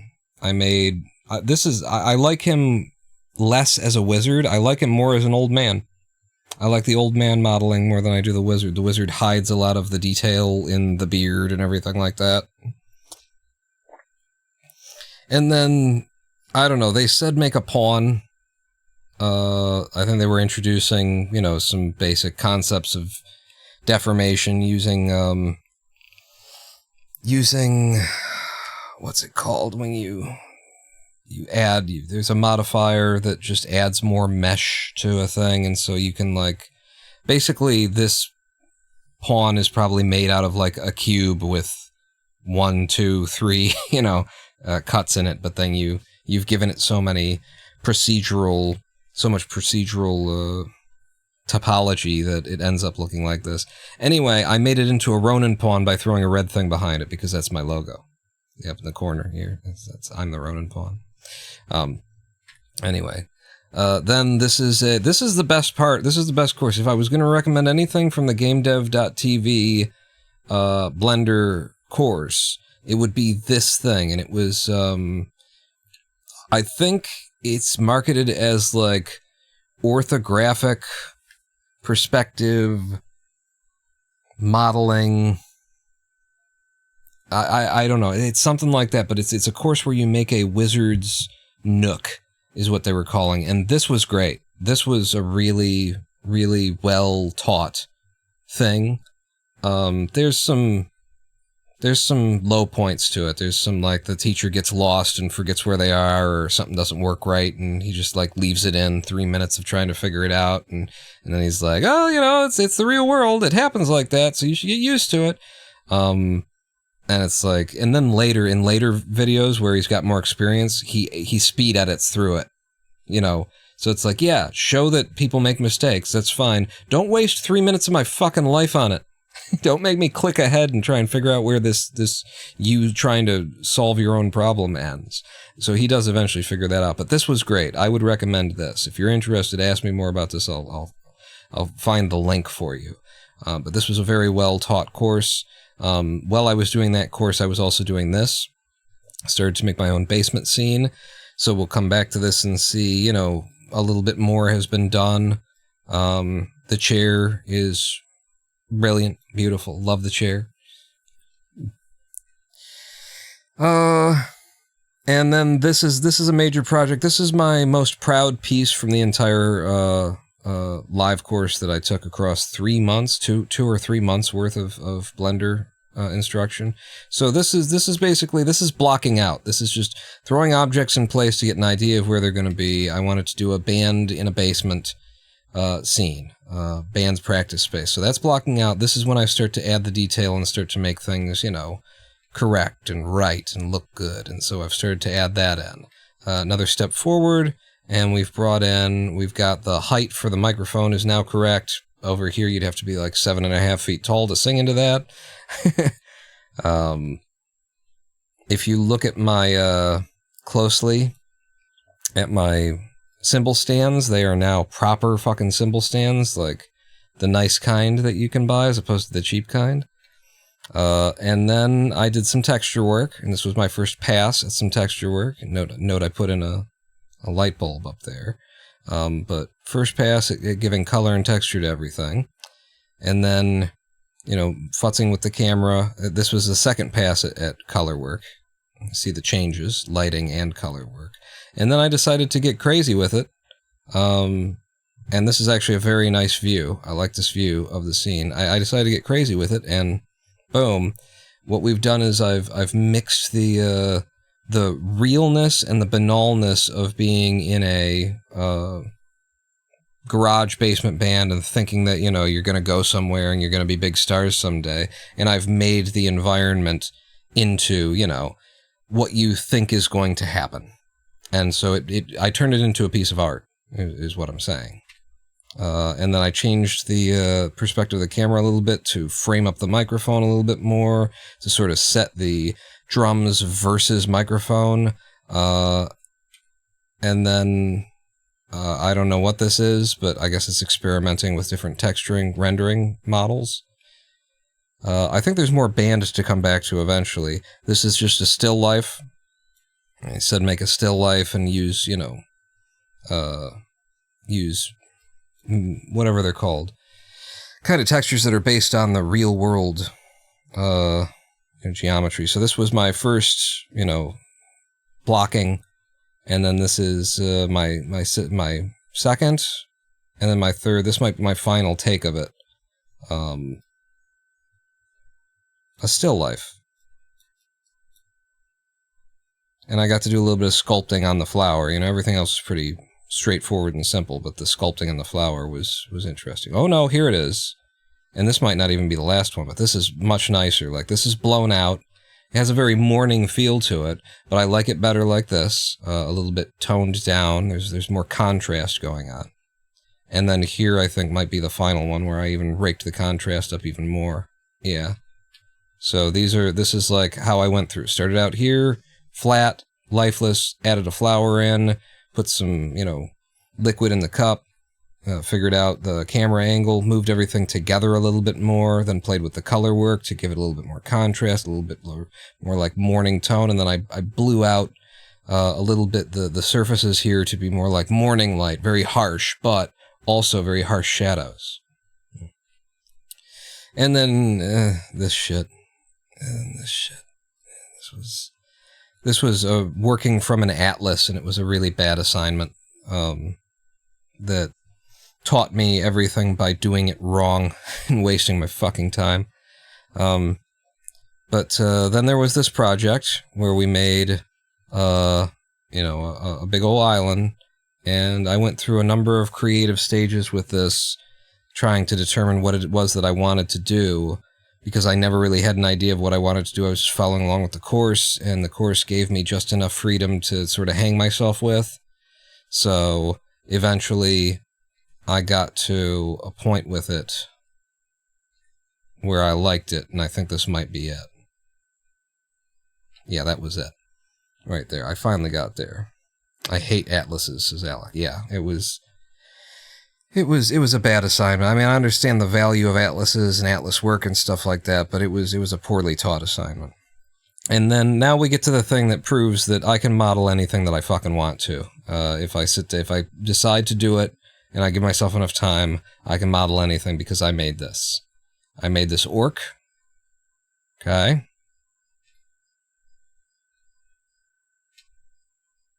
I made this guy. He is rigged and posable, and he exists as, it's not just, obviously it's not just a high mesh sculpt.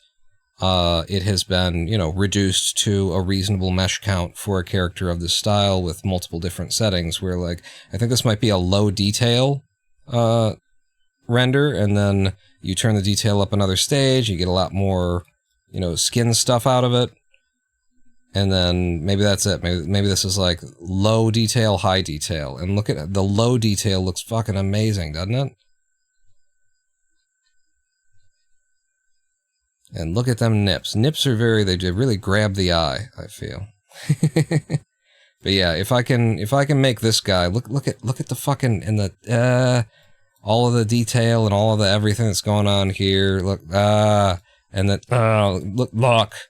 That big old fucking, the hand, maybe I could do again, but it's big and orcish and terrifying and shit like that.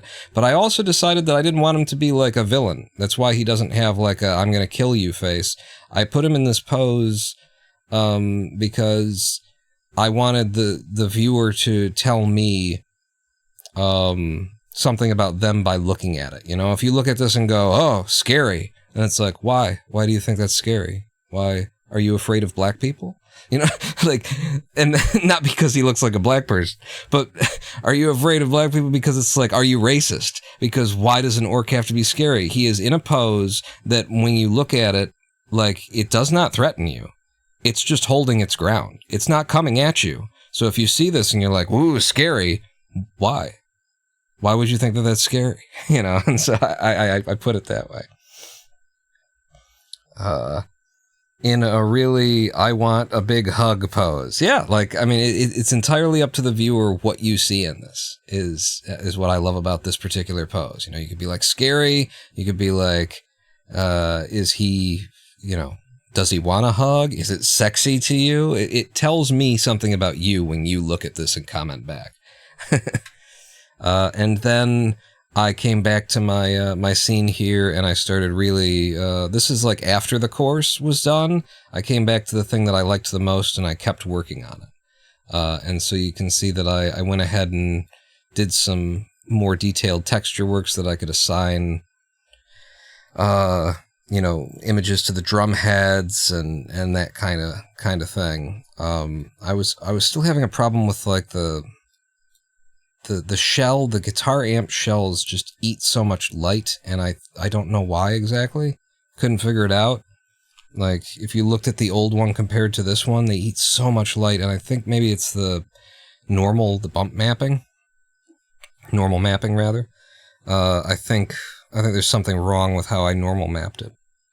But that brings us to the end of my 3D thing, and we need to go to a live stream break, because I think we just did that for like a half an hour. Maybe 20 minutes or something, we were looking at 3D. But yeah, these are my Blender skills. And so if I get a skin in the speed run, out of the speed run, if I get a skin in this game, I'm going to make it and submit it. No, I'll let them do the work. And then maybe I'll be like, can I have it for my live stream? I'm gonna rig it for an avatar and use it. make a Ronin pawn me, put it in your game, give me the avatar back. But yeah, pretty damn happy with this scene. And all of the creative choices, But yeah, that brings us to the end of that. We need another live stream break, so I'm gonna go grab a drink, probably put a snack in me. It'll take about 7 minutes. Meet me back here in 7 minutes after you've done the same. Don't go anywhere. But yeah, VTuber incoming. That's what I'm going for. Don't go anywhere. 7 minutes, Pawn not out. Right now is the saddest I've ever been. Until now.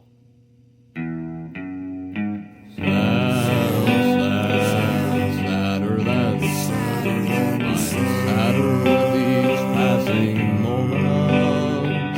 I'm much sadder now than a second ago. And sadly, even sadder now still.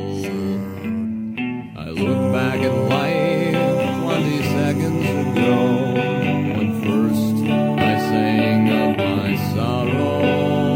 Was a happier time than I'm living through now, which is bliss compared to what's to follow.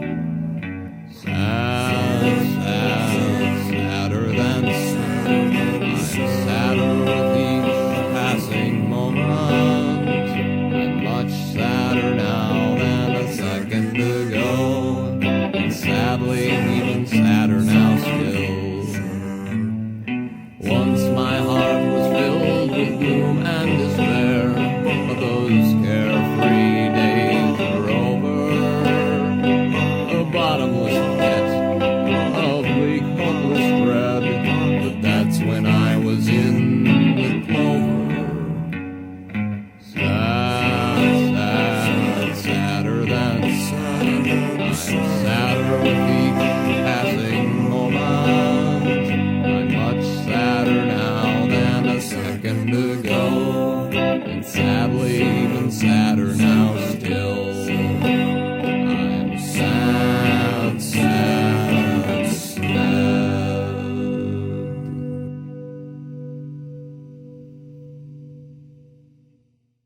So forth and so long, was so on to see you sitting there, simpering, singing this song. The middle class, put them in the middle ass. But the middle class, put them in the middle ass. Yeah, look, the middle class, put them in loose middle ass. Oh, come and see the opening band. Now that you've got your tickets and beverages in hand, they look so tired, sound uninspired, guitars are secondhand. 'Cause no one likes an opening band. Nobody likes the opening band. Their set time's far too early, and I've never heard of them. And chances are they won't go far. Careers are sure to end. 'Cause no one likes an opening band. Oh, unfamiliar things will make us nervous, but singing here for you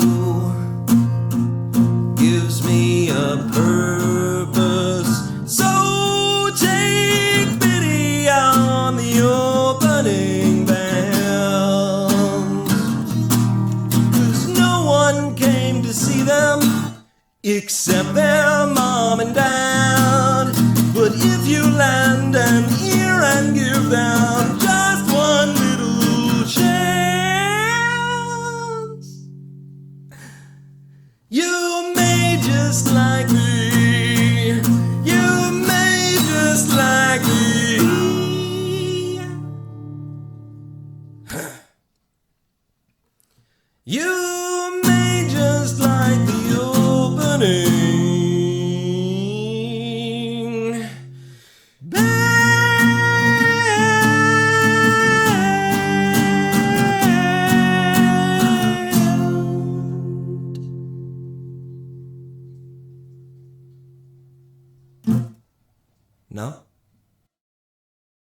I'm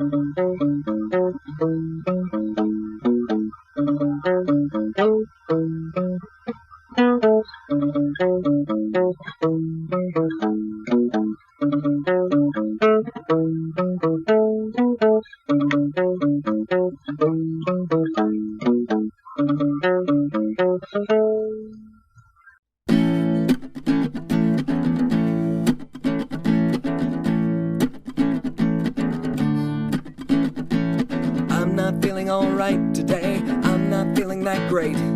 I'm not catching on fire today, love has started to fade. I'm not going to smile today, I'm not gonna laugh. You're out living it up today, I've got dues to pay. And the grave digger puts on the forceps, the stonemason does all the work. The barber can give you a haircut, the carpenter can take you out to lunch now, but I just want to play on my panpipes. I just want to drink me some wine. As soon as you're born, you start dying, so you might as well have a good time. Oh no, sheep go to heaven, goats go to hell. Sheep go to heaven, goats go to hell. Alright, oh no, yeah. I don't wanna go to Sunset Strip, I don't wanna feel the emptiness. Bow marquees with stupid band names, I don't wanna go to Sunset Strip. I don't wanna go to Sunset Strip, I don't wanna feel the emptiness. Old marquees with stupid band names, I don't wanna go to Sunset Strip.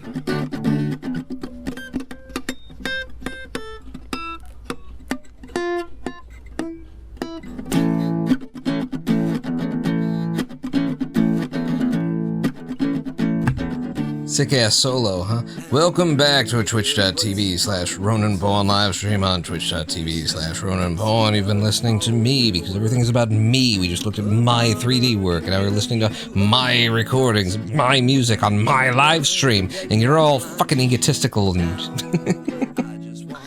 I'll rant about the egotisms and self-centricities of the rich and the people who are ruining all our lives, and then go to live stream break and play my music and come back and show you my 3D work like you give a goddamn. I'm just like, I came here for a speed run. Isn't there $1,000 on the line? Why are you wasting time? You're right. Stop. You're right. Why am I wasting time? Let's get back in here. To Rocket Boots Mania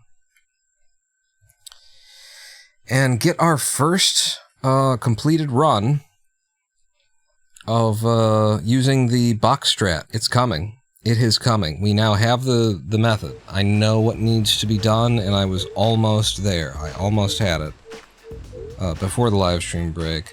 We got a little away from it for a little while. We took a break from it. It's as good as I can get to sleeping. I'm already 4th in the rankings here. We're gonna get it. I just have to first remember what even I'm doing. Oh shit! How does this game work? It's gonna take a minute, and I don't mind. Okay, yeah. I don't mind running on some bad runs just to get warmed back up, because you know it's not a game that I've ever played before. Until last Thursday. Yeah, last Thursday. So I don't have a lot of muscle memory for it. Which means every time that I come back to it, I've got to sort of reinvent the wheel. But that's the trick to our box jump, is we got to get the camera aimed down at it. And I really need to be coming at it early with the camera aimed like that. I don't want to be like rushing to it. I want to have the camera in that position already by the time I get there. Alright, the muscle memory is starting to kick back in. I know, because I'm already doing it poorly. So it's like, okay, yeah, I'm remembering how to do this, and not actually paying attention and trying. Good. That's... I pressed E instead of jump. I pressed the button that destroys the box instead of the button that would lead me to success and money. You know what $1,000 would mean to my household, living on 6 Mile in Detroit with disability, and my fiance is my caregiver and getting paid $850 a month by the state of Detroit, or the state of Michigan to care for me. You know what $1,000 would be to us? Not a lot. Research has shown that you know, you got to give people like continuous money if you're going to help them for real. But no, $1,000 would be great. You know, I've especially next month we're going to have to start paying the electric bill again. And I say that because living in poverty, we benefit by a government program that provides some funding for that utility bill. So I think they probably gave us like $300 and something for the year to help out, and we get that pretty much every year. And next month is going to be the first month in several months where we'll have to actually pay for it ourselves. Stop pressing E when you get there! There's so much E tapping here, it just feels natural.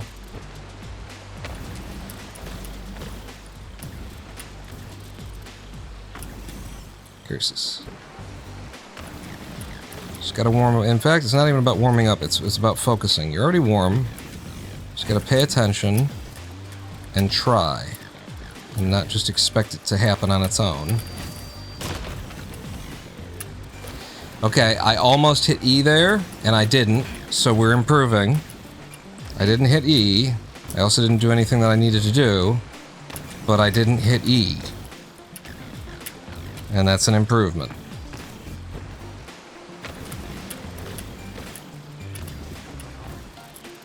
I'm getting like chucked weirdly off of this tree in a way that just doesn't...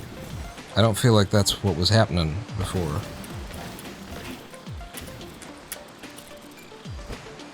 So is everyone speedrunning are new to the game? It does not seem that is the case, no. It seems like most of the creators that were invited to the tournament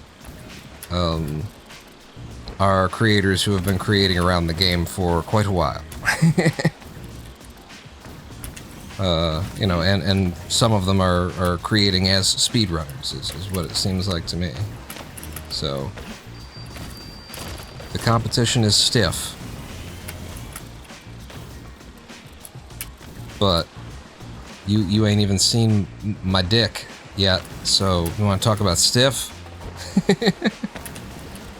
Once I take my Viagra, ooh.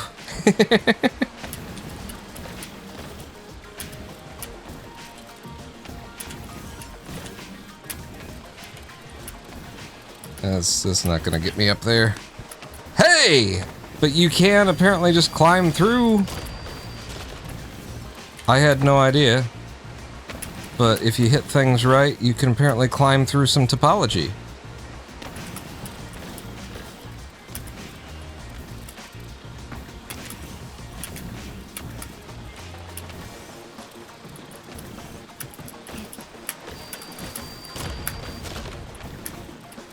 Ah, that was we were on such good time, and I felt like the angle was good too, on the box approach. Damn, that felt like it was the one. Something was gonna happen there, and then it didn't.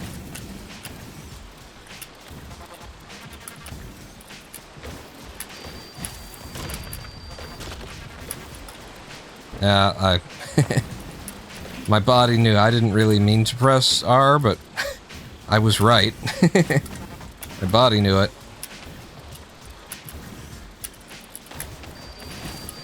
Shit. I'm starting to get that, like, that mega speed off of the wall jump now. When I think Ronin Pawn, I think erect nodders. What's a nodder?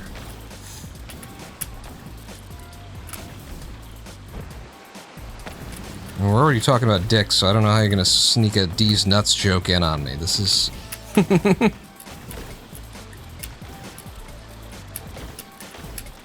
Damn it. Get the speed back. Good enough.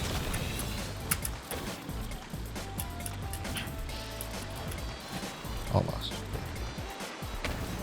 Oh, it's a nodding emote. Oh, nodders, I gotcha. I mean, I don't know. I presume it's like Pepe and...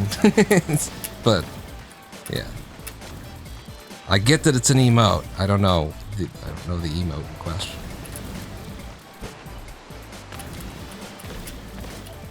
Because I'm on the other end of this. I've never... never found anyone who I could watch long term on this platform.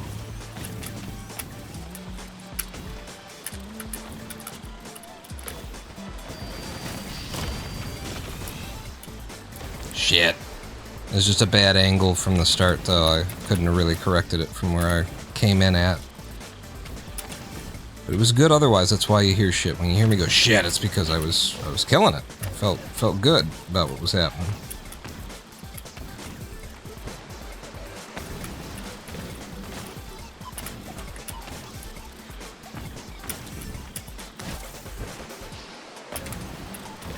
Okay, just pay attention. Shit, really?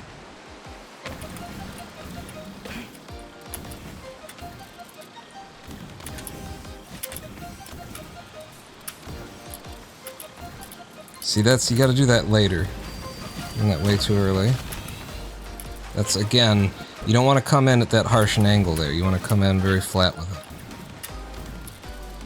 See that weird, like, massive jump out to the left I'm getting now? I guess I just gotta stay with it longer. I'm jumping too early before I've gotten all the way around the thing.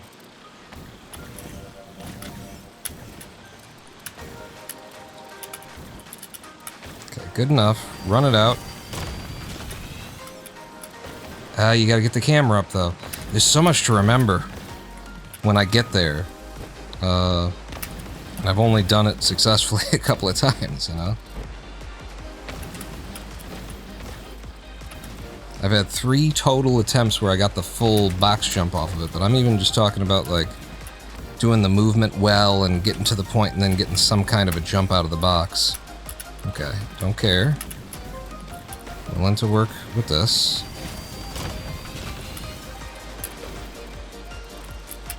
That was probably a little bit too much. I think I want to be more 45 looking down with the camera. But I just gotta focus up. Okay, pay attention. I do good.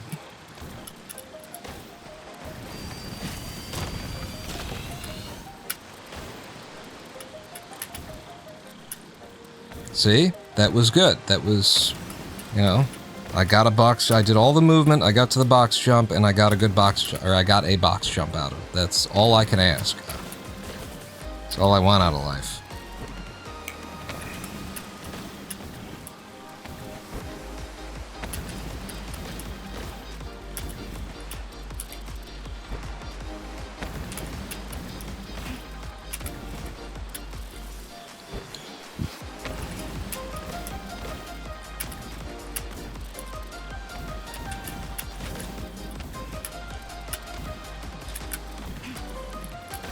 Wasn't great, but it's fine. Ah, that was a great angle. I think I just jumped a little bit too early. I needed a little bit more height over it. But the angle was good, the movement was good. Not a lot to complain about there.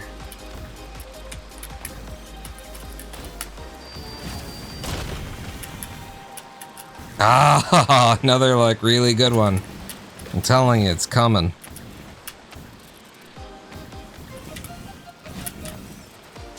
Cool.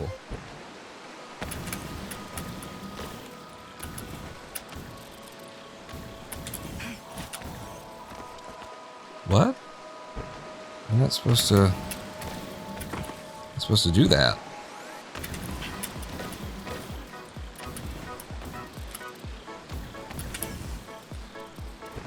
But late on that.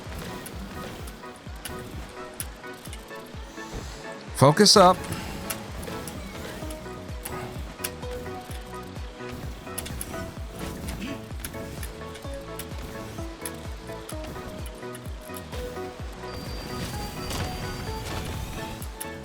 Damn it. A little bit early on the jump again. I like where my eyes are though. I like what I'm looking at. I think I'm caring about the right thing. And not wasting my time on the wrong thing.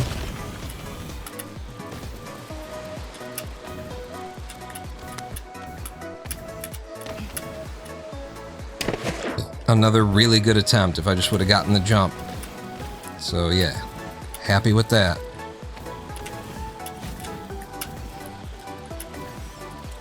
Okay.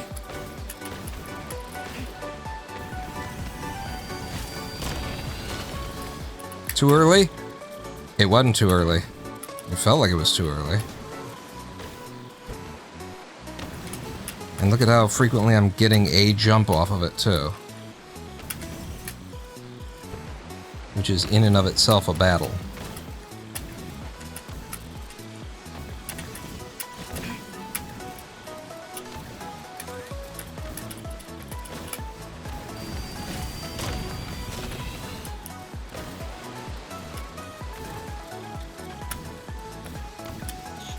Another incredibly good attempt.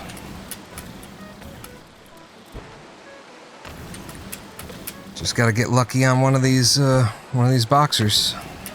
One of these box jumps. Maybe get the camera even higher.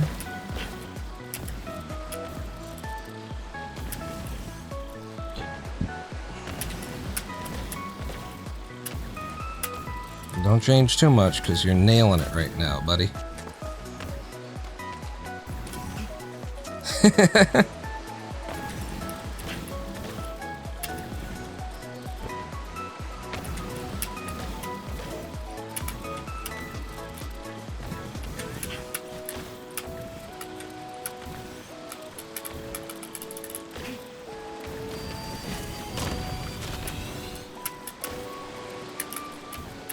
Woohoo! That was cool.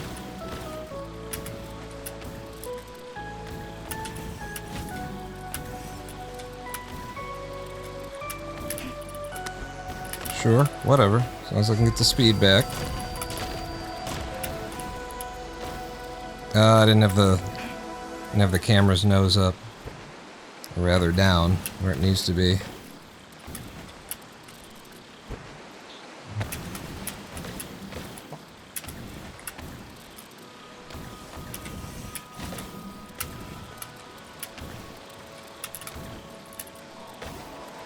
Good enough.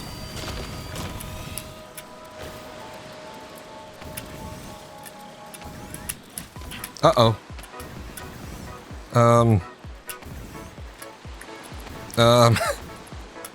God damn it. I got one. That was my first successful-ish thing. That was the first completion of that checkpoint. That's the first time I got through that checkpoint the way that we intend.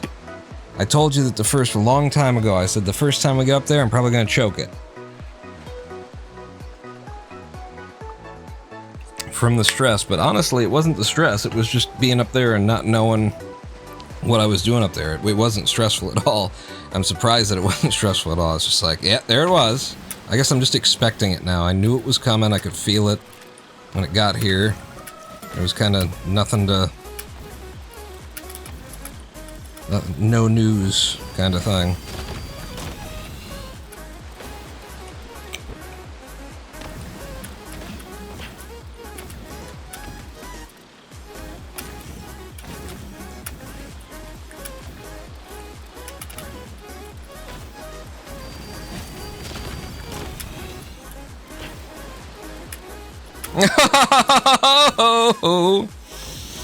It's happening. It's happening.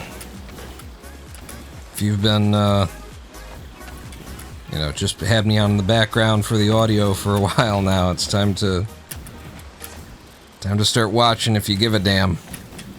Because it's happening.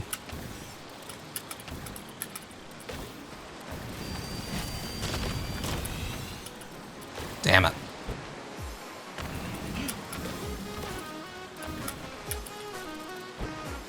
You were in Blender? I mean, there will be a clip anyway, it's fine.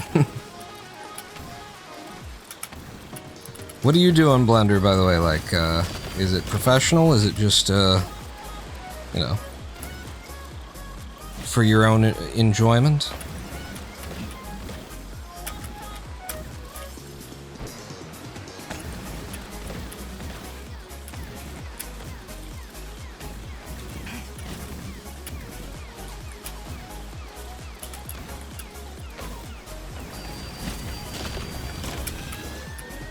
Ah ha ha ha ha. Characters mostly want to see. If you've got like a website or something where you gotta... Oh yeah, I guess everybody uses that one site for portfolios and stuff. You can drop a link in chat. It'll be a while before I get around to looking. Because I'm on a roll here, and like I say, it's gonna happen here any moment. But feel free to leave a link. Ah.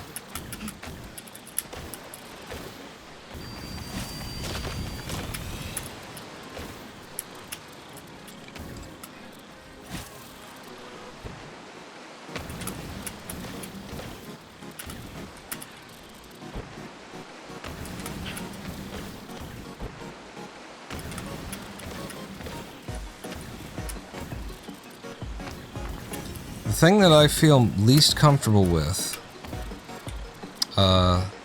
in Blender as just a concept is hair. Character design and stuff like that, it's like, what do you even do with that?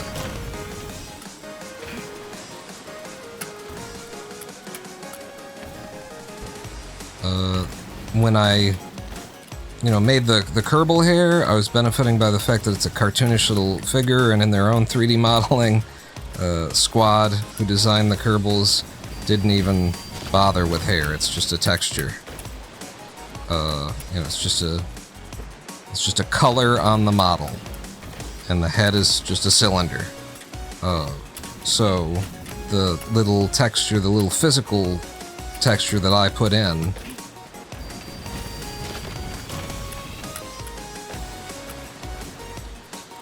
was, you know, easy enough and unobtrusive and that kind of thing. But even just in considering how to do a Kerbal's hair, you know, it became apparent to me that doing any kind of viable hair for a character, especially for like a video game, for something that's gonna run somewhere, is just so strange, and I can't even really imagine what the most viable workflow would be for it.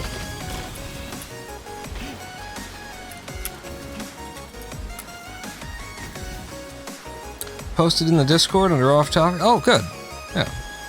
Thank you. You can post it in chat too, and then, you know, if other people are interested. And listen, you take at your own risk if you follow a link in a public Twitch chat. I'm not endorsing it, but you know, you asked if you could post it. I'm saying go ahead if you want to. Feel free to self-promote. Don't do that, actually. Don't do that. You can share.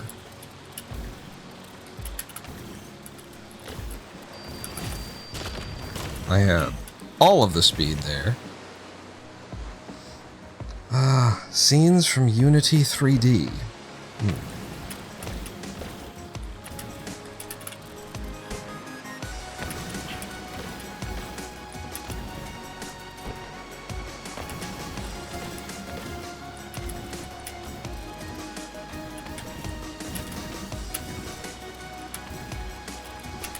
This is definitely a full focus kind of a thing. If I'm not doing full focus, then we have no chance. At least at this point. I could definitely see myself getting good enough at this that I can just put it on in the background and do whatever I'm doing. And I'm talking about mentally. I'm talking about in my own mind. Put it in the background. Oh! I don't know what the jump was going to be, but we'll never know because I stuck to the wall. My turn was too good. And we got a weird mid-air run there. This'll do. Yeah, I could feel it. That was a little bit early on the jump. That line was a little bit too eased, I guess. Be a little bit... Come follow me on Twitch and YouTube. It's no self-promotion, but it's like, here's my merch store.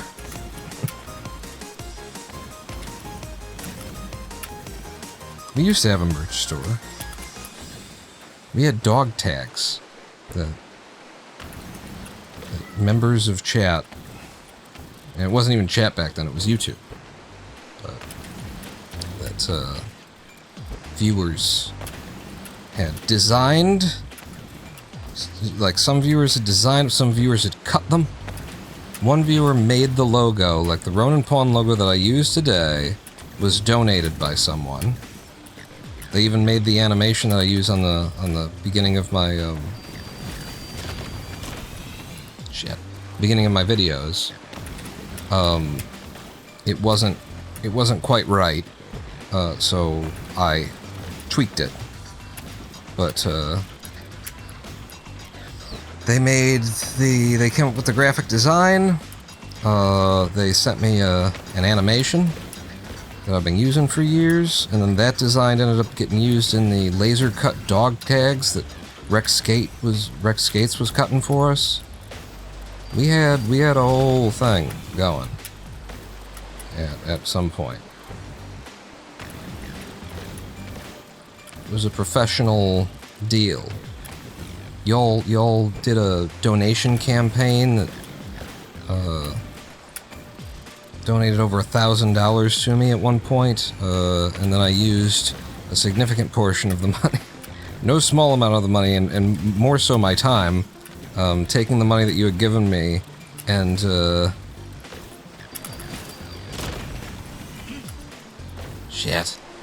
taking the money you'd given me and using it to have t-shirts. The first wave of t-shirts that ever existed for the Ronin Pawn before I had even really thought about designing them particularly well.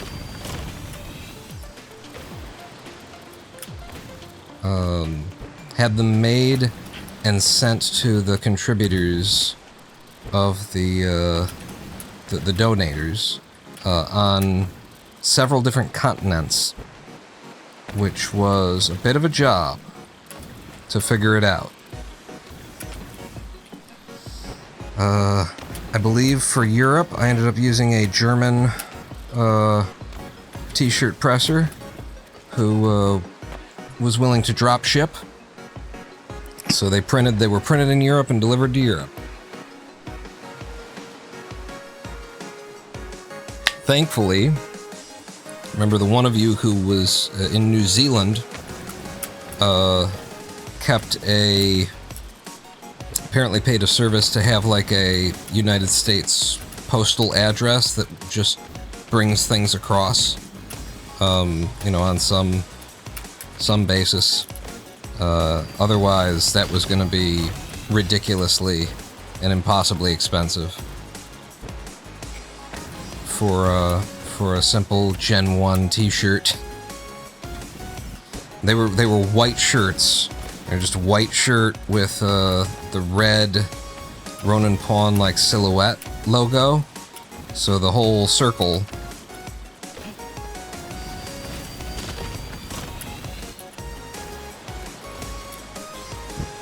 with the cutout in the middle, so that on the white t-shirt it looked like, that the center, the Ronin Pawn, was a lot white like it's supposed to, and the Japanese sun was red around, kind of a thing too.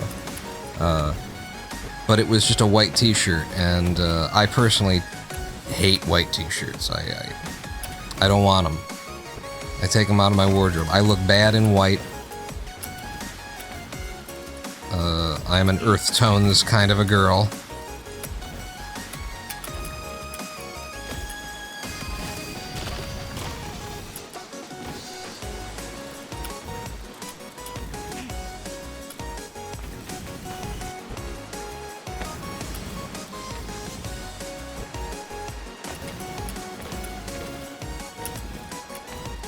So in my mind, it was just an incredible amount of like labor and consideration to do a transcontinental t-shirt run for a white t-shirt. But those who have them are the only ones who have them. And that was like years and years. That was like 2015, 2016, something like that. And then we had, you know, the regular merch shop, which at that time I had set up, you know, where everybody's got it now, where you just upload your logo and they make you a damn t-shirt store kind of a thing. But I had the red shirt with the white logo on it, which I much prefer personally. And I wore that for years on the streams, on the live streams. The only reason I don't still wear it is I don't wear clothes. Yeah, hot, right? Yeah, I'm bedridden and I don't bother most days to put on clothing. I have, it's not even just laziness, so it's body temperature regulation. With a brain issue like I've got, brain stem is responsible for regulating body temperature, and it doesn't do it too well for me.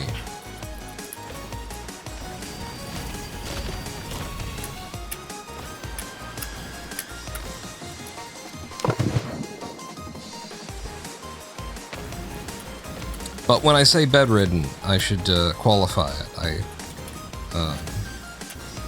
I usually say mostly bedridden, just to have respect for people who are truly bedridden. Because I can care for myself. I get out, I can shower. But I have to do it very carefully, and I have to get off my feet in a hurry. And so when I say I can shower, I go to the shower direct from, being laying prone, flat. And then I get in the shower and I clean up for the first 3 to 5 minutes, and maybe more than that. Depends how dirty. But I clean up for a certain amount of time. Yeah! Damn it. And then I lay down in the shower, and I actually walk my feet up the walls, up the wall, rather. So that I've got my legs above my heart level, so that while I'm in the heat, my blood is flowing in the best direction. Look at how close we're getting. Look at how goddamn close we're getting.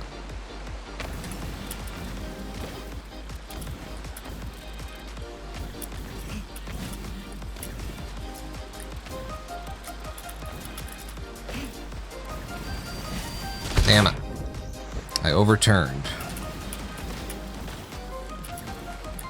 Because, yeah, with heat and vasodilation and stuff like that, gotta keep the blood flowing to the brain. It's crazy to say these things out loud, because I really am fine, 99% of the time now, because I've figured out how to work within this broken body. But for someone with ME/CFS like I've got ME/CFS, on standing, you get up to a 40% reduction of blood delivery to the brain.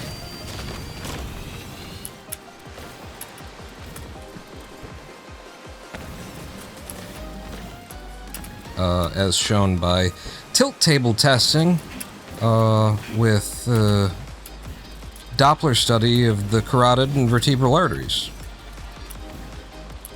I know way too much about this disease. Because the doctors don't know shit about the disease, so you have to. If you've got it, you've got to be your own doctor.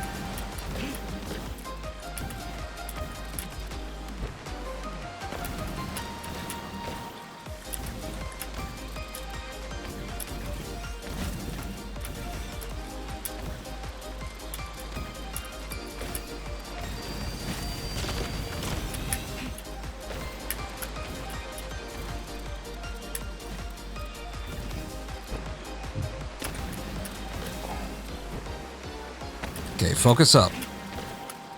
You were focused before. You were on the verge of it.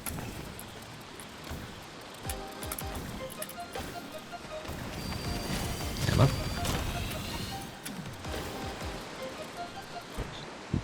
Make sure you're doing the camera work when you get there. It's important. It's not a skippable thing.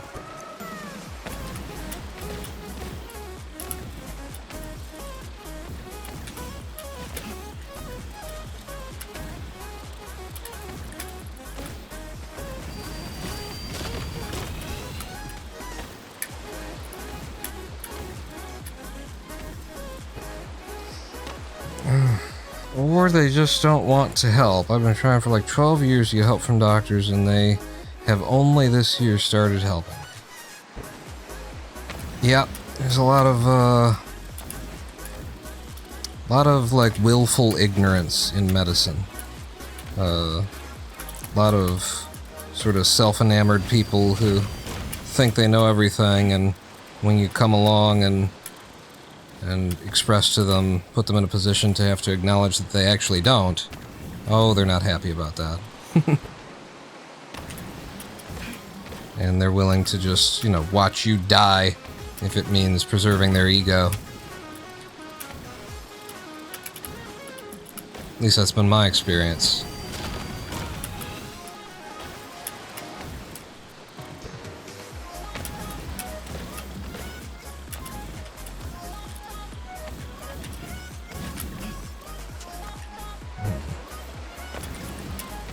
Most of the times that I hit E, it's a tap, but sometimes it's gotta be you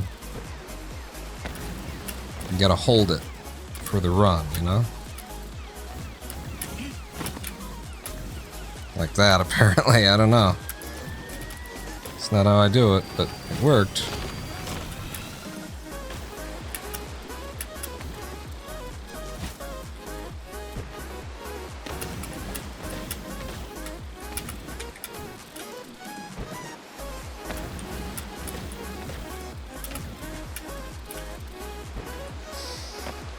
Alex says, with me, I just find they want you in and out the doctor's office as soon as they can.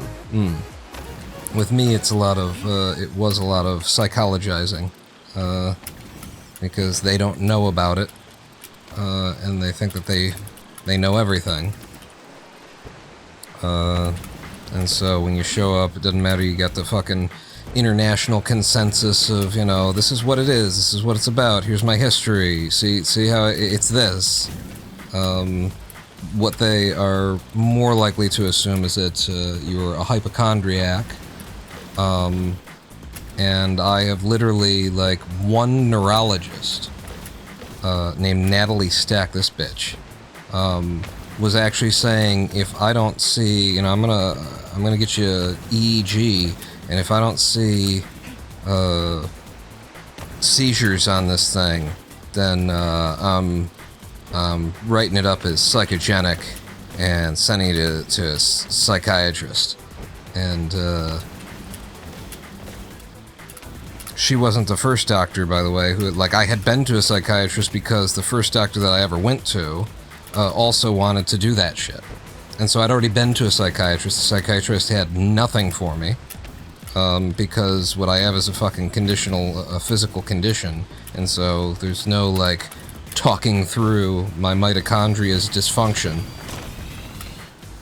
And But any doctor who just doesn't know about this disease, and they don't know about it for a very good reason, they haven't been taught about it because it was psychologized for 40 years by the CDC, so it's never been taught in medical schools.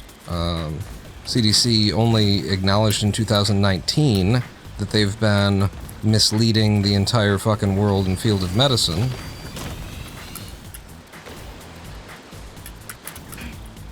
Damn it, that was really, really close to being it.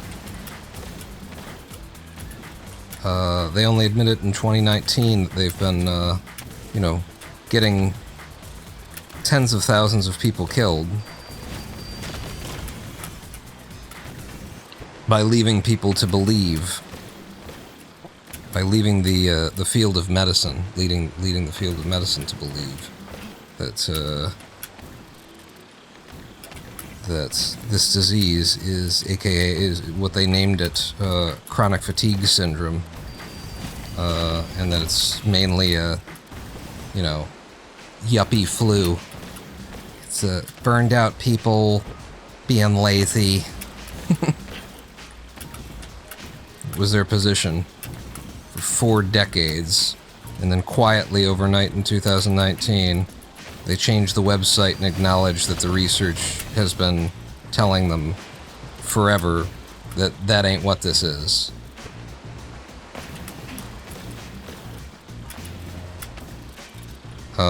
And the problem is that the doctors who were never trained in it still haven't been trained in it. So it doesn't really matter that you now are willing to acknowledge that it exists, because no one can find a doctor who knows jack shit about it, which means that every interaction that you have with a doctor with this disease is mostly a waste of time and precious energy in a disease where we don't have any energy to spare.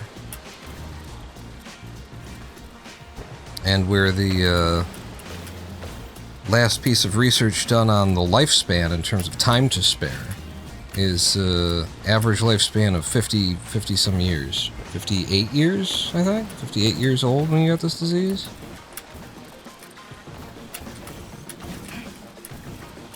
But I don't necessarily trust that that's true, because there's been so little money put into research.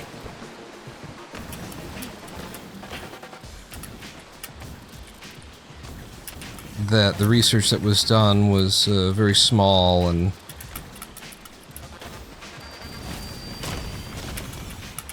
was whatever it was, kind of a thing. It's not a large group. And suicide actually is a big contributor to those numbers within this disease, because people with this disease can't get any help. Usually I can, because I've made the help. I'm helping myself. But the lack of medical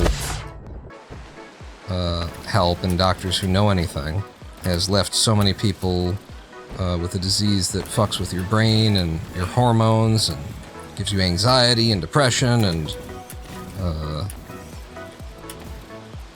meanwhile is actually fucking up your cardiovascular system and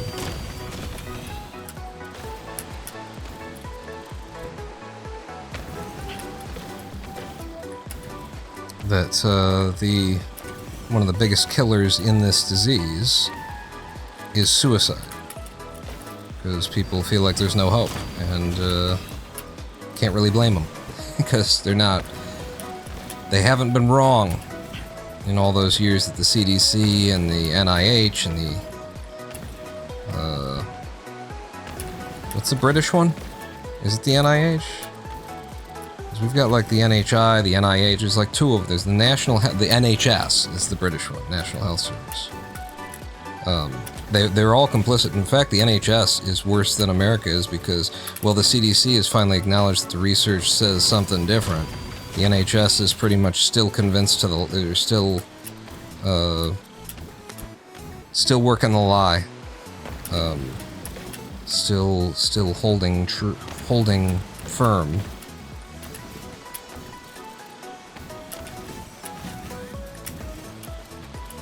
to the idea that all anybody needs who has this disease is exercise and a brighter outlook on life. Which, if you do follow that advice, you'll kill yourself. Exercise is the exact opposite of what we can do in this disease, because our cellular mitochondria are producing as little as 43% of the usual amount of ATP that a cell is supposed to produce, a healthy cell is supposed to produce. And ATP is the energy currency of the mitochondria, of life itself. ATP is what everything that you are is enabled by.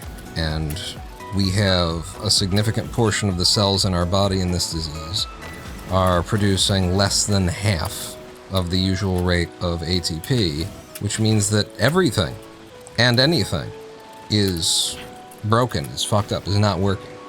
Anything and everything. Because it's running at a half power state. And so once it gets to the brain, and you start running out of ATP in the brain, that's when you get inflammation and you get really weird shit happening everywhere, because the brain obviously controls everything else. So when it hits the brainstem and starts changing how your autonomic systems behave, damn it.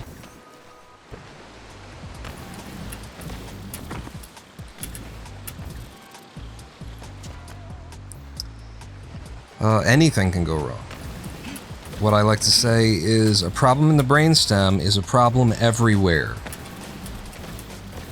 Because the brainstem regulates your hormones, and a problem with your hormones is a problem everywhere, but the brainstem also regulates your temperature, your heart rate, your automatic breathing, autonomic breathing. But what we're talking about is the fact that when you don't think about it, you breathe anyway. All of that is, these are all functions, and they need to be triggered by a system. And when your brainstem is not doing it, now what?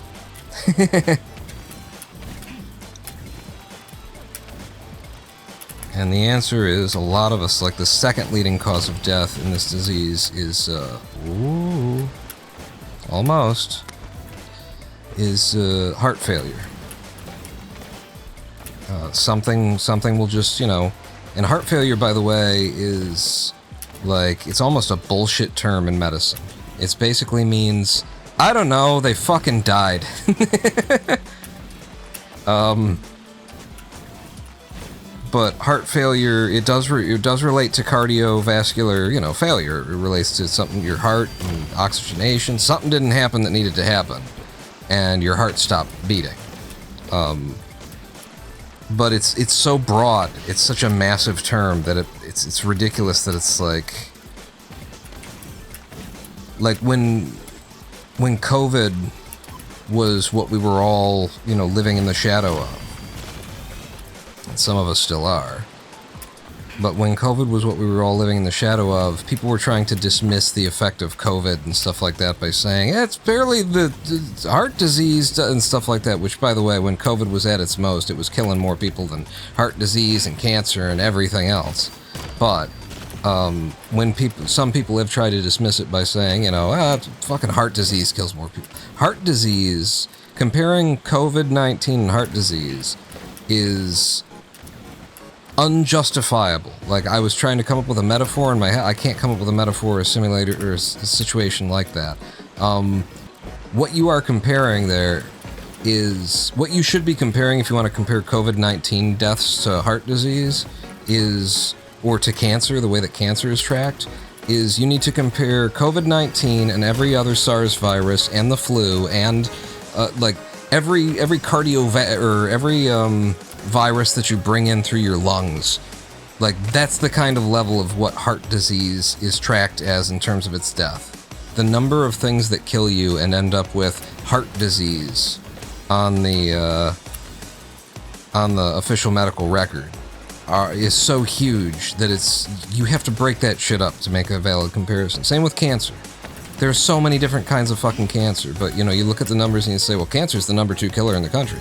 Yeah, it's the number 2 killer in the country, but that's because you've lumped every single kind of cancer together, and there are like entire different classes of cancers that operate completely differently, and it's a weird fucking, it's a non-statistically viable way that they track deaths. According to these things, and you really should be like breaking some of this stuff back up before you're gonna try and say, well, such and such kills more people than blah blah blah. Like, yeah, that's when you combine every single fucking thing. Every kind of cancer.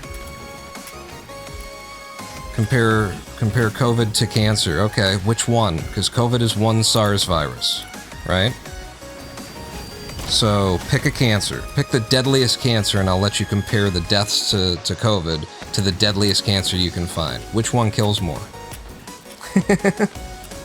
How do the numbers look now when you take out every kind of fucking when you stop lumping absolutely every killer together and calling it a valid comparison?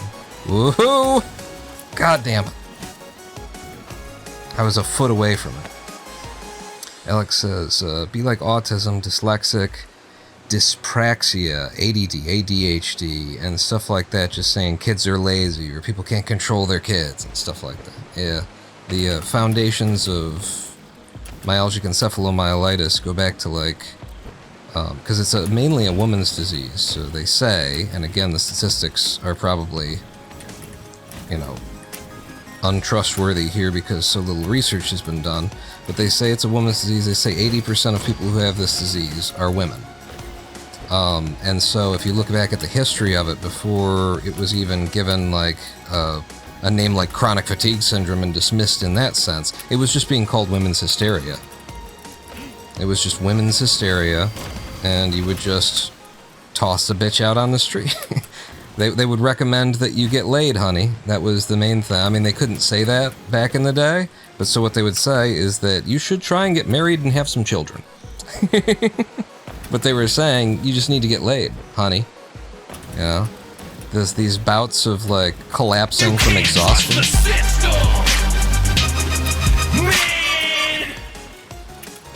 Can I not? Who's this? Oh, it was Alec. You found the potato system, huh? Got the potatoes. I wrote that code. That code is mine. COVID had the same kill rate as polio at one point, really. It was a fucking pandemic. And, you know, the thing is, a lot of why it's not as deadly right now is because the people who were most susceptible to it were left to fucking die. So I don't know if that's really a viable public policy for next time around. I don't know. You know? If we should prioritize getting back to the beaches for spring break in Florida next time an event like that comes around, and just let the people who are, you know, dying to it just die. I'm not sure if you can claim that that's not a form of discrimination. Because it sure seems like a form of discrimination to me, doesn't it? Because who are the people? Who are most vulnerable? And it wasn't just, people like to be like, well, it was the old people, because, I don't know, people don't value the elderly. But it was also very, very young children. It was also babies. So, you know, it was important to get back to the beach for spring break in Florida, so much so that we killed a bunch of babies. Cool. But also, the people who are significantly vulnerable in these situations are always the disabled. People who already have an existing health condition. So people who, you know, you're handicapped with something, you're disabled with something, you are physically battling something in the first place. A lot of the deaths that still come today, and by the way, it's still massive. It's still major. Like, the flu is nowhere near what COVID kills in a year, just so we're clear, dear. It's still something that you should really be thinking about, and that people need to be fucking masking when they're going into hospitals and doctors' offices at fucking least, because a huge part of who dies are people who have cancer. People who have cancer and are being treated for cancer, and they come in to get treated for cancer, and other jackasses who are in there and just want to pretend like we live in the same world that we did before COVID, are unmasked. And even if you're wearing a mask, like, it's the most efficacy you're gonna get is if everybody involved is masking. I'm not supposed to go to that side, but I did anyway. I have no idea the path up here. But I did it! I did it!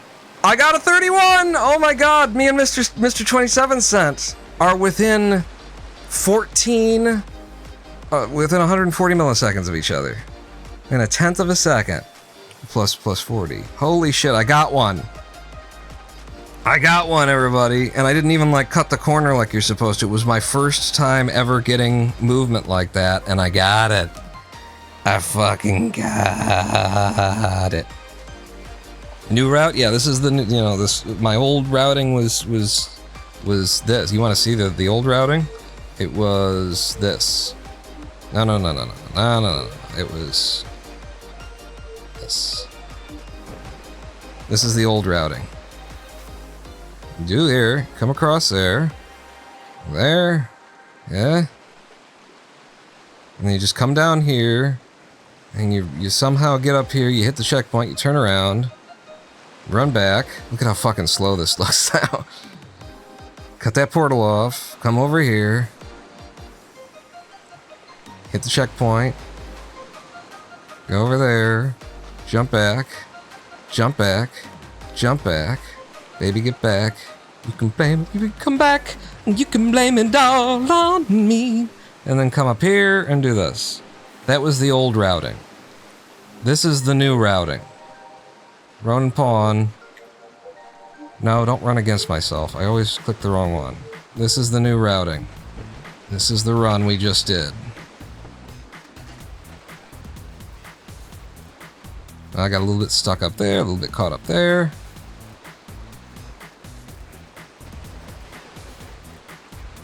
Mom brings all the boys to the yard and they're like, it's better than yours. Damn right, it's better than yours. I could put you, but I'd have to chop. I'm not supposed to cut across. I was supposed to, like, one of those I'm supposed to just cut off. And then here, I didn't know what even to do, so I just pushed through.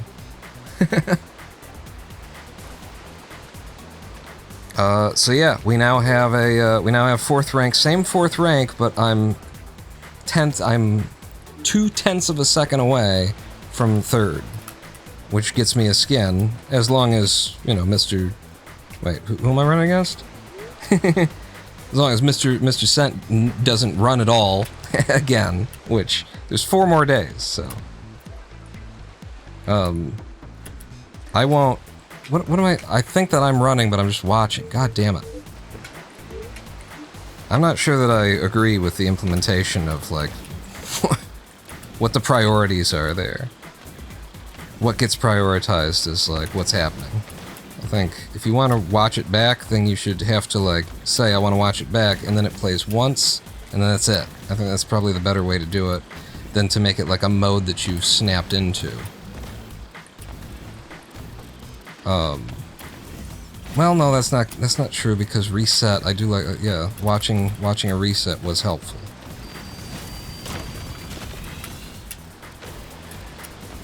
And being able to reset while I'm watching a replay was yeah. You can improve that route. I can just it's just the delivery, really. But no, you're right, actually. The route at the end in particular, I have no route. I've never gotten there before, so I can just do that with some kind of, like, mind for what I should be doing. And there's a whole jump that I'm supposed to cut off that I didn't.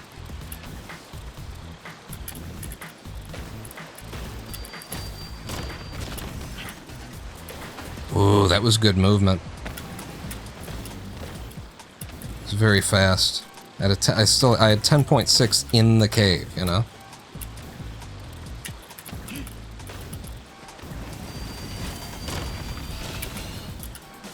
Damn it.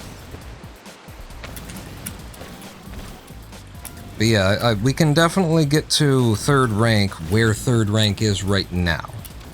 But I would expect Mr. 27 Cent to come back and make their attempt better in the next 4 days. So, and the other thing is, I haven't looked at the terms of this like tournament kind of thing closely. I'm gonna look into it, and if I can do this offline without live streaming, if I'm allowed to do that, you know, because I figure like either you live stream or you need to, you know, publish your winning run to YouTube, right? That's the idea here. Ah, that was so close. That's what I would think the idea is anyway. So, if I'm allowed, then I'm going to take the next 4 days, and I'm going to, you know, I'm going to try and get this fucking $1,000, is what I'm saying. I'm a speedrunner. You give me 4 goddamn days to do this, and get the lines, and get the routing, and get everything down. Oh, I can do it.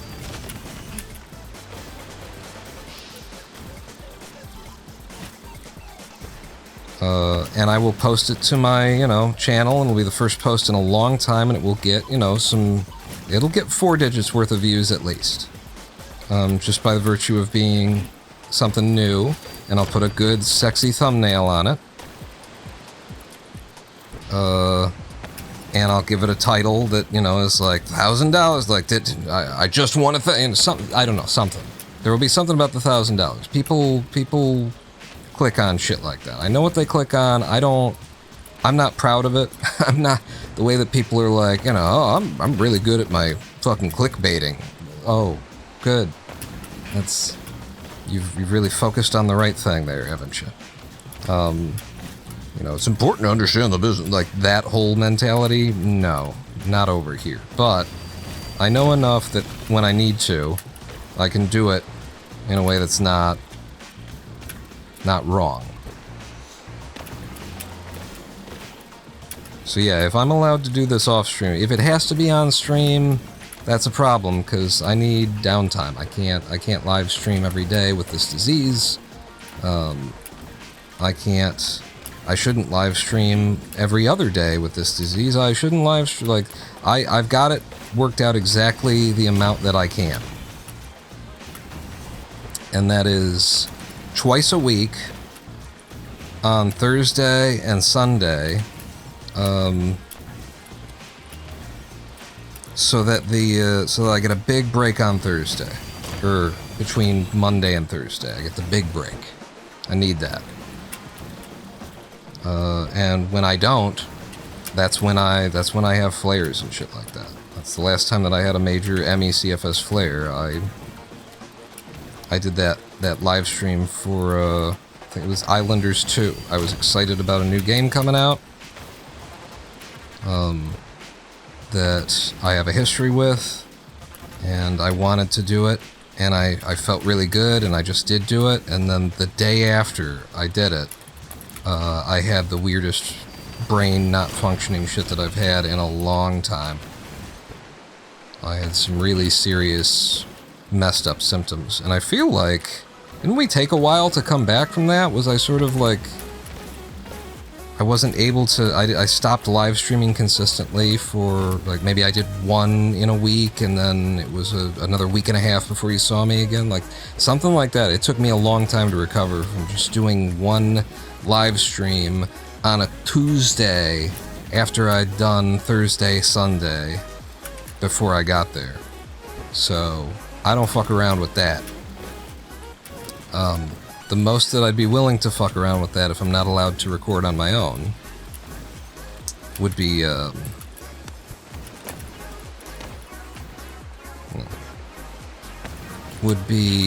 coming back on Wednesday,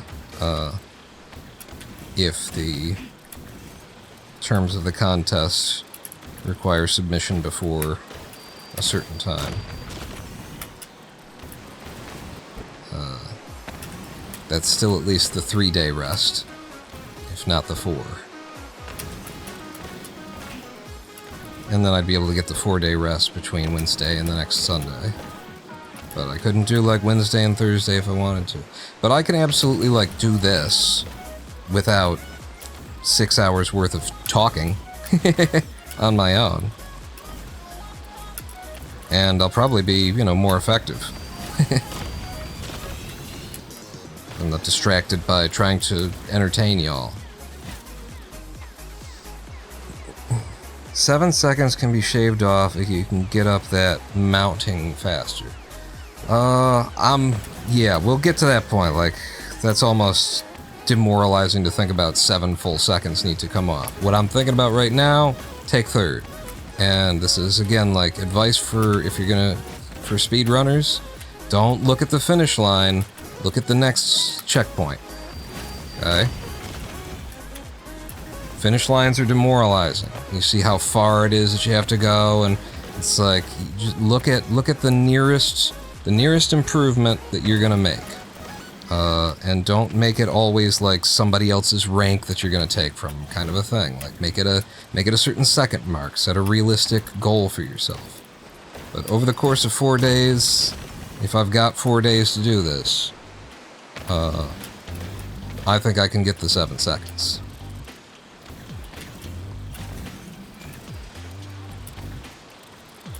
This is day 2, so okay.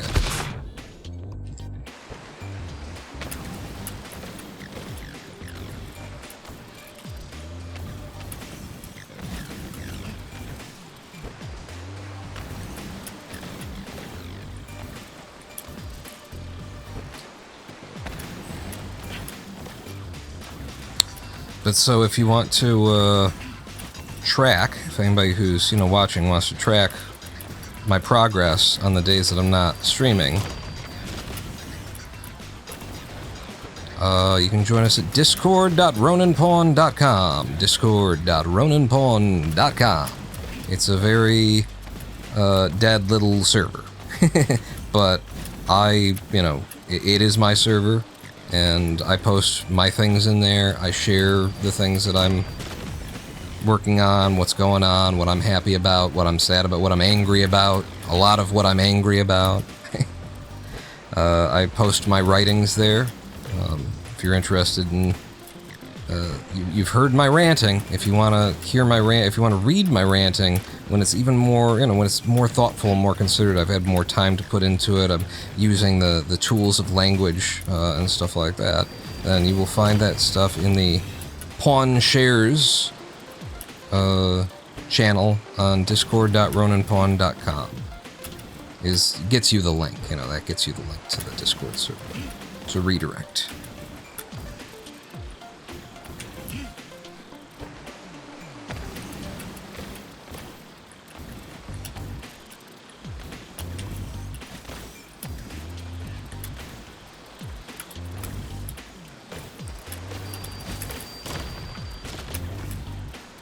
Oh my god.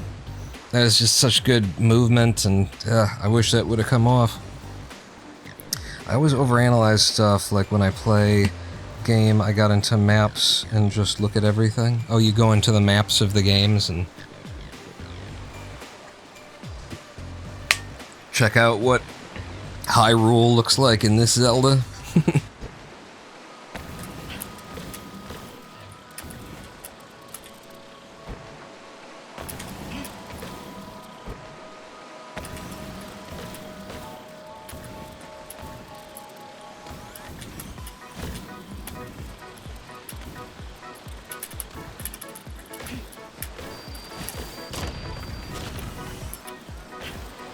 Damn. That was good. That was smooth. That was clean. If I'm on one like that, when I get a full height box clip, I'm gonna be a happy boy.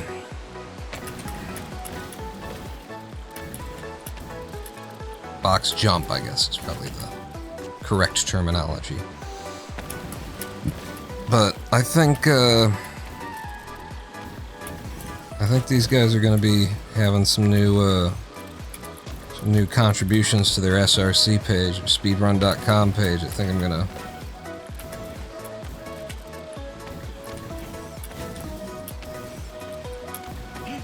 It's not the right side. Correct side. It's not the right side either.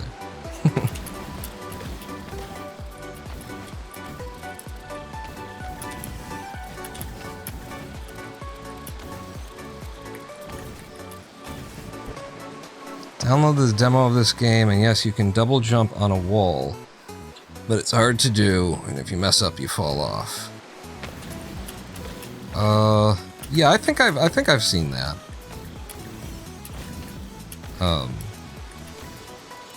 What am I doing? You're not paying attention. Focus up. Just focus up. I know you got one run in, but it doesn't mean you're done. So close, it would be wonderful to end this live stream with 3rd rank, wouldn't it? If we get 3rd rank, I'm shutting down the live stream on 3rd rank. I will not continue to run.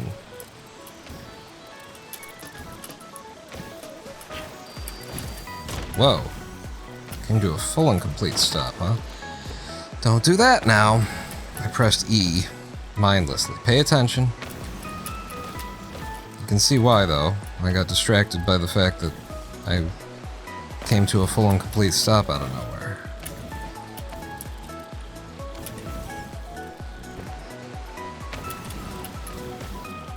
Trackmania is super hard trying to get a good time. There's a lot of activity on that game.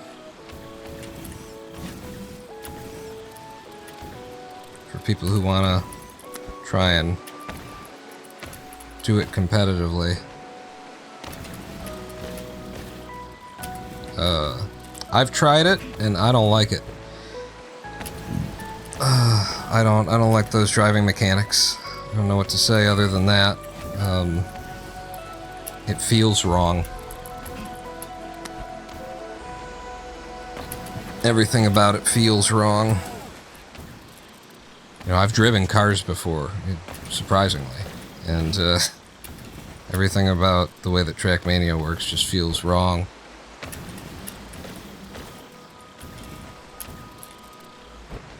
Like it was made by someone who's never driven a car, but really wants to.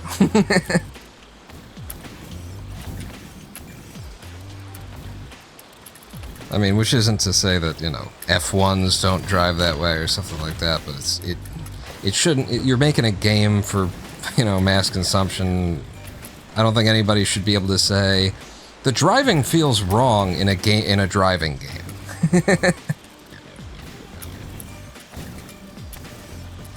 It should be a very rare complaint for you anyway, if you've made as a driving game.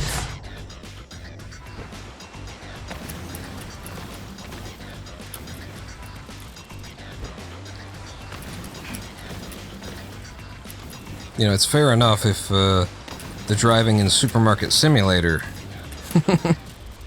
is absolutely atrocious, which it was when we left playing that game.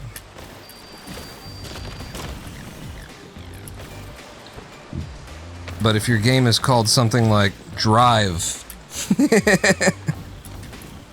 probably feel good to drive.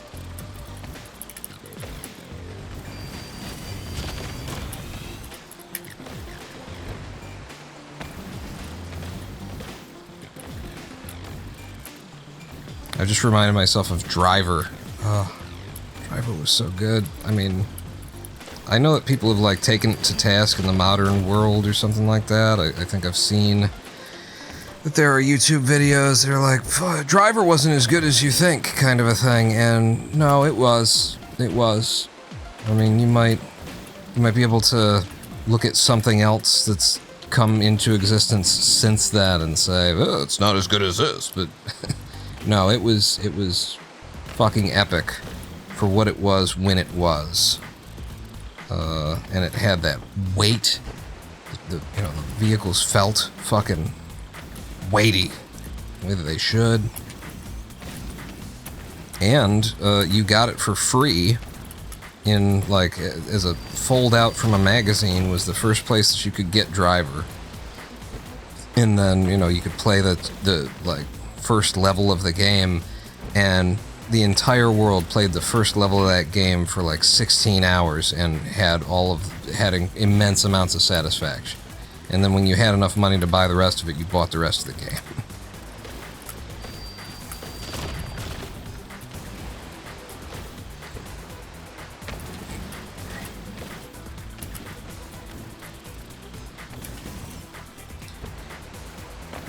I get the feeling that the reason why I saw like a bunch of, or why I saw some kind of YouTube video about like Driver isn't as good as you think it is probably because there were probably like a bunch of those videos at once, because that's what happens is one person makes a video that references something that everybody knows and everybody remembers, you know, at least of a certain generation. Everybody remembers it. Somebody makes something about that and gets a bunch of views on it just from the nostalgia of it. That they're referencing that, hey, remember this thing existed? I've got opinions. It's mainly people care about the fact that the thing existed and you're reminding them, and not so much about your opinions. But then, like, dozens of other bad YouTubers, shills, go to work making their version of the same video, and they don't necessarily even go to the trouble of like having their own opinions or coming up with their own ideas. Like honestly, the other day I noticed somebody talking about like somebody still, or maybe they weren't still, maybe it's just an old thing, but saying about Funko Pops, and their comment was, I don't like Funko Pops, they're just everywhere and too expensive and dumb. But just in the way that they were speaking, I could tell that they have no opinion about Funko Pops, but they know that at the time they were making the video, a lot of people who have audience bases were saying bad things about Funko Pops. It was popular to complain about Funko Pops, and this person had noticed that trend and went out of their way to insert a comment on Funko Pops into their own content. But I could tell just from everything that they've never had a Funko Pop, they'll never have a Funko Pop, they have no opinion on Funko Pops. And nor do I, because my only opinion is that from afar, they don't look particularly like what they're supposed to be, so I don't know why you're paying anyone for them. But, you know, that's nothing, that's just the world, man. Why are people paying someone for this that's just Tuesday. You can say that about almost everything.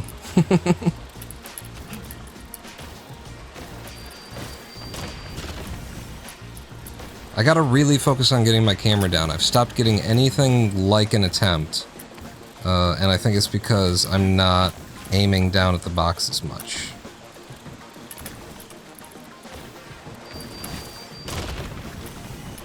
That's just a bad jump too early. Wait, you got up to 11.3 meters per second when you hit that explosive barrel. Oh, did I? When it blew me up, or... Because that's not helpful. If I'm dead...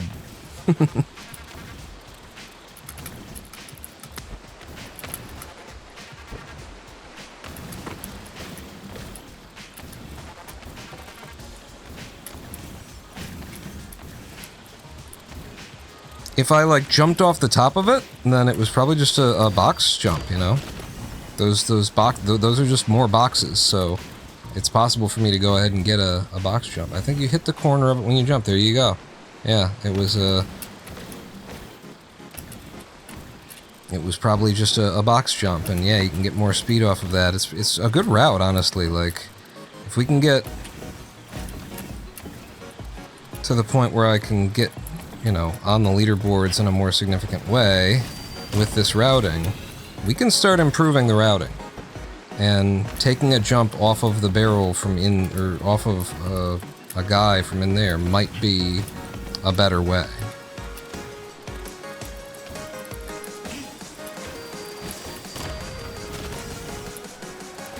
Oh, that looked so good.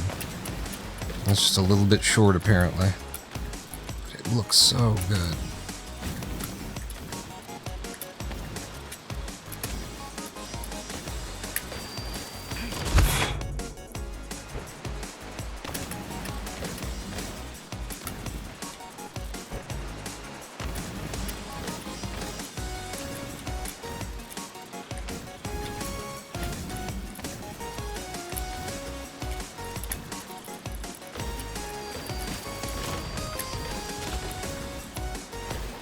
Oh, if I would have gotten my nose down, maybe. But I was on some smooth, jumpy movement. Okay, focus up. Pay attention.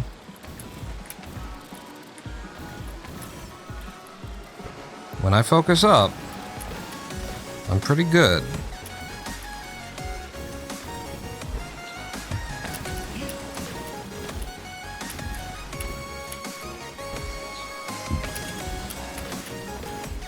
As long as I don't over-focus, which is I think what I'm doing right now. A little bit too into the minutia.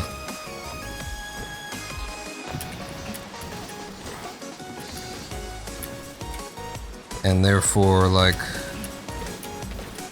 fucking up the larger movement because I'm focusing on the little stuff.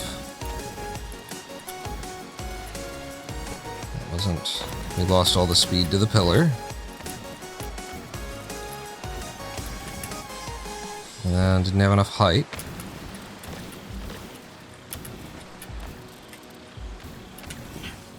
Okay, good.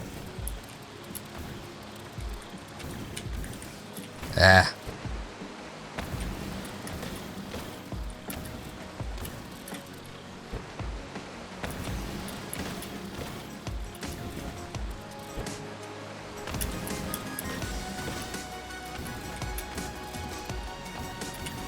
It's another thing. I am definitely like a volume speedrunner. I feel like I've known other runners who are... Damn it! What are you doing? Who are more like you just get in and they've got such incredible like skill that they just nail it. They don't have to do it a million times. I am a do it a million times kind of a guy. But I get what I set my goals on, you know. I do tend to come in with what I'm looking for. Any percent in cluster truck, I wanted a 13 or a sub 14, and preferably I wanted it with 7-8. I think is the level. I wanted first try primary 7-8. And looking for a sub 14. And my time on the leaderboards right now is 13 minutes and 30 seconds. And it gets a first try 7-8. It was 3rd rank when I got it. It's now 5th rank.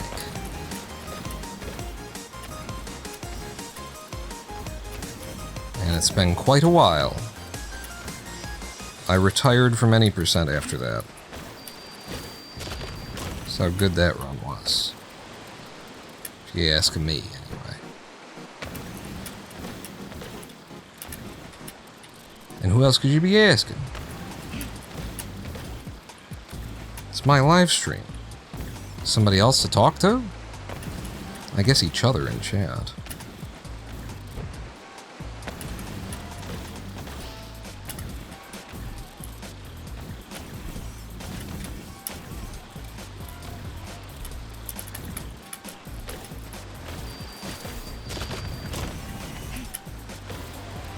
Oh, that was so good.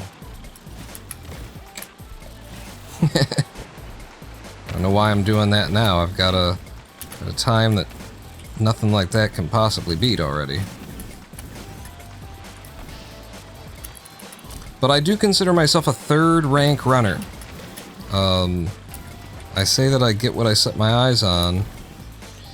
And, if I want world record, if I want first, I will get first, but someone will come along after I get it and do it better, and usually 2 people will come along after I get it and do it better, and I end up as a third rank runner, and I'm fine with that. I'm happy with third rank in most situations.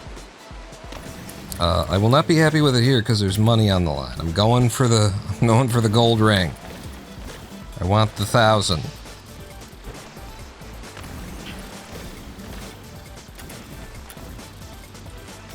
And you know, we need it. I mean, we don't need it. We'll be okay without it, but it will have a huge impact in a house where the only income that we see comes from these live streams, Patreon, YouTube, which isn't much these days because, you know, I can't really, I'm not the entertainer that I once was. I'm just doing the live streams at this point.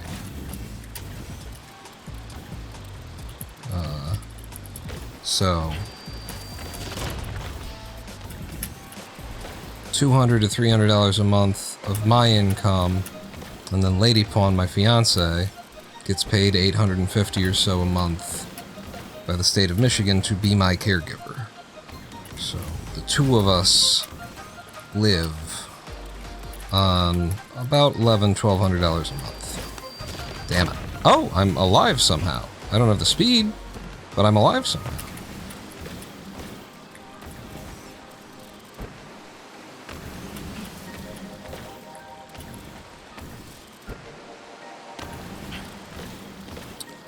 Which the federal poverty line, I believe, for a two-person household is like 1,700 now or something? I feel like last I looked it was either 16 or 18, so I'll go ahead and say 1,700 is the poverty line, and the two of us are subsisting on 11 to 12.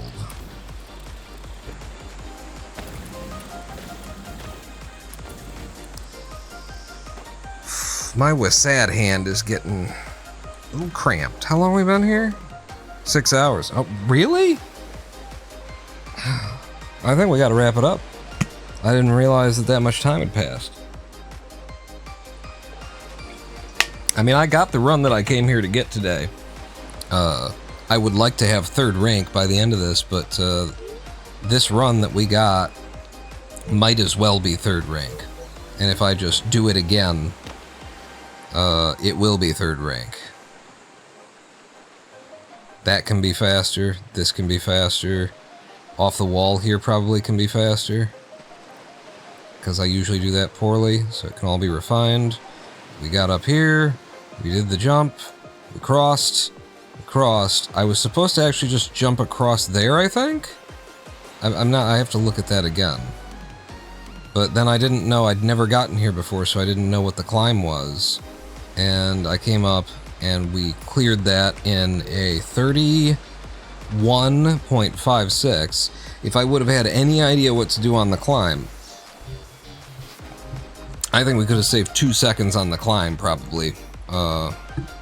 Even not having a particularly good route, still like getting grabs and stuff like that. Probably saved 2 seconds on the damn climb. Before even refining it and making it great. So yeah, I think we're gonna have to call it there then. We've been here for 6 hours. It is like 90 degrees in the city of Detroit right now. I got the window open next to me. I got a very quiet fan blowing on me. But I need to go cool down. I need to get some food and stuff. So I think we're gonna call it there. And just know that I'm gonna check the rules, and as long as I'm allowed to, I will be running this tomorrow and the next day and the next day. I will be running this on the off days where we're not doing a live stream, trying to get that run, and I'll be recording, obviously. And if I do get the run, then I will turn it into a YouTube video, and, you know, if I need to, like, I'll try and make it into a good YouTube video. It won't just be like, here's the speed run and throw it up. I'll make it into a, you know, a thing about the game and everything. I'll make it into publicity for the game if I get to the point. If I get the run and I get it early enough. But if I have to you know, submit. I'll just upload the goddamn run and submit. But yeah, that's where I will be living. Before we go, I've been doing this at the end of most live streams. And I will do it at the end of this one as well, because I'm so proud of my work. And that is, I'm going to show you. Let's make sure that I'm not incriminating myself.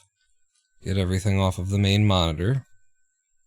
In fact, get that thing up off the main and put it on just another tab, just in case. It's not porn. I wouldn't be ashamed. I'd show you the porn right here on Twitch. It'd just be more viewers. But I'm going to bring you over to the real circumstance here. Here's the real computer. And what are we here for? We're here for PyCharm. We're always here for PyCharm. So, PyCharm. By the way, that's Power Toys, I believe, is what I'm using there. To Alt Space accesses this menu without having to go to Start and fuck with Start. Just Alt Space gets up the PyCharm. This is my to-do list, and there's a lot to do. There's about 100 lines of to-do, 107 lines of to-do, but of to-done, there's, starting at 100, there's down to 204, there's 140 lines of to-done, 130 lines of to-done. So here's the current state of my GUIable system. This is a system for making tk-enter, which is Python's default baked-in graphical user interface. It's supposed to work on Windows and Mac and Linux. Making it actually work, because it sucks. Oh, does it suck. So I'm fixing it. I'm making it graphically, like, reasonable and stuff. Don't mind that there's probably, because it's like a rainbow pattern, the encoding is probably making this look like choppy and stuff. That's not happening on my screen. But you'll notice that I now have a frame rate counter up here, is what I'm calling it. I'm not sure that it actually is recording the frame rate, but it is enabling some other things. So first off, we've got, as long as I don't touch this area, all the scroll stuff is broken right now because it's very old code and I'm avoiding updating it. But everything else, we've got a button that when we click it, it clicks. And that click happens when we release the button while we're over the top of it. If I click on it and go outside of it and release the button, there's no click. But if I click and then release, it's a click. That's what a button is. But you've never thought about a button, so you didn't know. This is a toggle. So it's keeping track of its state, whether it's false or whether it's true, and it's updating that state visually, and it's updating that state with a transparent image, which is not something that tk-enter does. It simply does not do this. You cannot do a transparent widget on top of a background and have it work, and yet in my code you can have that. Over here is a label. You can also click on. It's just a button with a text on top of it. That needs to be rewritten into something more useful. Down here, down here, we have a holdable, where when you press it, if I do that again, just make another, when you press it, it'll go tick, tick, tick, tick, tick, tick, tick, tick. Tick, tick, tick, tick, tick. You can see it working like that. And then right here, you've got an instant click button, where when I click it, it clicks instantly. So it doesn't wait for like this one, we click on it, and then when we mouse up, that's how most buttons work. If you wanted one that clicks instantly, boom, you got that. And then this is actually the beginnings of a radio box, but what it really is a draggable. So I can drag this anywhere on the screen. And the important part is because tk-enter does not do transparency, it does not support transparency, it does not support the fact that you can see through this circle right now and see the background changing underneath it. tk-enter cannot do that without my code, without what I've done. So it is even more impressive if you understand that when you do this and you mouse over another widget, it can see that as well. It is even more impressive, maybe not more impressive, but when you're not using an image at all and you're just using like an area that has a background color that changes on hover and stuff like that, that passes through as well. This can see that also. And it's even more impressive to no one, because no one will understand what this takes, to be able to go underneath a widget that is on top of you and have the widget that is above you draw you onto itself as you are going onto it. There's a bug in this that I've had and fixed before, and I've changed my code so much, so I'm going to have to put that in. But it's basically the last frame that it was in there, it's drawn, but once you've completely left the widget, it doesn't get redrawn. So all that needs to happen is there needs to be one extra redraw cycle for an overlapping widget after the overlap has been broken, and then that will work.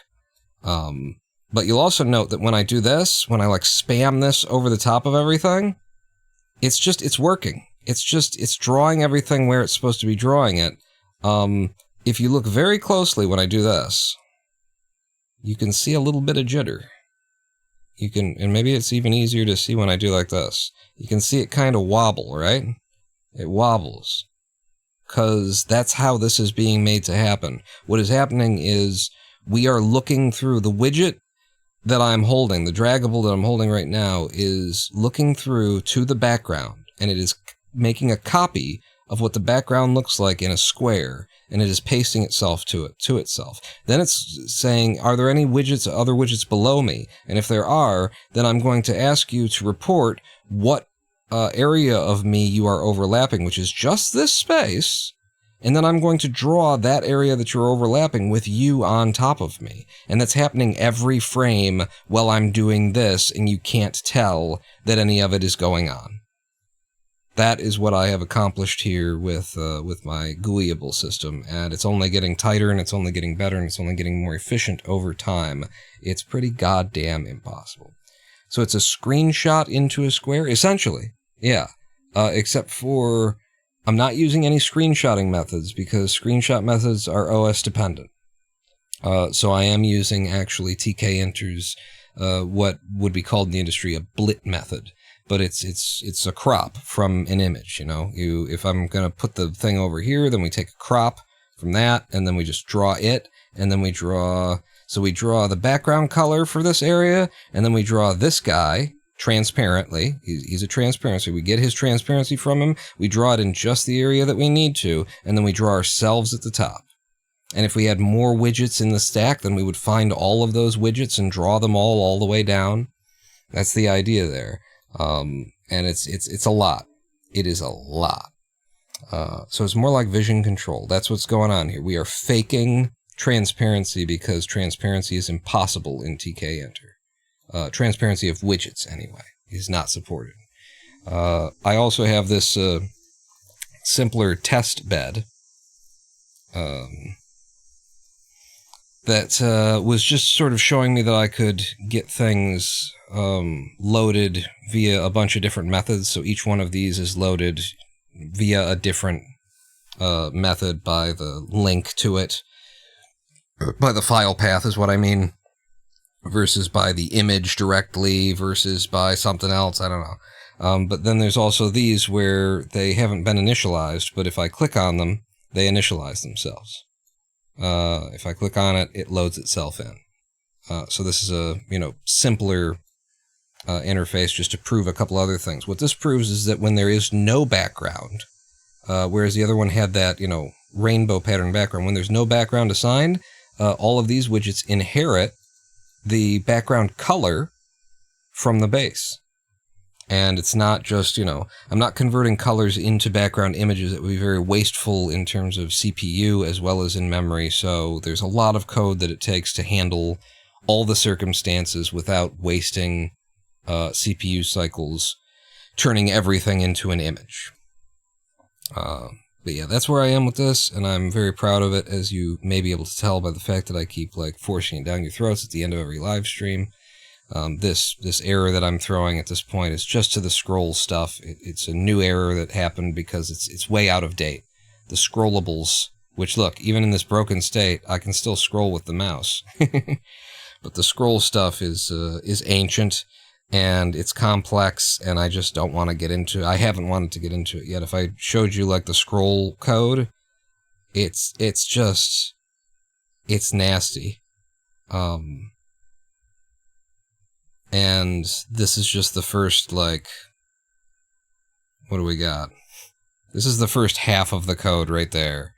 It's a lot of code, is what it is. And it's so many considerations, and it's so much juggling of, like, has a thing updated its state yet, or hasn't it? And, you know, what's the size of, because a scroll window responds, a scroll pane responds to what's inside it, and then the scroll bar, you know, the scroll handle changes in size to represent that, the scroll area changes as you make updates to it, so it has to sort of self-monitor. It's a nightmare to get all of this working, and I do have it all working.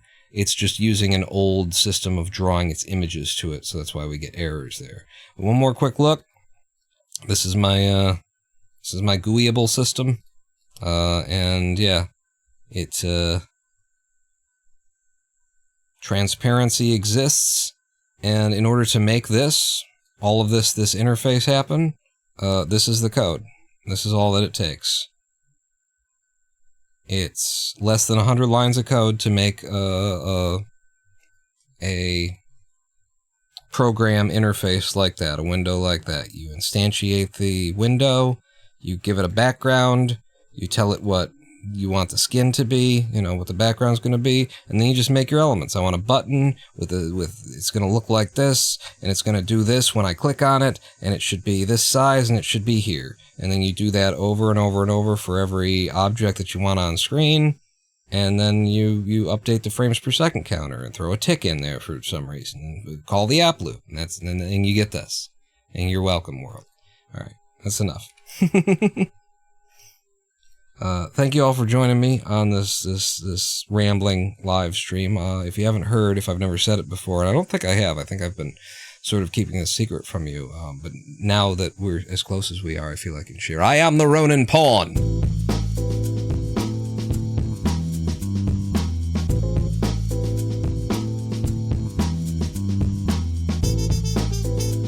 So now you know. Now you know that I am the Ronin Pawn. I've let you in on the secret. We will be back here this Thursday, or if I haven't already gotten the world record, or rather, if I'm not already #1 in the tournament and I'm like busy preparing the YouTube video to upload, if I'm still running for this game on Wednesday, then we'll do the live stream on Wednesday. If I'm not, then we'll have the live stream on Thursday. Maybe. We'll see about that. I have to look at the rules of the competition. If the submission deadline is at the end of the day Thursday, we'll just do it on Thursday. Wednesday or Thursday, look for me here around 3 p.m. U.S. Eastern Time. I am the Ronin Pawn. Pawn out.